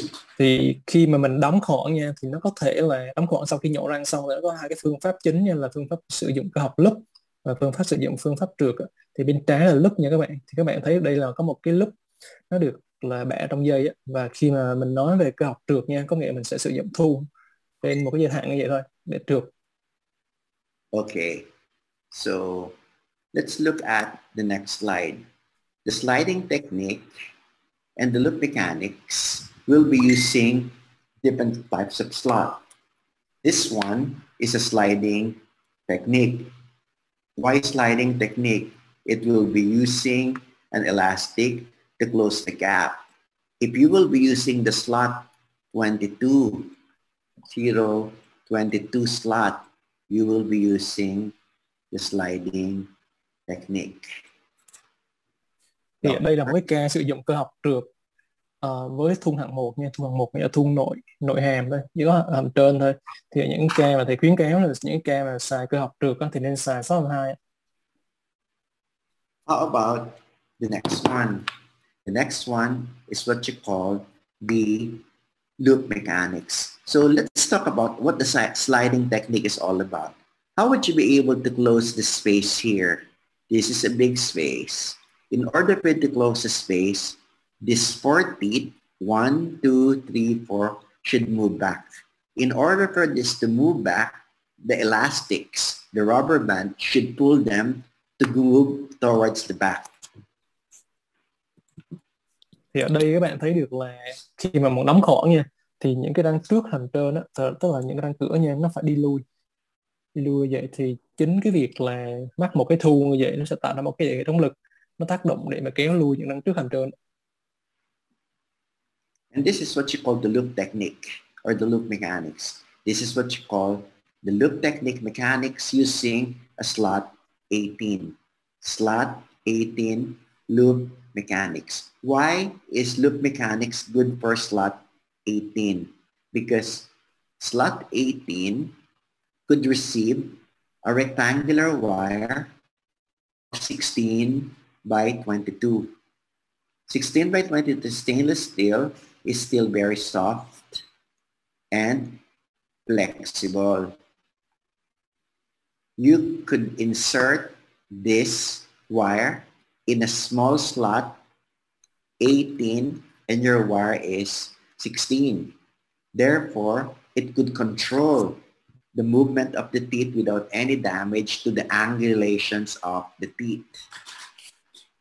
Thì ở đây là một cái cơ học loop nha các bạn. Thì cái cơ học loop này nó sẽ rất là thích hợp ở những cái slot, sử dụng slot 18 ở đây. Thì thầy nói cái lý do vì sao ở đây, thì thông thường là những cái ca mà sử dụng cơ học loop này nha, thì loop nó sẽ được tạo từ dây 16/2 SS nha. Thì cái dây này là dây thép không rỉ stainless steel. Thì dây này nó vừa mềm và nó có đủ cái độ dẻo của cái dây này nha. Thì khi mà mình tạo ra mình bẻ cái loop này xong rồi mình bỏ vô á, thì cái dây này nó vẫn còn đủ cái độ dẻo của nó, flexible của nó, để mà nó kéo lui răng trước hàm trên, và mà nó sẽ vẫn giữ kiểm soát tọt ở phía trước rất là ổn. Đó là lý do tại sao mà thầy nói tại sao mình cần nên kết hợp là cơ học loop và slot 18 ấy. Okay, the mini versus the standard size bracket. You will buy a bracket from Miss Anne, and Miss Anne will offer you a mini bracket, or maybe you don't want the standard size bracket and you would like the mini size bracket. The answer is, why do you want to buy a mini bracket? Thì ở đây nó có nhiều kích thước cài nha các bạn. Thì các bạn khi mà mua mắc cài ở công ty G&S của Tuấn Nha thì có thể là chọn mắc cài mini hoặc mắc cài thông số bình thường nhé, mắc cài kích thước bình thường nha.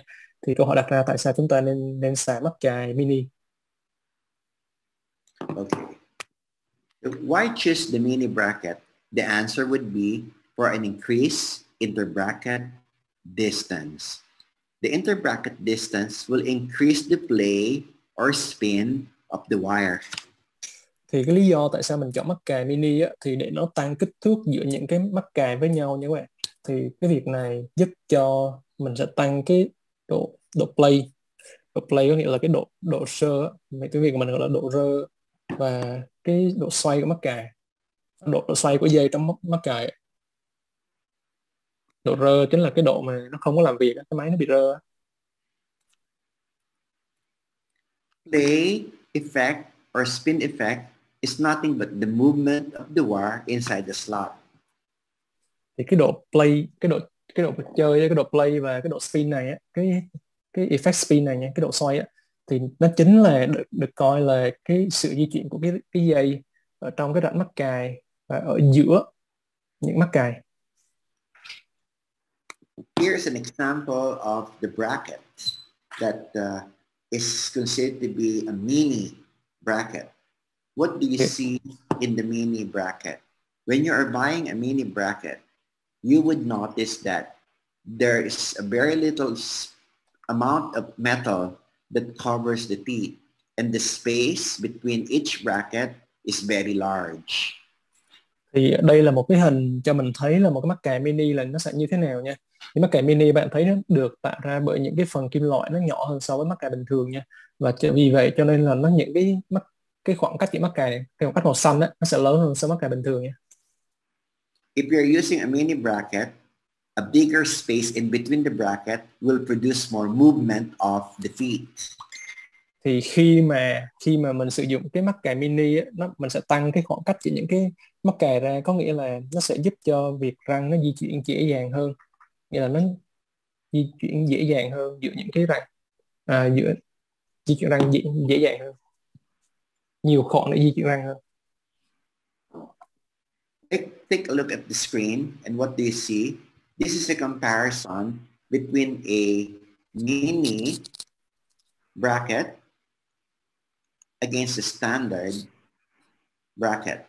Take a look at the space here as compared to the space here. The space here is shorter and the space here is longer. Therefore, if the wire is spinning or playing in between the bracket, this feet will move fast. While if there is no space here, this wire cannot move and it will take slow movement of the feet. Thì những cái ca như ví dụ lâm sàng này ha, thì phía trên là mình sử dụng, nếu mình dùng mắc cài mini nha, thì các bạn thấy ở đây á, là so với mắc cài ở phía dưới nha, là mắc cài standard, mắc cài cái thức bình thường nha, thì cái khoảng cách giữa những cái mắc cài nó sẽ lớn hơn ở mắc cài mini, cho nên á, là cái răng khi mình đưa một cái dây thẳng vô á, thì cái răng nó sẽ có nhiều khoảng không để di chuyển hơn, dẫn đến cái việc là di chuyển răng nhanh hơn. Còn ở hình dưới nha, thì cái khoảng giữa mắc cài nó ít hơn, cho nên là cái răng nó di chuyển nó không có dễ dàng hơn và nó sẽ làm thời gian điều trị lâu hơn.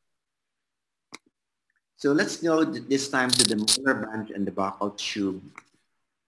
Why molar band?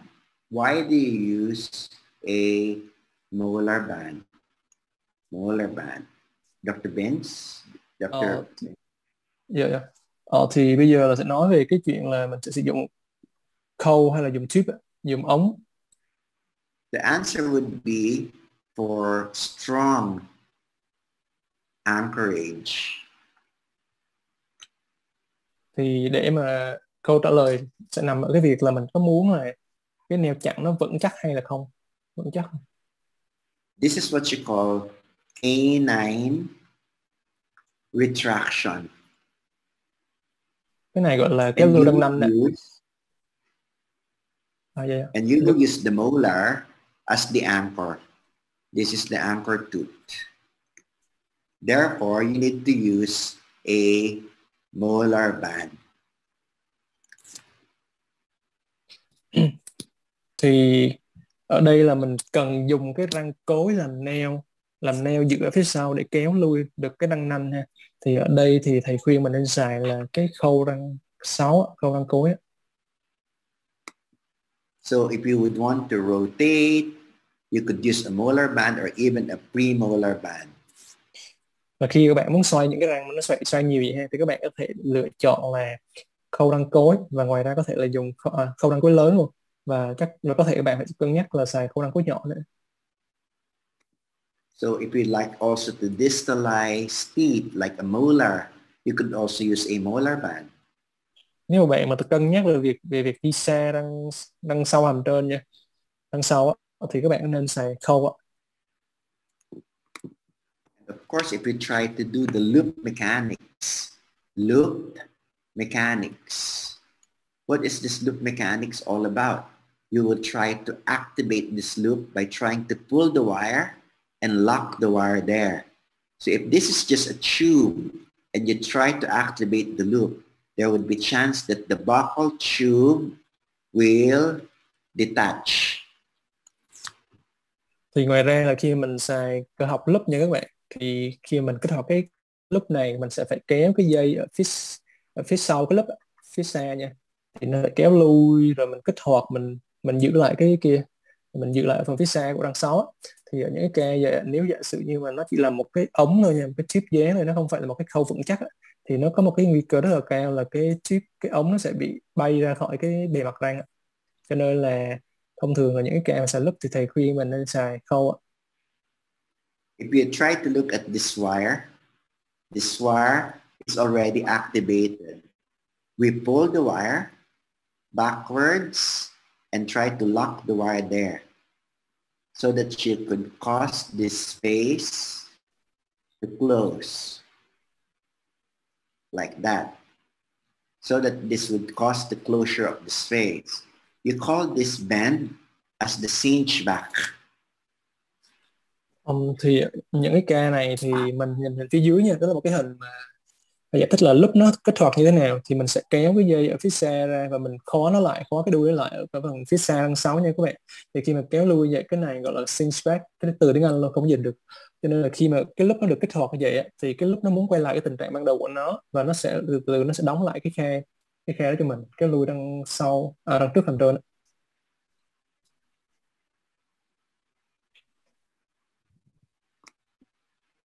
Also, if you would like to upright a lingoverted molar, the molar band will be very, very useful.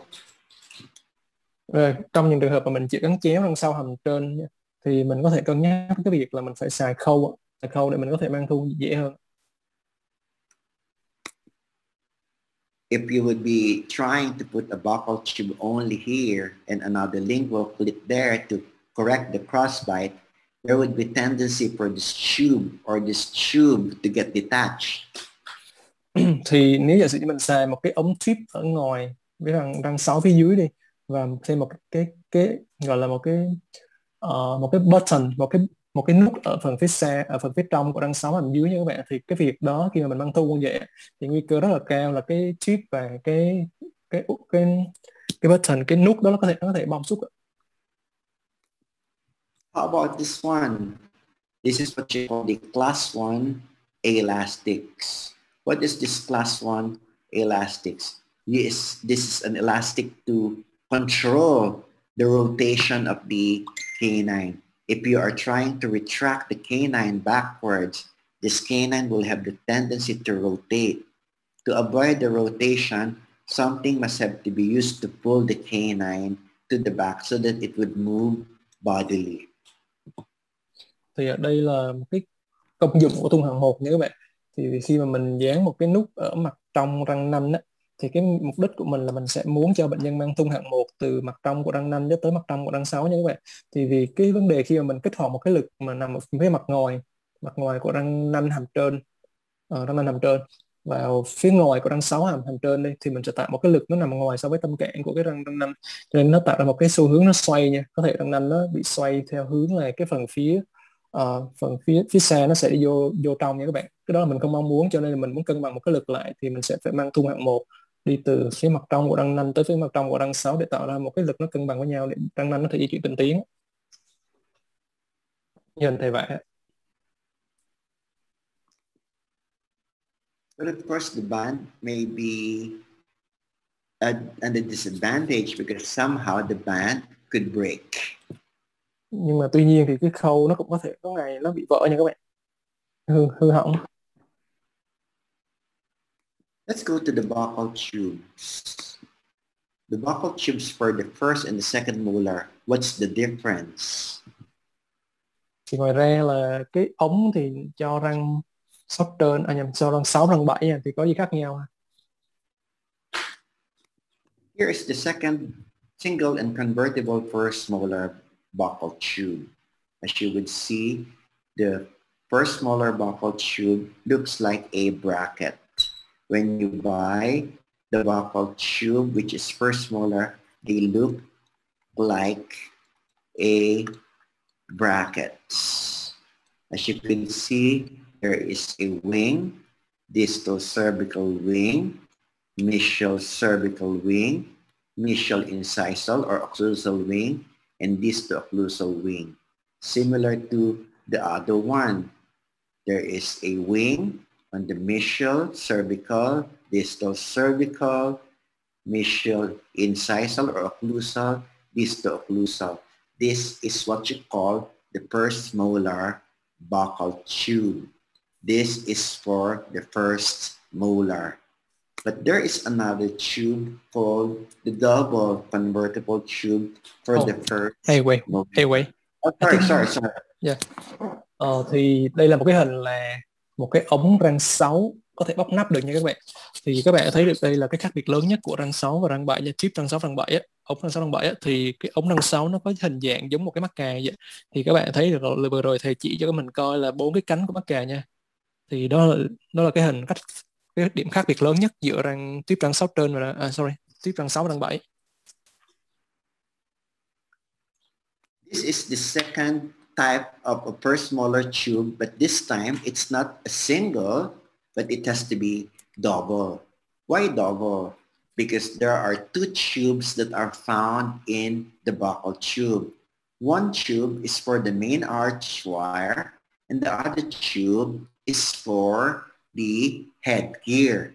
If you happen to see a tube like this with a double tube and a double tube, what is this for? This should be a tube that should be attached to a molar band. It can never be a bondable tube because you would be putting a molar or a headgear in here. If you just put this directly on the enamel of your molar, the headgear may be too strong to detach this buccal tube.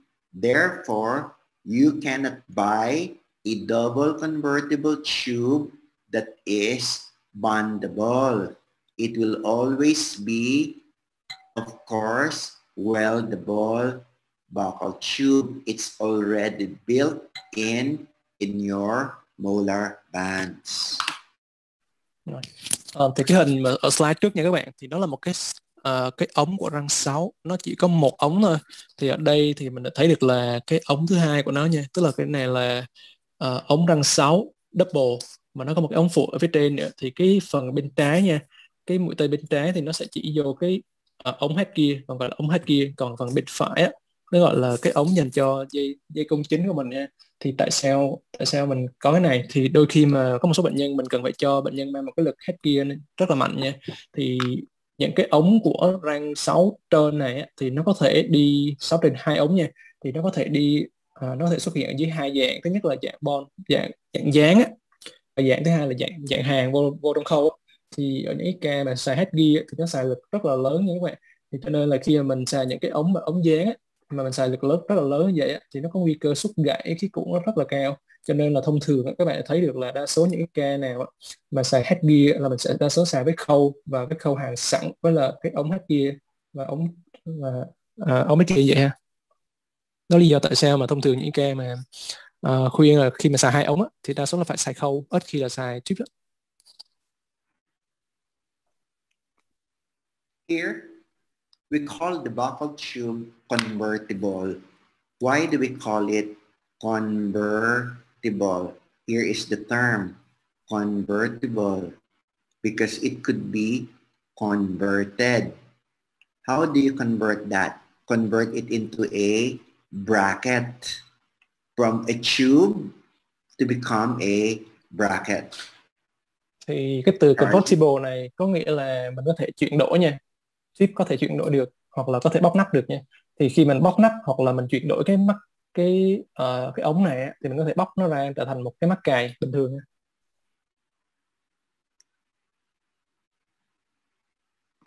Here is how you would take the cap away. So if you would remove the cap, it will become a bracket. As you would see here, you lift the cup. This one has to be taken out. Remove this, and how you remove that later I will be showing you. Therefore, what's going to happen now, this becomes now a bracket because you take away the cover of the tube. Thì cái ống ở đây bạn thấy là cái chỗ kia gọi là cái nắp của cái ống nha các bạn. Thì khi mình có thể là mình sẽ phải tháo cái nắp này ra trở thành một cái mắc cài bình thường. Thì cái cách tháo như thế nào thì thầy sẽ nói sau. I will show you how you go about that. You see this one? You see that is actually the tube cap, right? The tube cap that has been taken away. This is what you call the cap remover, right? Or the cap removal, so you lift that. So how do you go about removing that? Removing that can be done best by buying or probably using a buccal tube converting plier. All you need to do is to insert it in the tube, and that would cause the lifting of this portion that creates the fourth wall of the tube. Thì cái việc mình tháo cái nắp nó ra thì mình có thể thực hiện bằng cách là mình mua một cái cây kềm tháo nắp nha. Thì khi mình đặt cái kềm đó vô thì khi mình bấm một cái thì cái phần nắp nó sẽ được nhấc lên như vậy và mình từ từ mình sẽ tháo nó được nha. That's just the cap, and that's also the cap there. Now, there is an instrument called the cap removing blade that could also be a good instrument to lift the cap out of the tube. Ngoài ra nó còn một cái khí cụ là cái dao tháo nắp nữa. Thì cái này cũng là một cái khí cụ có thể xài được để tháo nắp. So this is a double non-convertible first molar buccal tube. As I always recommend, I would always want a convertible because somehow the convertible tube is necessary if it's needed. Supposing you would want to use that buccal tube to become a bracket, then you could easily convert as compared to this one. It's non-convertible. Đây là cái tube nó không chuyển đổi được nha các bạn, tức là không tháo nắp được. Cho nên là thầy thì luôn luôn mong muốn là mình nên mua cái loại tube mà nó có thể chuyển đổi được sang loại mắc cài nha, vì đôi khi mình rất là cần để tháo nắp ra để có thể chuyển cái tube thành một cái mắc cài.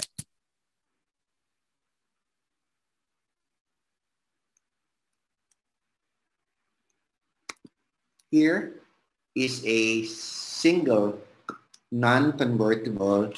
This is single non-convertible buccal tube for either first molar or second molar. I think G&H is selling, and I think this is a G&H brand. Okay, I say a first molar or second molar tube, right? So if you only decide to use the first molar as your anchor, you can decide to just use a non-convertible tube. When I say non-convertible tube, this is exactly what I mean. Single non-convertible tube. This one. This is good for your first molar and your second molar as well. But you see, this tube doesn't have any cap in here. There's no cap to remove. There's no cap to remove. So, Dr. Charlie? Yeah. Thì đây là cái hình mà là một cái ống không chuyển đổi được dành cho răng 6 hoặc răng 7. Thì ở đây thì mình đã thấy được là những cái ca mà răng 7 thì đương nhiên nó không có cần ống rồi, nhưng mà thông thường răng 6 thì đôi khi mình cần tháo nắp nha. Cho nên thầy vẫn khuyên là nếu được là mình nên xài cái loại mà răng 6 là có thể tháo nắp được nha. Okay.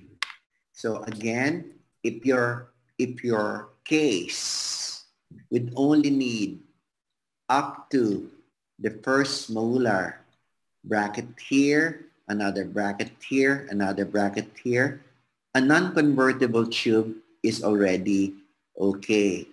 But if you will be using the second molar, this tube should be placed here, and you need to get a convertible first molar tube. Dr. Charlie? Thì cái ca này giống như những cái ca mà mình chỉ gần gắn tới răng 6 thôi nha các bạn. thì cái việc mà xài cái ống mà không chuyển đổi được á, thì có thể gọi là tạm chấp nhận được, nhưng mà đôi khi mình cần neo chặn tới răng 7 cơ, thì đôi khi cái việc mà xài cái ống tube không chuyển đổi được, không có thể tháo nắp được nha, thì đôi khi nó sẽ lại rất là khó khó cho mình nha. Cho nên là những cái ca nào mà thầy nói á, chỉ xài tới răng 6 thôi thì bạn có thể chấp nhận, ok, có thể tạm chấp nhận là có xài cái loại mà không cần tháo nắp cũng được, nhưng mà khi mà đã xài tới răng 7 rồi á, thì các bạn nên mua cái loại răng 6 là loại tháo nắp được nha các bạn.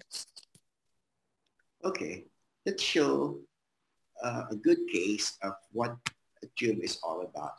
So Tina is selling this brand, and I would recommend this for a first molar or even a second molar as well. They come in different slots. So again, if you will be doing a case, K9 here, first premolar, second premolar, and the first molar. All right, go ahead, use this tube. But if there is a case wherein this is the canine, this is the first premolar, second premolar, this is your molar, and this is your second molar. This would be the bracket here, bracket here, bracket here, convertible tube here, and a non-convertible tube here. First molar convertible, second molar non-convertible in this case. So this case goes here, and the convertible goes here, so that when you insert your wire, you will be able to ligate the wire perfectly without inserting it there. Isn't it right, Liz? This is exactly what I would like to discuss all the time. Continue, Dr. Charlie. Tức là thầy vừa nhắc lại là cái việc là bạn nên mua cái chip gì ở răng 6 nha các bạn. Tức là những cái ca nào mình chỉ cần xài tới răng 6 thôi nha, thì mình có thể chỉ cần mua cái loại mà chip mà không convertible được, không không chuyển đổi được nha. Còn nếu trường hợp giống như thầy vừa vẽ phía dưới nha, là mình cần kích hoạt tới răng 6, răng 7 luôn, thì giờ giả sử như nếu mình chỉ mua cái loại mà răng 6 mà không tháo nắp được á, thì mình sẽ rất là khó để đưa cái dây vô từ răng 6 răng 7 qua vậy. Cho nên là thông thường thì nói là nếu được các bạn vẫn nên mua cái loại là có thể tháo nắp được ở răng 6 nha các bạn. Và hiện tại Tân Nha đang có phân phối những cái loại chip này nha, các bạn có thể hỏi thầy vừa nhắc luôn. Here's what I'm talking about. Okay, first molar, convertible, second molar, non-convertible. First molar, convertible, second molar, non-convertible. If this is not present, you won't use this anymore. Then you could transfer it here, non-convertible, non-convertible. But most of the time, we're using the first and second, convertible, non-convertible, convertible, non-convertible. Dr. Charlie? Yeah, thì thầy cái hình này là hình rõ ràng hơn cho cái hình vừa rồi thôi. Thì đại loại thầy nói là những cái ca nào mà không chỉ xài tới răng 7 thôi, hoặc xài tới răng 6 thôi, thì ok mình có thể chấp nhận cái loại cái ống của răng 6 là ống không convertible được nha, không có thể không chuyển đổi được. Nhưng mà một khi đã xài tới răng 7 rồi nha, trong đa số những trường hợp thì mình nên xài cái ống của răng 6 là ống có thể tháo nắp được nha. Thì đó là lý do tại sao mà thầy khuyên mình nên xài ống răng 6 là ống tháo nắp được.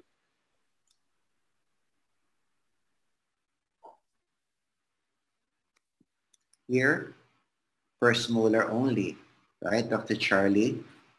Đây cái hình này nó chỉ xài răng 6 thôi nha các bạn.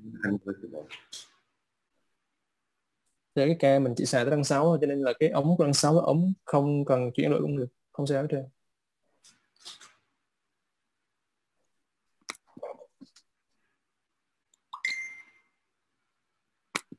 Here, when you buy the buccal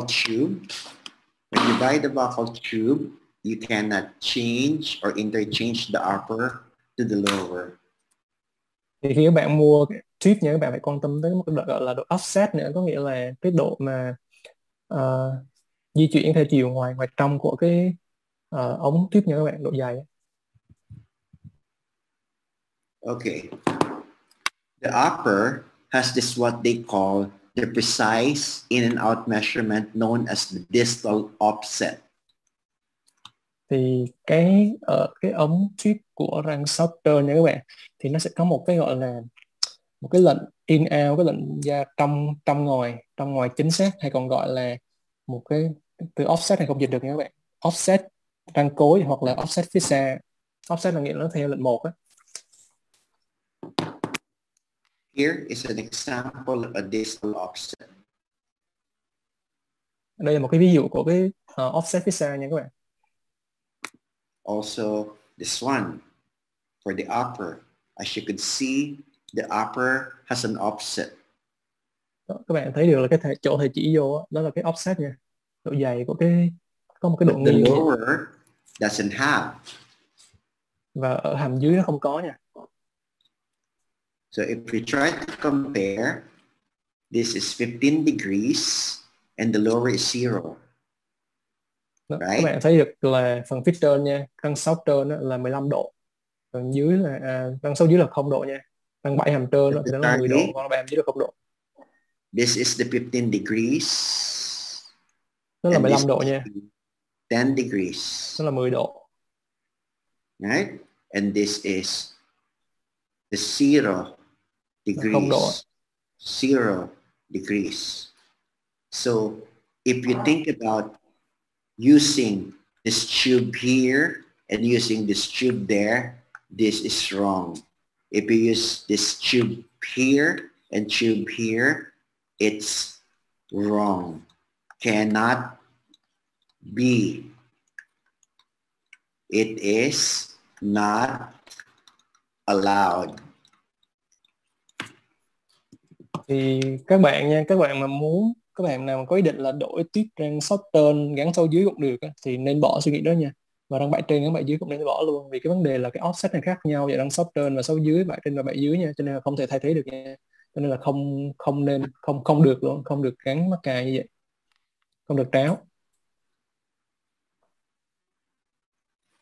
Okay. Here, 15 and here is 0. Đây là 15, bên trái 15, bên phải không nha. Here's the offset. If you create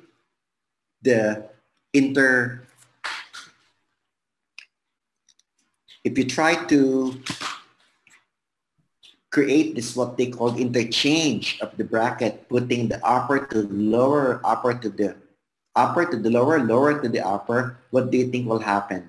If you put this tube to the lower, this will go to the lingual. If you put this tube to the upper, okay, it will go to the buccal, right? So lingual version and buccal version.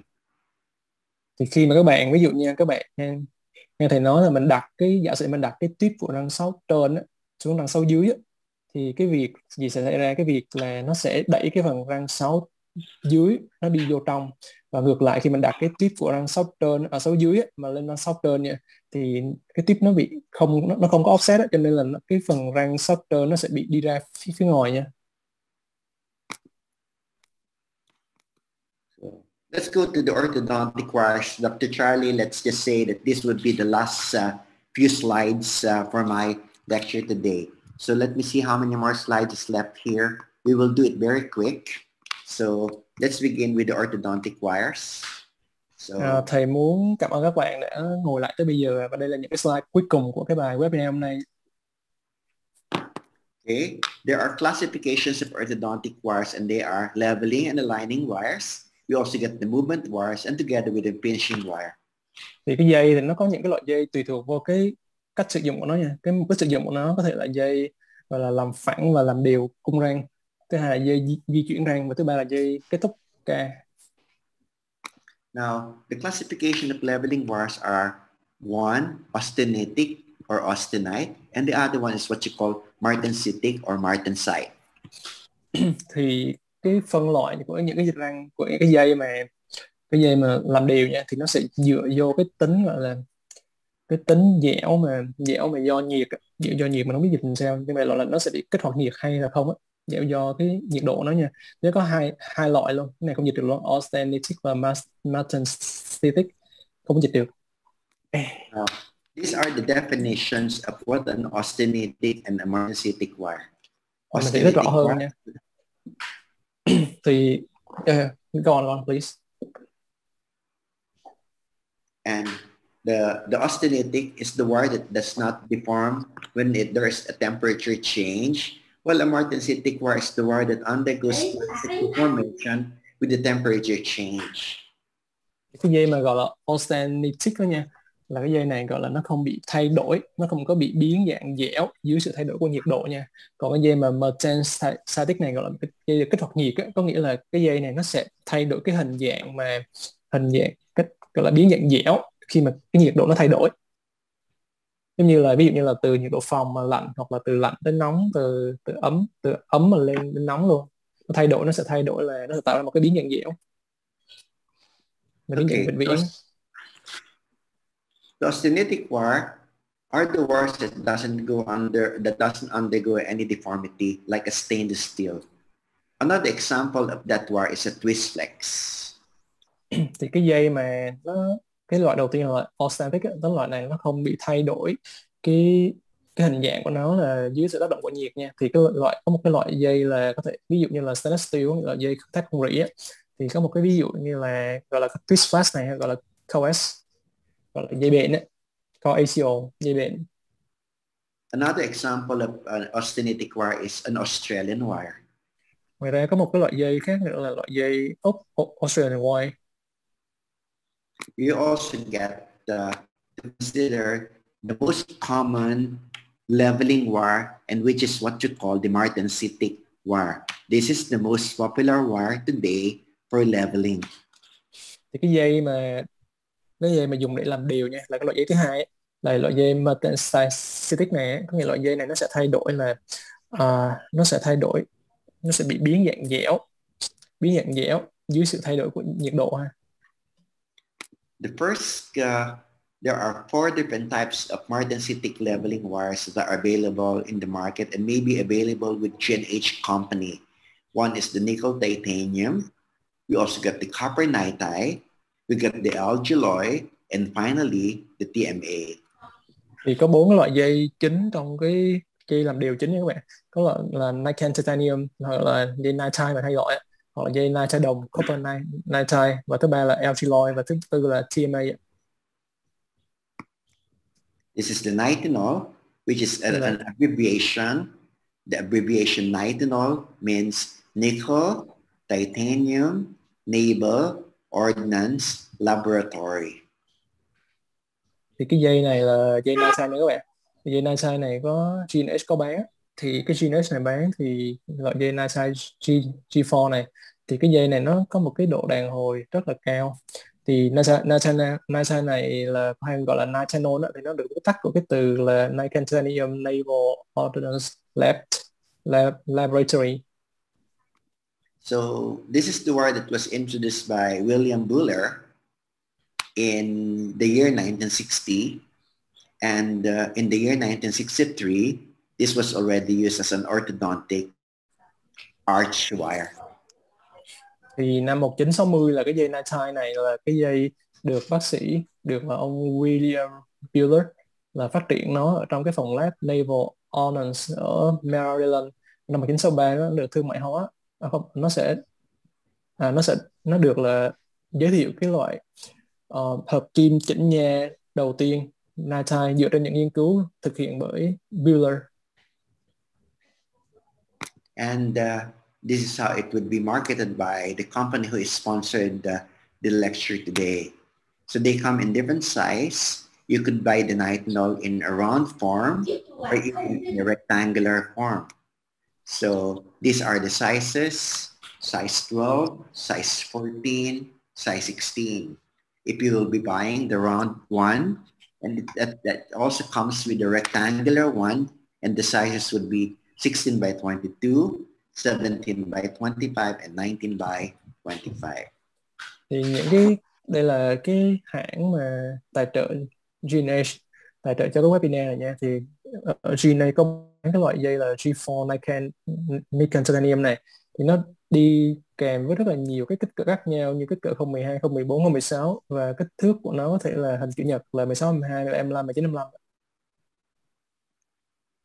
Now, the third wire that I would like to talk about would be the copper nitide. What is this copper nitide? that I would like to talk about.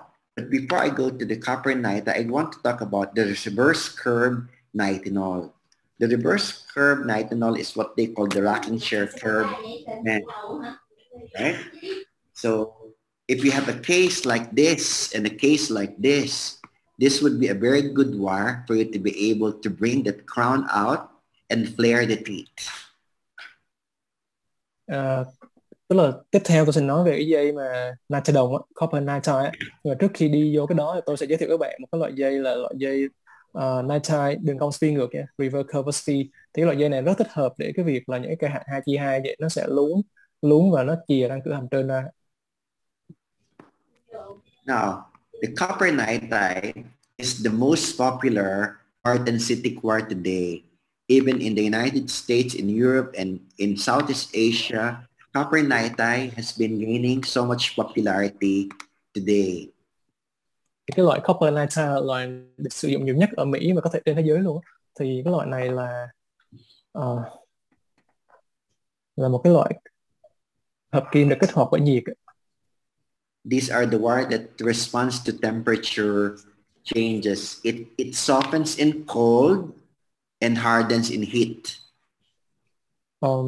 Thì cái loại này là loại dây nó được là kích hoạt bởi nhiệt, có nghĩa là nó sẽ mềm khi mình kích hoạt nhiệt lên cao và nó sẽ cứng lại khi mà cái nhiệt độ nó hạ xuống đó. Here is how it is marketed. It was developed in the year 1994. It was developed by Rohit Sachdeva and Sushi Miyazaki.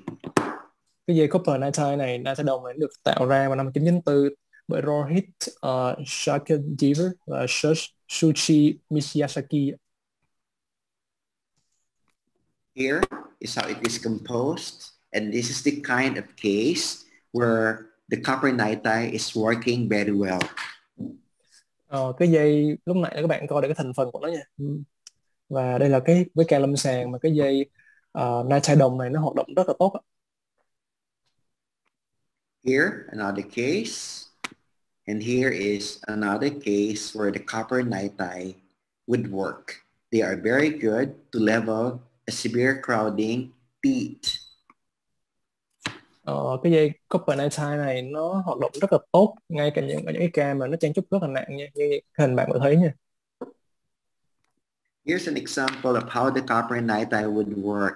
As I mentioned, they soften in cold and they harden in heat.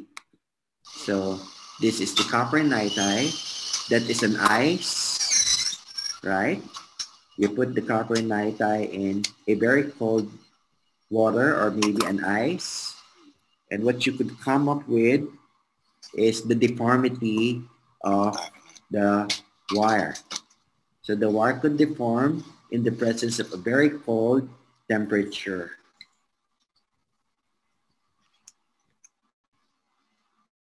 Dr. Charlie? Thì các bạn thấy được đây là một cái hình minh họa cho cái video minh họa cho cái dây copper nitrile nha. Thì thầy bỏ cái dây copper nitrile này vô trong một cái cục đá rất là lớn nha. Thì cái lúc đó thầy có thể là làm biến dạng cái dây này.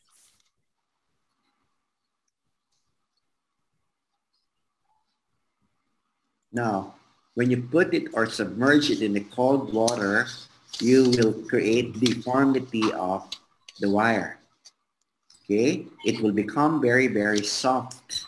Now, the next would be this one, right? Khi bạn bỏ cái dây vô trong cái đá rất là lạnh nha, thì cái dây nó được tạo dạng rất là dễ.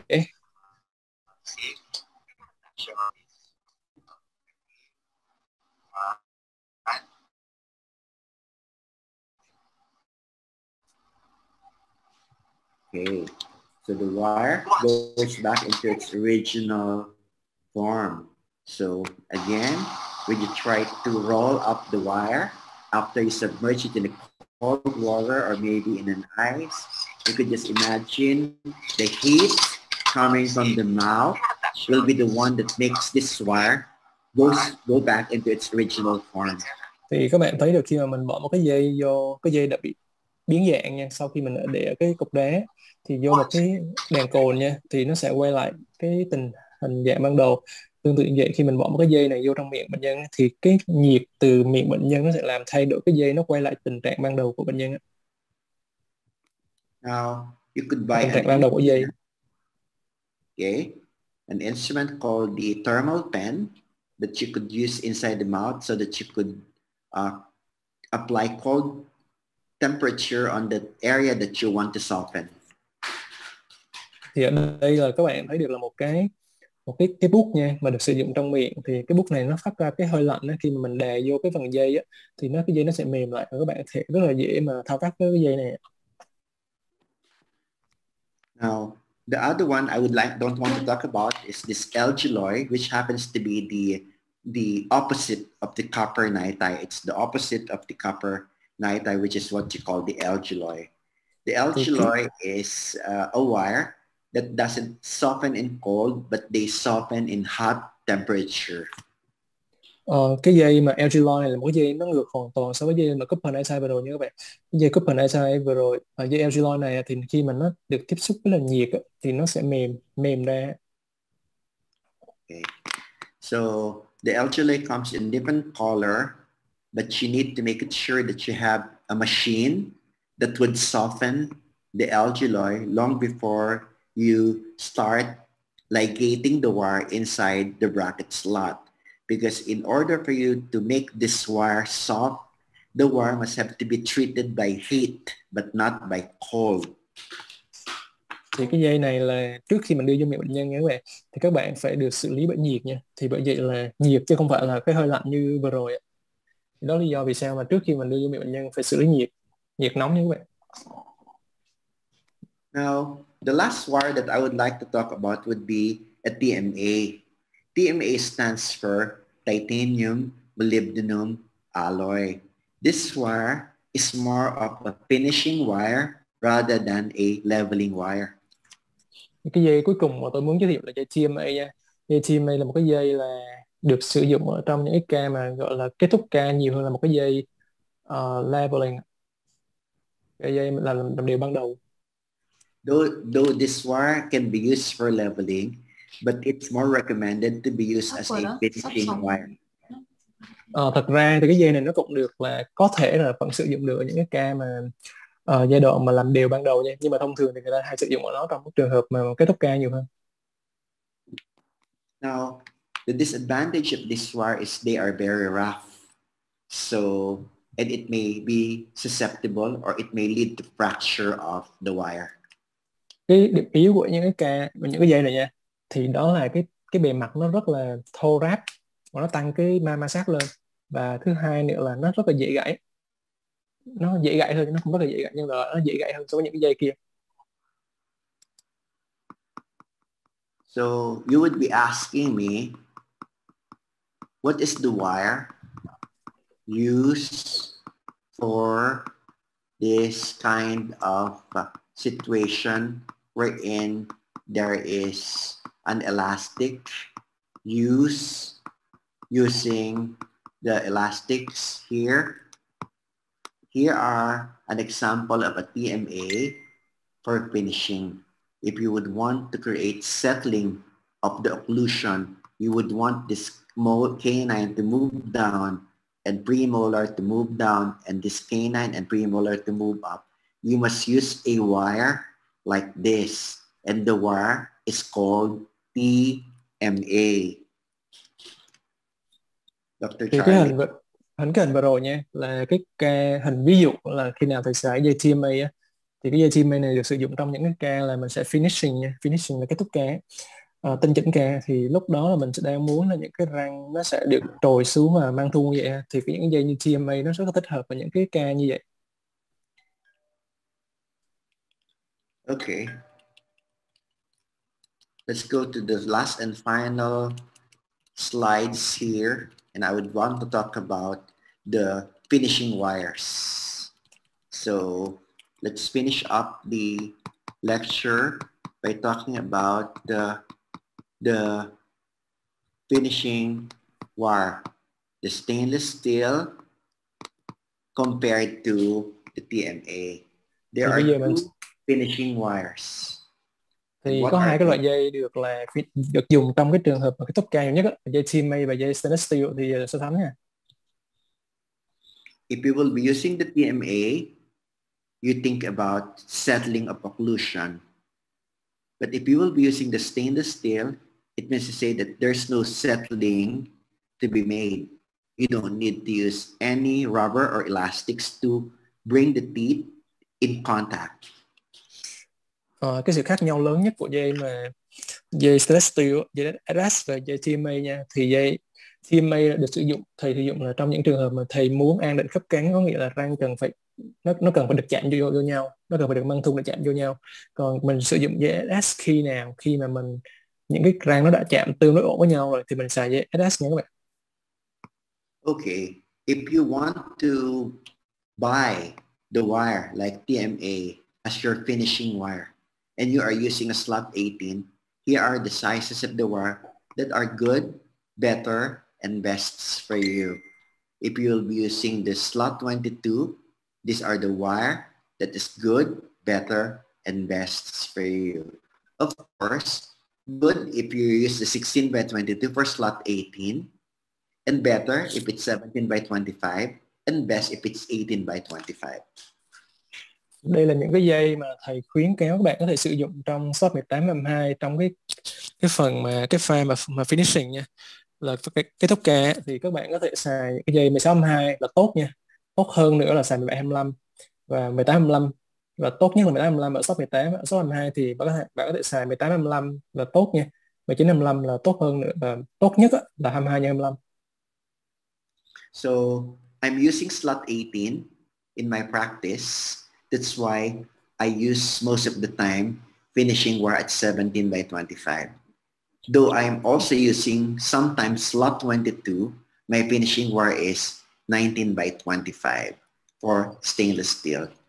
Also for, yeah. Thầy thì trong cái thực hành lâm sàng là thầy xài slot 18 nha.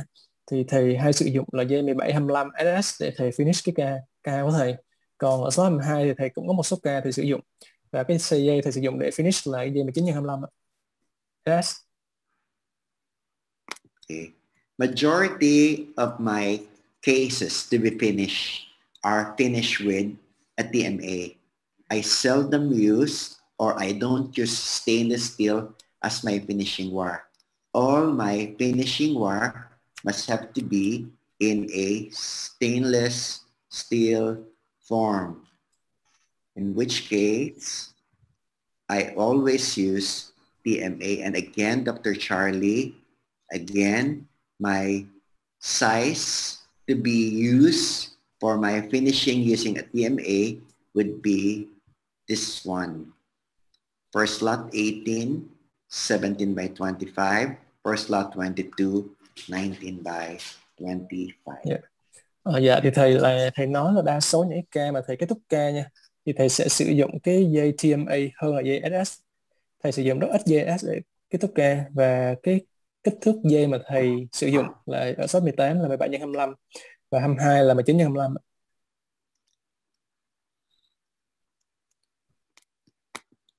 And these are the sizes of the stainless steel. So this ends my topic. I'm sorry to keep you very, very late. Trúc Anh ơi, rất là cảm ơn em đã tổ chức cái bữa này nha. Mặc dù là cái buổi webinar nó hơi bị kéo dài.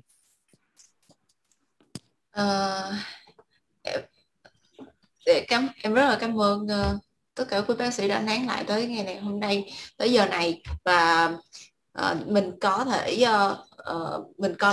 thể gửi cái câu hỏi đến ở cái mục Q&A, thì bác sĩ sẽ trả lời tất cả các câu hỏi. I would like to say big thanks to Dr. Jacob to spend your time. I know that it's very late in your time. It's okay. I really don't mind. I just want to share to the Vietnamese yes. dentists how good the learning, the brackets, the wires completely, so that it could help you improve your daily orthodontic practice. Yes, I know that you haven't had your dinner yet. That's, Yeah, it's all right. yes. So bên cạnh đó thì em rất là cảm ơn bác sĩ Nguyễn Đắc Bảo Chính đã hỗ trợ cho Tính Nha dịch thuật suốt rất nhiều tiếng đồng hồ, và từ 7 giờ hơn tới bây giờ là 10 gần 11 giờ rồi ạ. Thì em rất là cảm ơn sự nỗ lực của bác Chính để cố gắng tập trung và không có và đã dịch suốt cái buổi cái bài ngày hôm nay ạ. Chắc là mình sẽ we would like to spend about 2 to 5 minutes to collect the questions, and then we'll come back to you. You just please have a rest for take a drink and yeah. Cho mình sẽ dành khoảng 5 phút để mình lấy câu hỏi ạ. Chắc là quý bác sĩ có thể gửi câu hỏi đến Tính Nha, các bạn sẽ Tính Nha, hoặc là đặt trực tiếp vào một Q&A luôn ạ. Trong khoảng thời gian đó thì trong khoảng thời gian các bác sĩ đặt câu hỏi và cho báo cáo viên và cả bác sĩ và bác sĩ Chính có thời gian nghỉ ngơi và uống nước, thì em sẽ tiếp nối bằng một cái phần quảng cáo, một phần giới thiệu những cái chương trình khuyến mãi của Tính Nha để chúng ta có thêm thời gian để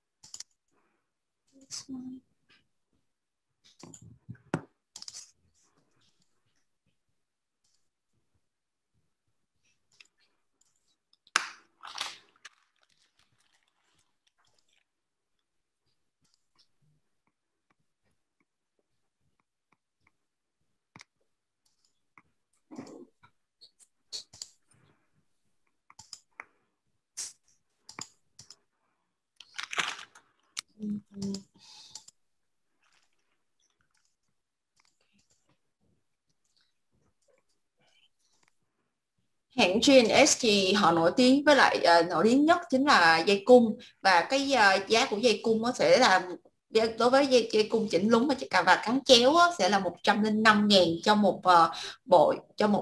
một dây cung, và đối với dây cung nickel titanium mà hồi nãy bác báo cáo viên có đề cập tới thì nó sẽ là tùy theo size từ 39.000 cho đến 42.000, và dây cung là stainless steel thì là 20.000 một sợi. Bộ mắc cài thì hiện tại là 600.000 một bộ, và mua 6 thì sẽ được tặng 1, và mua 6 tặng 1 ngày hôm nay sẽ vẫn được áp dụng chương trình giảm 10%. Ngoài ra thì mắc cài túp sẽ là 110. Những cái sản phẩm chỉnh nha khác như là khâu thì sẽ có giá là 105.000. Ngoài ra có những cái phụ kiện đi kèm với rất là nhiều mức giá, bác sĩ có thể tham khảo. Hệ thống mini vít, một vít sẽ giá 299.000, và hiện tại cũng đang có chương trình giảm giá 10% cho quý bác sĩ mua hàng trong hôm nay. Và đặc biệt là cái bộ kit mini vít trong chỉnh nha nó đã được giảm giá từ 12 triệu 10 ngàn còn có 9 triệu 900 ngàn, và đồng thời còn được giảm thêm 10% nếu bác sĩ mua trong thời gian launching của sản phẩm chỉnh nha.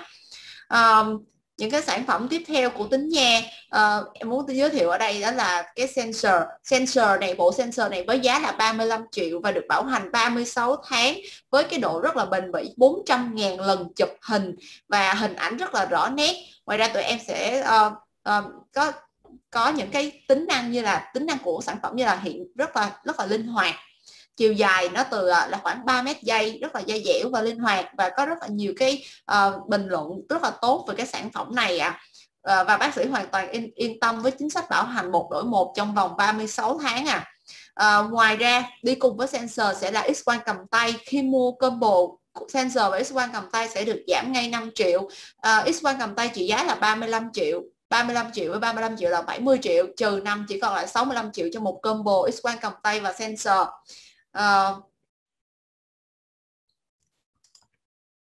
Ngoài ra một cái sản phẩm tiếp theo đó là máy piezo tôm với giá là 68 triệu. 68 triệu có chúng ta sẽ sở hữu được một cái máy piezo tôm với cái tay cầm nhẹ nhất thế giới. Và điều thứ hai đặc điểm là cái máy này nó đã bao gồm một cái bộ mũi 12 mũi luôn rồi ạ. Mua máy được tặng luôn cả mũi là tay cầm nhẹ nhất thế giới. Ngoài ra còn được tặng thêm 10 implant và 10 set implant ST. 10 set implant ST này đã bao gồm luôn cả phụ kiện rồi ạ. Mình có thể sử dụng. Rồi Tính Nha còn có bán cả những cái mặt hàng như là trăm máy, hệ thống trăm máy, trăm tay, trăm máy S-Lu và TG6 sẽ cùng một mức giá với nhau là 385.000. Khi bác sĩ mua trên 50 vỉ sẽ có giá là 290.000 à. Ở đây có cả hướng dẫn sử dụng tất cả rất là chi tiết. Loại trăm này á, thì nó sẽ S-Lu thì đối với ống tủy cong, còn đối với TG6 thì ống tủy cong vừa và ống tủy thẳng thì có thể sử dụng. Và trong MTF thì ống tủy thẳng thì có thể sử dụng trăm MTF, Rotapper MTF với giá là 290.000, nhưng nếu mua trên 50 vỉ thì sẽ là 201. Về K-file, H-file và Dreamer thì là trăm tay với giá là 80.000 so với những cái size nhỏ hơn 10 và nhỏ hơn 15 và size 15 trở lên thì là 75.000 à. Côn thì em có côn chính, côn giấy rất là đầy đủ, giá từ 45.000. Ngoài ra thì có cao su Mega Seal với cao su đặc là 850.000, cao su lỏng là 250.000. Khi mua combo thì chỉ còn lại 990.000 thôi à. Với bác sĩ có thể liên hệ các bạn trực tiếp, các bạn sale hoặc là bác sĩ nào đang mua có thể liên hệ trực tiếp em để mua hàng, bất cứ mặt hàng nào cũng được hết ạ. Hoặc là hiện tại thì bác sĩ đang cần tư vấn bất cứ mặt hàng nào thì có thể inbox trực tiếp và em sẽ phản hồi ngay lập tức ạ. Em đã thấy là cái câu hỏi cho em hỏi là bác sĩ Chính đã đọc hết chưa, được chưa anh?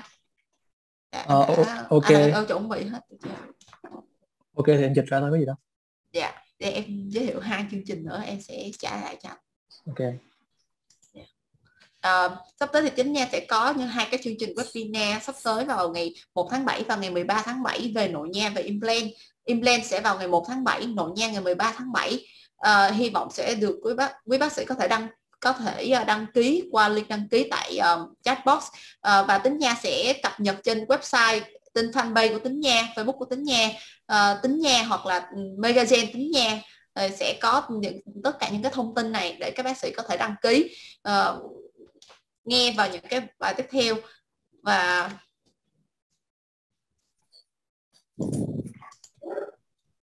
ok hết cho anh. Em quay trở lại nha. Em gửi cho xem. Yeah. Dr. Jacob chắc là đi somewhere. Yeah, okay. Jacob will come back. Okay, em So we're gonna have a Q&A. Okay. Are you ready to answer? Yeah, go ahead. Yeah, the first one is, when do we need to remove the cap of the molar tube? Okay. You remove the cap. Mình nhớ đọc câu hỏi tiếng Việt lên luôn cho mấy bác sĩ. Câu hỏi là cho em hỏi khi nào cần tháo tube của bạn Hằng Nguyễn. You remove the cap if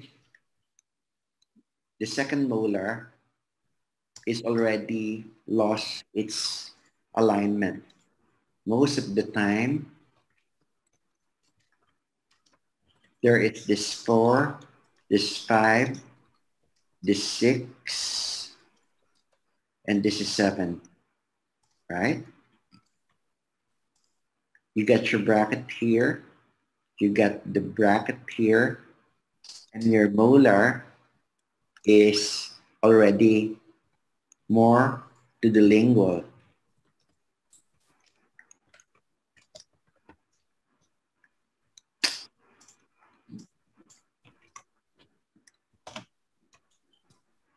here to do.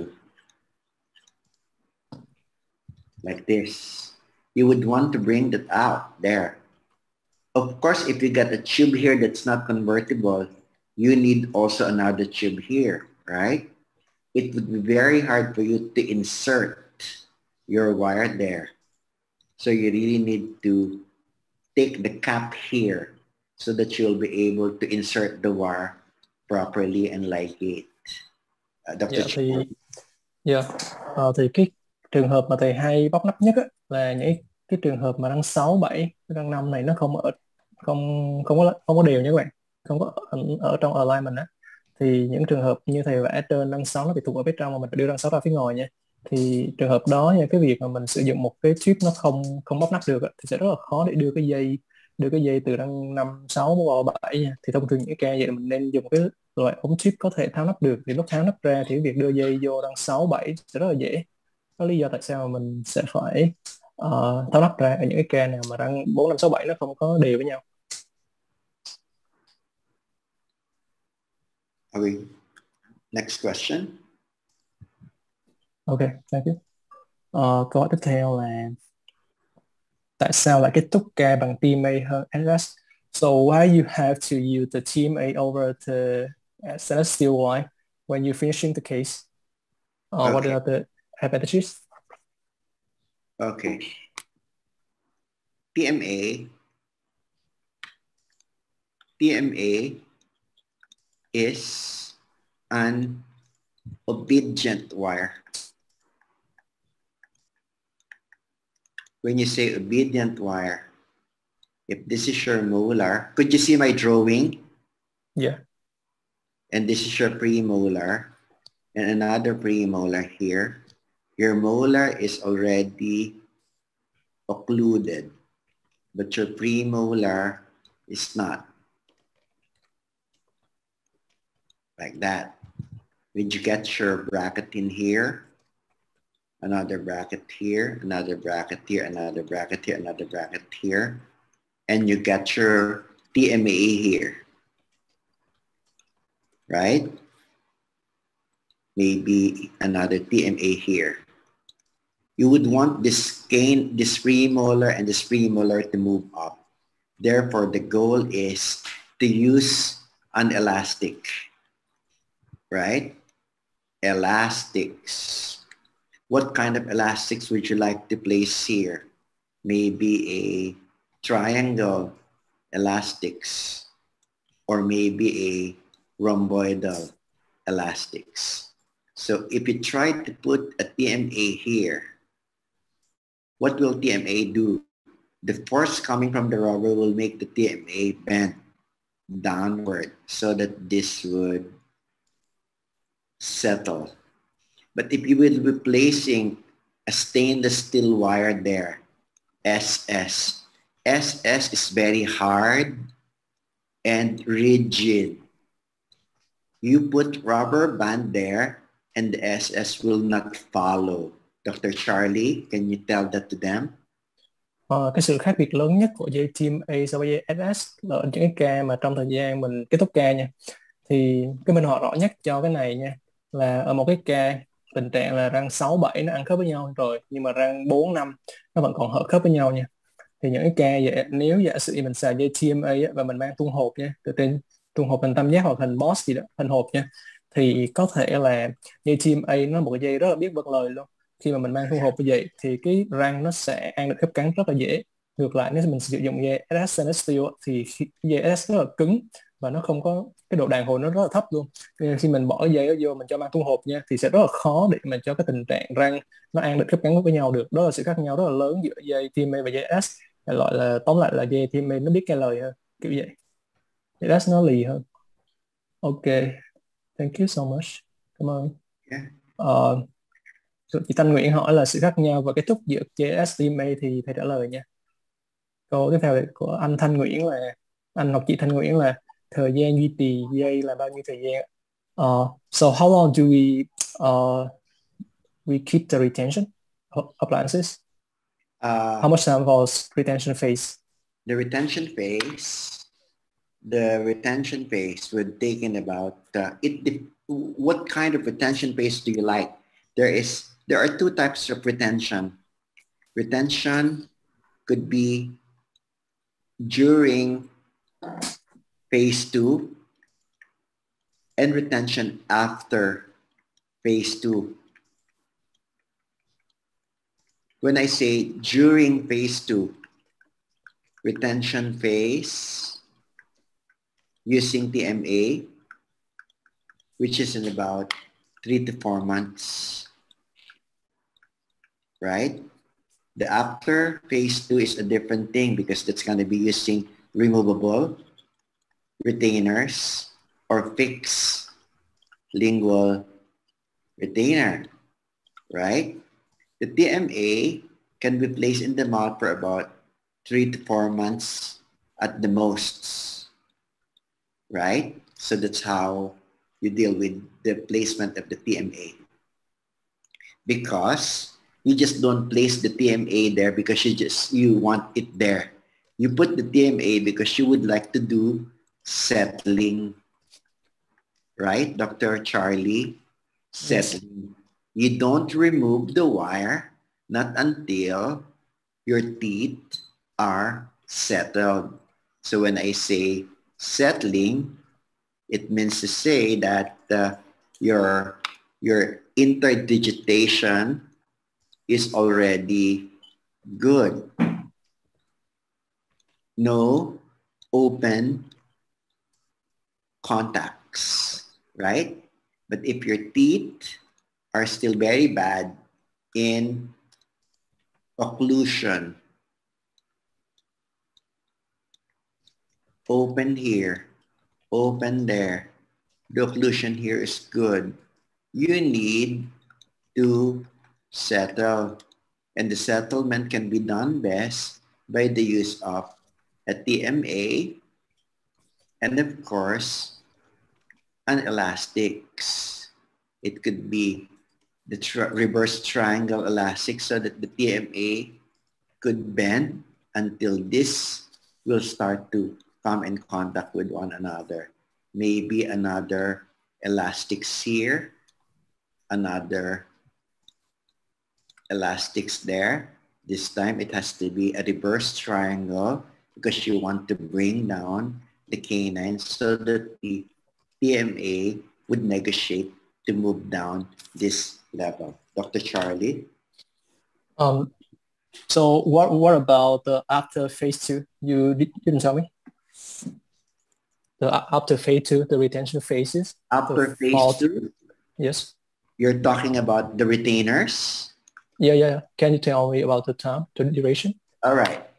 The retainers, if it's a removable retainers, I mean, wait, you're talking about removable retention. Okay, let me try to share another slide for you. Okay, so let me talk about new slides so that you could see what the retainer is all about. So you're talking about the use of a removable retainers, meaning you would want a holeless retainer, maybe, or maybe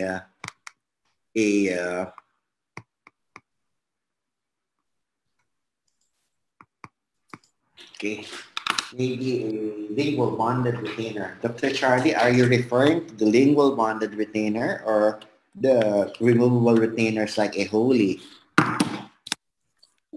In my practice, yes, I prefer the fixed one. The use of the fixed retainer really varies. In which case, the reason why you put a fixed retainer is because you work on an adult patient. The patient is already an adult and the adult has a terrible crowding. And the crowding would be too much that it might cause a possible relapse. So in order for you to avoid relapses in there, therefore, you might think about the placement of a retainer, right? And in that retainer, it has to be a lingual bonded retainers. Now, if you are thinking about young patients, very young patient, and there is no possibility of relapse, therefore, you don't need to make use of a fixed retainers to that. Now, I would want you to see the slides. Can I share? Can you see? Yes. You mean the removable retainer slide? Showing you now. Can I resume the share? So let me see. Can I translate the first part first? Yeah, go ahead. Yeah. Go ahead. Tức là thầy họ nói ở đây thì nó có hai cái retention nha, hai cái duy trì nha. Cái duy trì thứ nhất duy trì trong cái thời gian mà mình gọi là mình an định khớp cắn, mình dùng TMA, dây TMA mình cho mang tuôn hộp để an định khớp cắn nha. Thì thầy nói là những cái ca nào mà mình cần dùng dây TMA vậy mang tuôn hộp vậy mình phải duy trì từ 3 tới 4 tháng. 3 tới 4 tháng trước khi mình tháo nha. Và thứ hai nữa là cái pha thứ hai, sau khi mình tháo mắc cài xong nha thì mình sẽ phải mang hàm duy trì hoặc là một cái cung lưỡi cố định. Thì cái đó là sẽ là bây giờ thầy đang chuẩn bị nói nè. Thì ở những cái người lớn, người mà chỉnh nha cho người trưởng thành nha, thì thông thường là thầy nói là những cái ca vậy là mình nên xài cái loại mà cung lưỡi dán dính cố định ở mặt trong á. Vì cái loại đó là thông thường là những người mà người lớn tuổi á, thì người ta hay có cái tình trạng rất là chen chúc nhiều, cho nên là những cái ca mà người lớn thì thông thường thầy sẽ ưu tiên xài những cái cụ mà gọi là fixed retainer, cái loại là cái cụ gắn cố định duy trì ở mặt trong. Còn những cái ca mà người trẻ tuổi thôi nhưng mà cái nguy cơ tái phát, nguy cơ di chuyển răng sau khi tháo mắc cài nó không cao nha, thì có thể suy nghĩ đến việc là xài những cái cụ là tháo lắp như vậy, như trong hình nha. Okay. Can I continue? Yeah, please. Charlie? Yes, please. All right. So can you see the slides? Yes. Can you see? So these are what you call the removable retention in the form of a holy slate retainer. This is now the new designs of the retainers for your patients. Most patients that are wearing this kind of retainers are young. They started their orthodontic treatment very, very young. Now, as you can see, there's this what they call the acrylic spring, Dr. Charlie. And this acrylic spring is the new way for you to be able to stabilize the positions of the teeth until such time that you're ready to take that out of the patient's mouth. Thì ở đây là các bạn thấy được là những cái hàm duy trì hay gọi là hàm Holly nha. Hàm Holly này được sử dụng ở trong những bệnh nhân trẻ tuổi khi mà người ta bắt đầu chỉnh nha ở những cái tuổi rất là nhỏ nha. Thì cái việc đó nó có thể cân nhắc là sử dụng ở những cái hàm duy trì này dành cho những cái người mà người bệnh nhân tháo mắc cài ở tuổi nhỏ ha. Thì ở đây các bạn thấy được cái hình mà thầy vừa chỉ nha, là nó có những cái phần nhựa, cái nhựa acrylic ở mặt ngoài nha. Thì cái này gọi là acrylic spring, thì nó dùng để mà an định khớp cắn dễ hơn. Thì so you mean that we need to wear that for only 6 months? Okay, 6 months, 24/7. Okay. Another 6 months, nighttime. And then remove after a year. Right? Okay. 6 months, 24/7. 24/7, you only take that out during eating and brushing. But somehow, with my patients, I tell them, even eating, you have to wear that. You only take that out during brushing. Dr. Charlie? Yes. Thì ở đây cái quy trình duy trì của thầy á, là thầy sẽ là mang cái hàm tháo lắp này trong vòng là ở những bệnh nhân nhỏ tuổi nha, là trong vòng 6 tháng đầu tiên là thầy sẽ cho mang 24/7 luôn. Thì thông thường những cái bác sĩ khác thì người ta sẽ nói là mình tháo cái hàm này ra trong những lúc sau này, lúc ăn cơm và lúc đánh răng. Nhưng mà thầy nói là thầy vẫn mong muốn là bệnh nhân có thể ăn trên cái hàm này luôn á, tức là khi ăn không tháo ra, chỉ có tháo khi đánh răng thôi. Và sau khi 6 tháng sau là chỉ cần mang vào buổi tối thôi. Còn sau đó là mình sau 12 tháng vừa co là mình sẽ tháo luôn, không có mang nữa. Okay. How about this one? This is what you call the lingual bonded retainers. This is made up of a dead, soft wire. Gauge. What should be the gauge? Gauge 22. Flat wire. Dead soft. Right? And this is how you go about that. Right? Dr. Charlie? Yes. Thì đây là cái loại mà duy trì cố định thứ hai dành cho những cái người trưởng thành đó bạn. Thì cái này gọi là những cái khí cụ duy trì mặt lưỡi dán cố định nha. Thì cái loại này nó được tạo ra bởi những cái dây nó rất là mềm ở kích thước là 0,22 inch.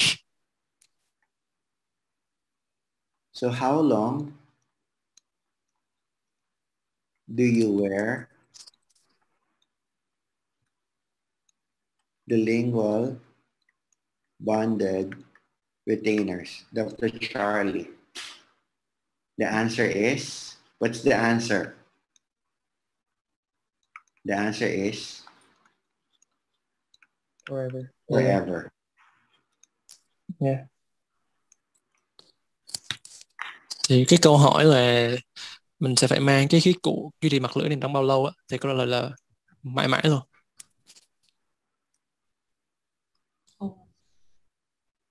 Dr. Charlie, did you translate for me? Yeah. That's yeah, I do the same. Yeah. Yeah, I do the same. Because people would ask me, Dr. Jacob, when can we remove the lingual retainer? I tell them we may remove, but we are not sure if there would be relapse. After all, this doesn't bother the patient, so this has to stay forever. Thì có rất là nhiều người mà hỏi thầy á là thầy Jacob ơi, thì khi nào mình có thể tháo được là cái cung lưỡi duy trì này ha? Thì thầy nói là mình có thể tháo chứ, nhưng mà mình không biết chắc là sau khi tháo xong á, thì liệu nó có tái phát hay là không á. Thì bởi vì sau khi cân nhắc thiệt hơn thì thầy nói là nên mang cố định cả đời luôn. Anh Chính ơi, em thấy bác cổ phiên cũng hơi mệt rồi đó, chắc là anh lựa khoảng 2 câu hay nhất rồi chắc là mình sẽ hẹn vào cái dịp tới. Em thấy bác cổ phiên bên đó vừa đã hơn 12 giờ đêm mà cũng chưa có ăn tối nữa. Dạ, ok chị. Thấy bác tội nghiệp quá. Dạ. Thôi vậy mấy bạn thông cảm nha, có gì mình lựa mấy câu ok rồi. Some more questions? Do you have some more? Yeah. Oh, so okay, so we're gonna have some more question about the legal retainer. So which teeth will you pull when the legal retainer when that's a extraction case? In an extraction case, all right, I would draw here. Can you still see the slides? Okay. Yes. Can you see? If you extract the two premolars, right? If the premolar is extracted, therefore, you need to bond up to the second molar. If this would be the case, this would be 1, 1, 2, 2, 3, 3,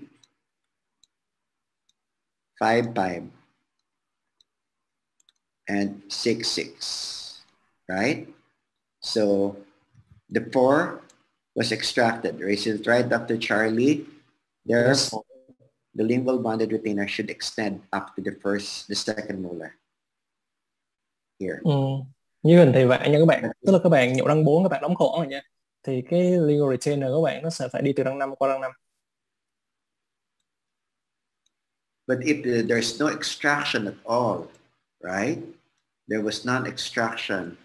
3, 4, 5, 4, 5, 6, then the bonded retainer must only have to be up to the canines. Nếu mà không nhổ răng nha các bạn, thì nó chỉ đi từ răng 3 tới răng 3 thôi.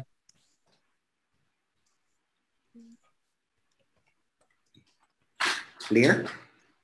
Yes.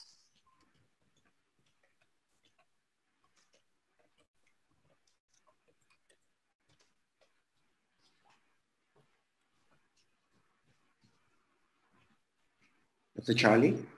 Yeah. Okay. So there are some questions about when do you switch from the celestial to the TMA? Can you give us the wide sequences of your in the cases? From the beginning? Yeah, from the Leveling? beginning. All right. Which slot are you requesting me to give you? Slot 18 or slot 22? Maybe both, please. All right. Both. So there are 5 phases of mechanotherapy, beginning with the leveling. You got movement here. You got contraction, adjustment, and retention. If you would want to level your case using the slot 18, you will be using either a copper nitai or a nitinol. And what should be the size? If it's a terrible crowding, you could do 014. Or if not that crowded, you do 016. How about for slot 22?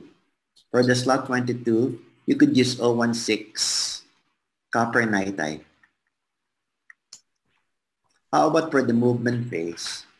Movement phase means that you have extracted a premolar, right? This is your 6, this is your 5, this is your 3, this is your 2, this is your 1. You would like to retract the canine. You would be needing a 16 by 22 SS here. How about for this one? You will be needing a 17 by 25 or 18 by 25, both SS, stainless steel. To close the space, either loop mechanics, contraction, right? Can I erase this one? So let me go back to my drawing, right? This is supposed to be the leveling phase, leveling phase, 18 and 22. It would be 14 or 16 nitai or copper nitai. Here, it has to be 16 nitai or copper nitai. The next would be movement. What do you do in the movement phase? You retract the canine.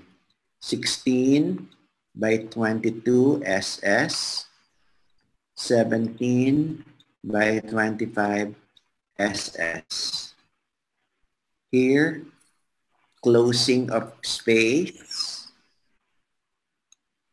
16 by 22 SS. Here, 18 by 25 SS or 19 by 25 SS. Adjustment phase. You will be using your TMA 017 by 025, TMA 019 by 025, TMA, your final wire, retention wire. You decide whether you will be using an SS or TMA 17 by 25, TMA or SS 19 by 25, TMA or SS. So this is the sequence. If you did not extract then you could go straight to this one because you don't extract, so you don't need to do this one. Did you get it, Dr. Charlie? Oh, yeah, I got it. Có cái bạn mà có một cái bạn nào đó hỏi là cho em hỏi khi đóng khoảng trên Mac slot 2 nên dùng dây cung gì nha, là cái bài này cái thầy vừa trả lời nó cũng trả lời câu hỏi của bạn luôn á. Thì mình nói lại nha, tức là hiện tại là một cái ca chạy ngang nó gồm có 5 cái phase, 5 cái pha nha, là pha làm đều, pha di chuyển, pha đóng khoảng, và thứ tư là pha adjustment, là pha finishing, tức là tinh chỉnh, và thứ năm là pha retention, nghĩa là duy trì nha. Thì nếu bạn không muốn nhổ răng thì bạn sẽ nhảy từ pha movement sang pha adjustment luôn, nó không có đóng khoảng nha. Thì như hình trên là cái hình mà thầy nói về slot 18 thì những cái ca nào mà làm đều là dây 014 night hoặc là couple night nha, và những cái ca mà răng rất là chen chúc luôn. Còn nếu mà răng đỡ chen chúc hơn xài 016, còn ở slot 2 đó là dây 016 nha. Còn cái pha di chuyển thì sẽ xài ở slot 18 là S16 còn những cái ca mà slot 22 thì nó sẽ được 25, còn đóng khoảng thì sẽ xài 16 còn ở dây mà 6 nó sẽ là 18 25 hoặc 19 25. Và cái pha thứ tư là pha tinh chỉnh thì xài 17 x 25 ở dây TMA cho mang tung hộp, còn ở dây 6 là sẽ là 19 25 TMA cho mang tung hộp luôn. Còn retention nó sẽ tùy thuộc vào bạn mong muốn gì, bạn có thể là xài được 25 TMA hoặc là SS, còn 02 thì bạn sẽ xài là 19 25 TMA hoặc là SS luôn. So okay, thank you. Okay.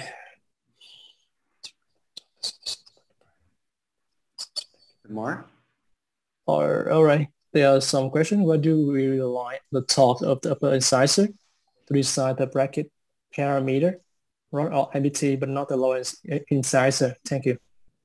Could you repeat the question for me, Dr. Charlie? Yeah. Why do we rely on the torque of the upper incisor to decide the bracket parameter, the bracket prescription, rod or MBT, but not the lower incisor?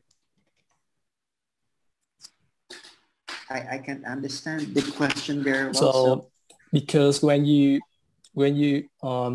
differentiate between the ROS and MBT prescription, you rely on only the torque of the upper incisor.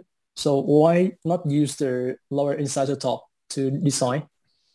It is the upper that is found to be on top of the lower, and it is the upper that is found to be inserted in a bone that is very, very porous and very, very spongy.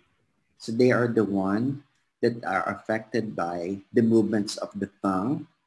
That's why they loses its angle. While the one in the bottom, the teeth are found to be inserted in the very, very compact socket of the compact bone of the mandible. So they hardly change their angle.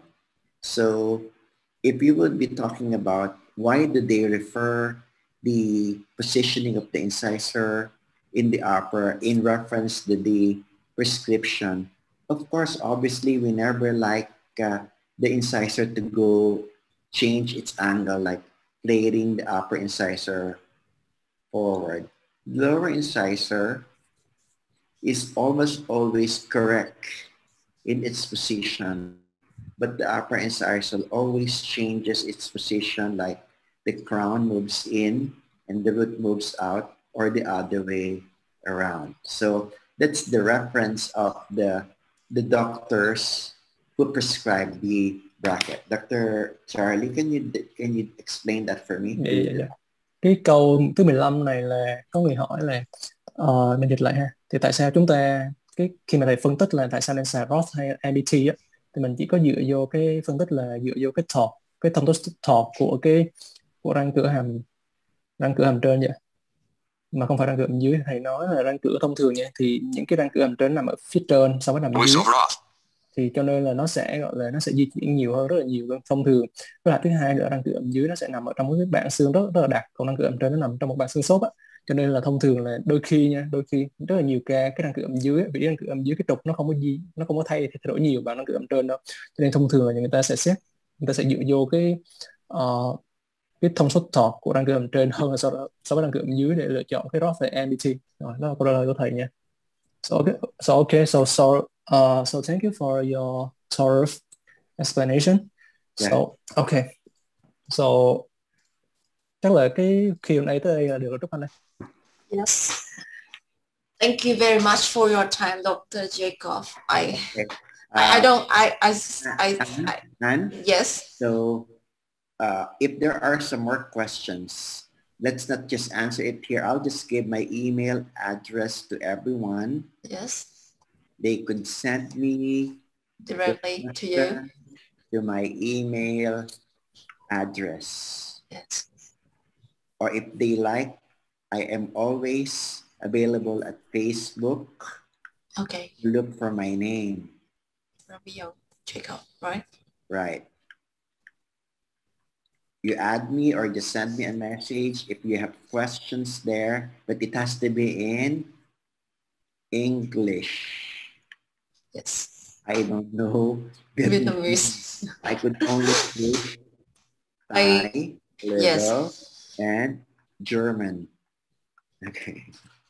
I do not know how to explain and express my feeling now because I really appreciate your time with us. It's very late, but you try every set. I love sharing my knowledge to anyone in the world. So it doesn't really matter to me even if we stay a little later today. So what is very good and what's very sure is that we made every doctor very happy because they learn just a little bit of what we have lectured and shared today. Yes. They love your lecture. Many feedback right away in the lecture in time, and that's a lot. We appreciate you a lot. And now I just want to say that you have to go for your dinner, or now it's your breakfast already. And thank you so much. Have a good sleep. Thank you so much, Anne. And I would like to thank Anne, of course, your company for giving me the opportunity to share my lecture for today. And of course, to Madame Liz, who became our connection so that I would be able to speak before you today. And I hope this won't be the last time that I will be speaking again for the Vietnamese doctor. I really had a great time sharing, though it's not really very easy for me to talk with an interruption. But thank you so much, Dr. Charlie, for a very, very good translation for me. And I hope in the next lecture that I will be having for the Vietnamese doctor, I will be seeing you again together with the rest of the doctors who came and attended my lecture tonight. Have a good night, and please, and take care, everyone. And I hope to see you again. Good night. Bye-bye. Good night. Bye-bye. See ya. Thank you. See you. Nice.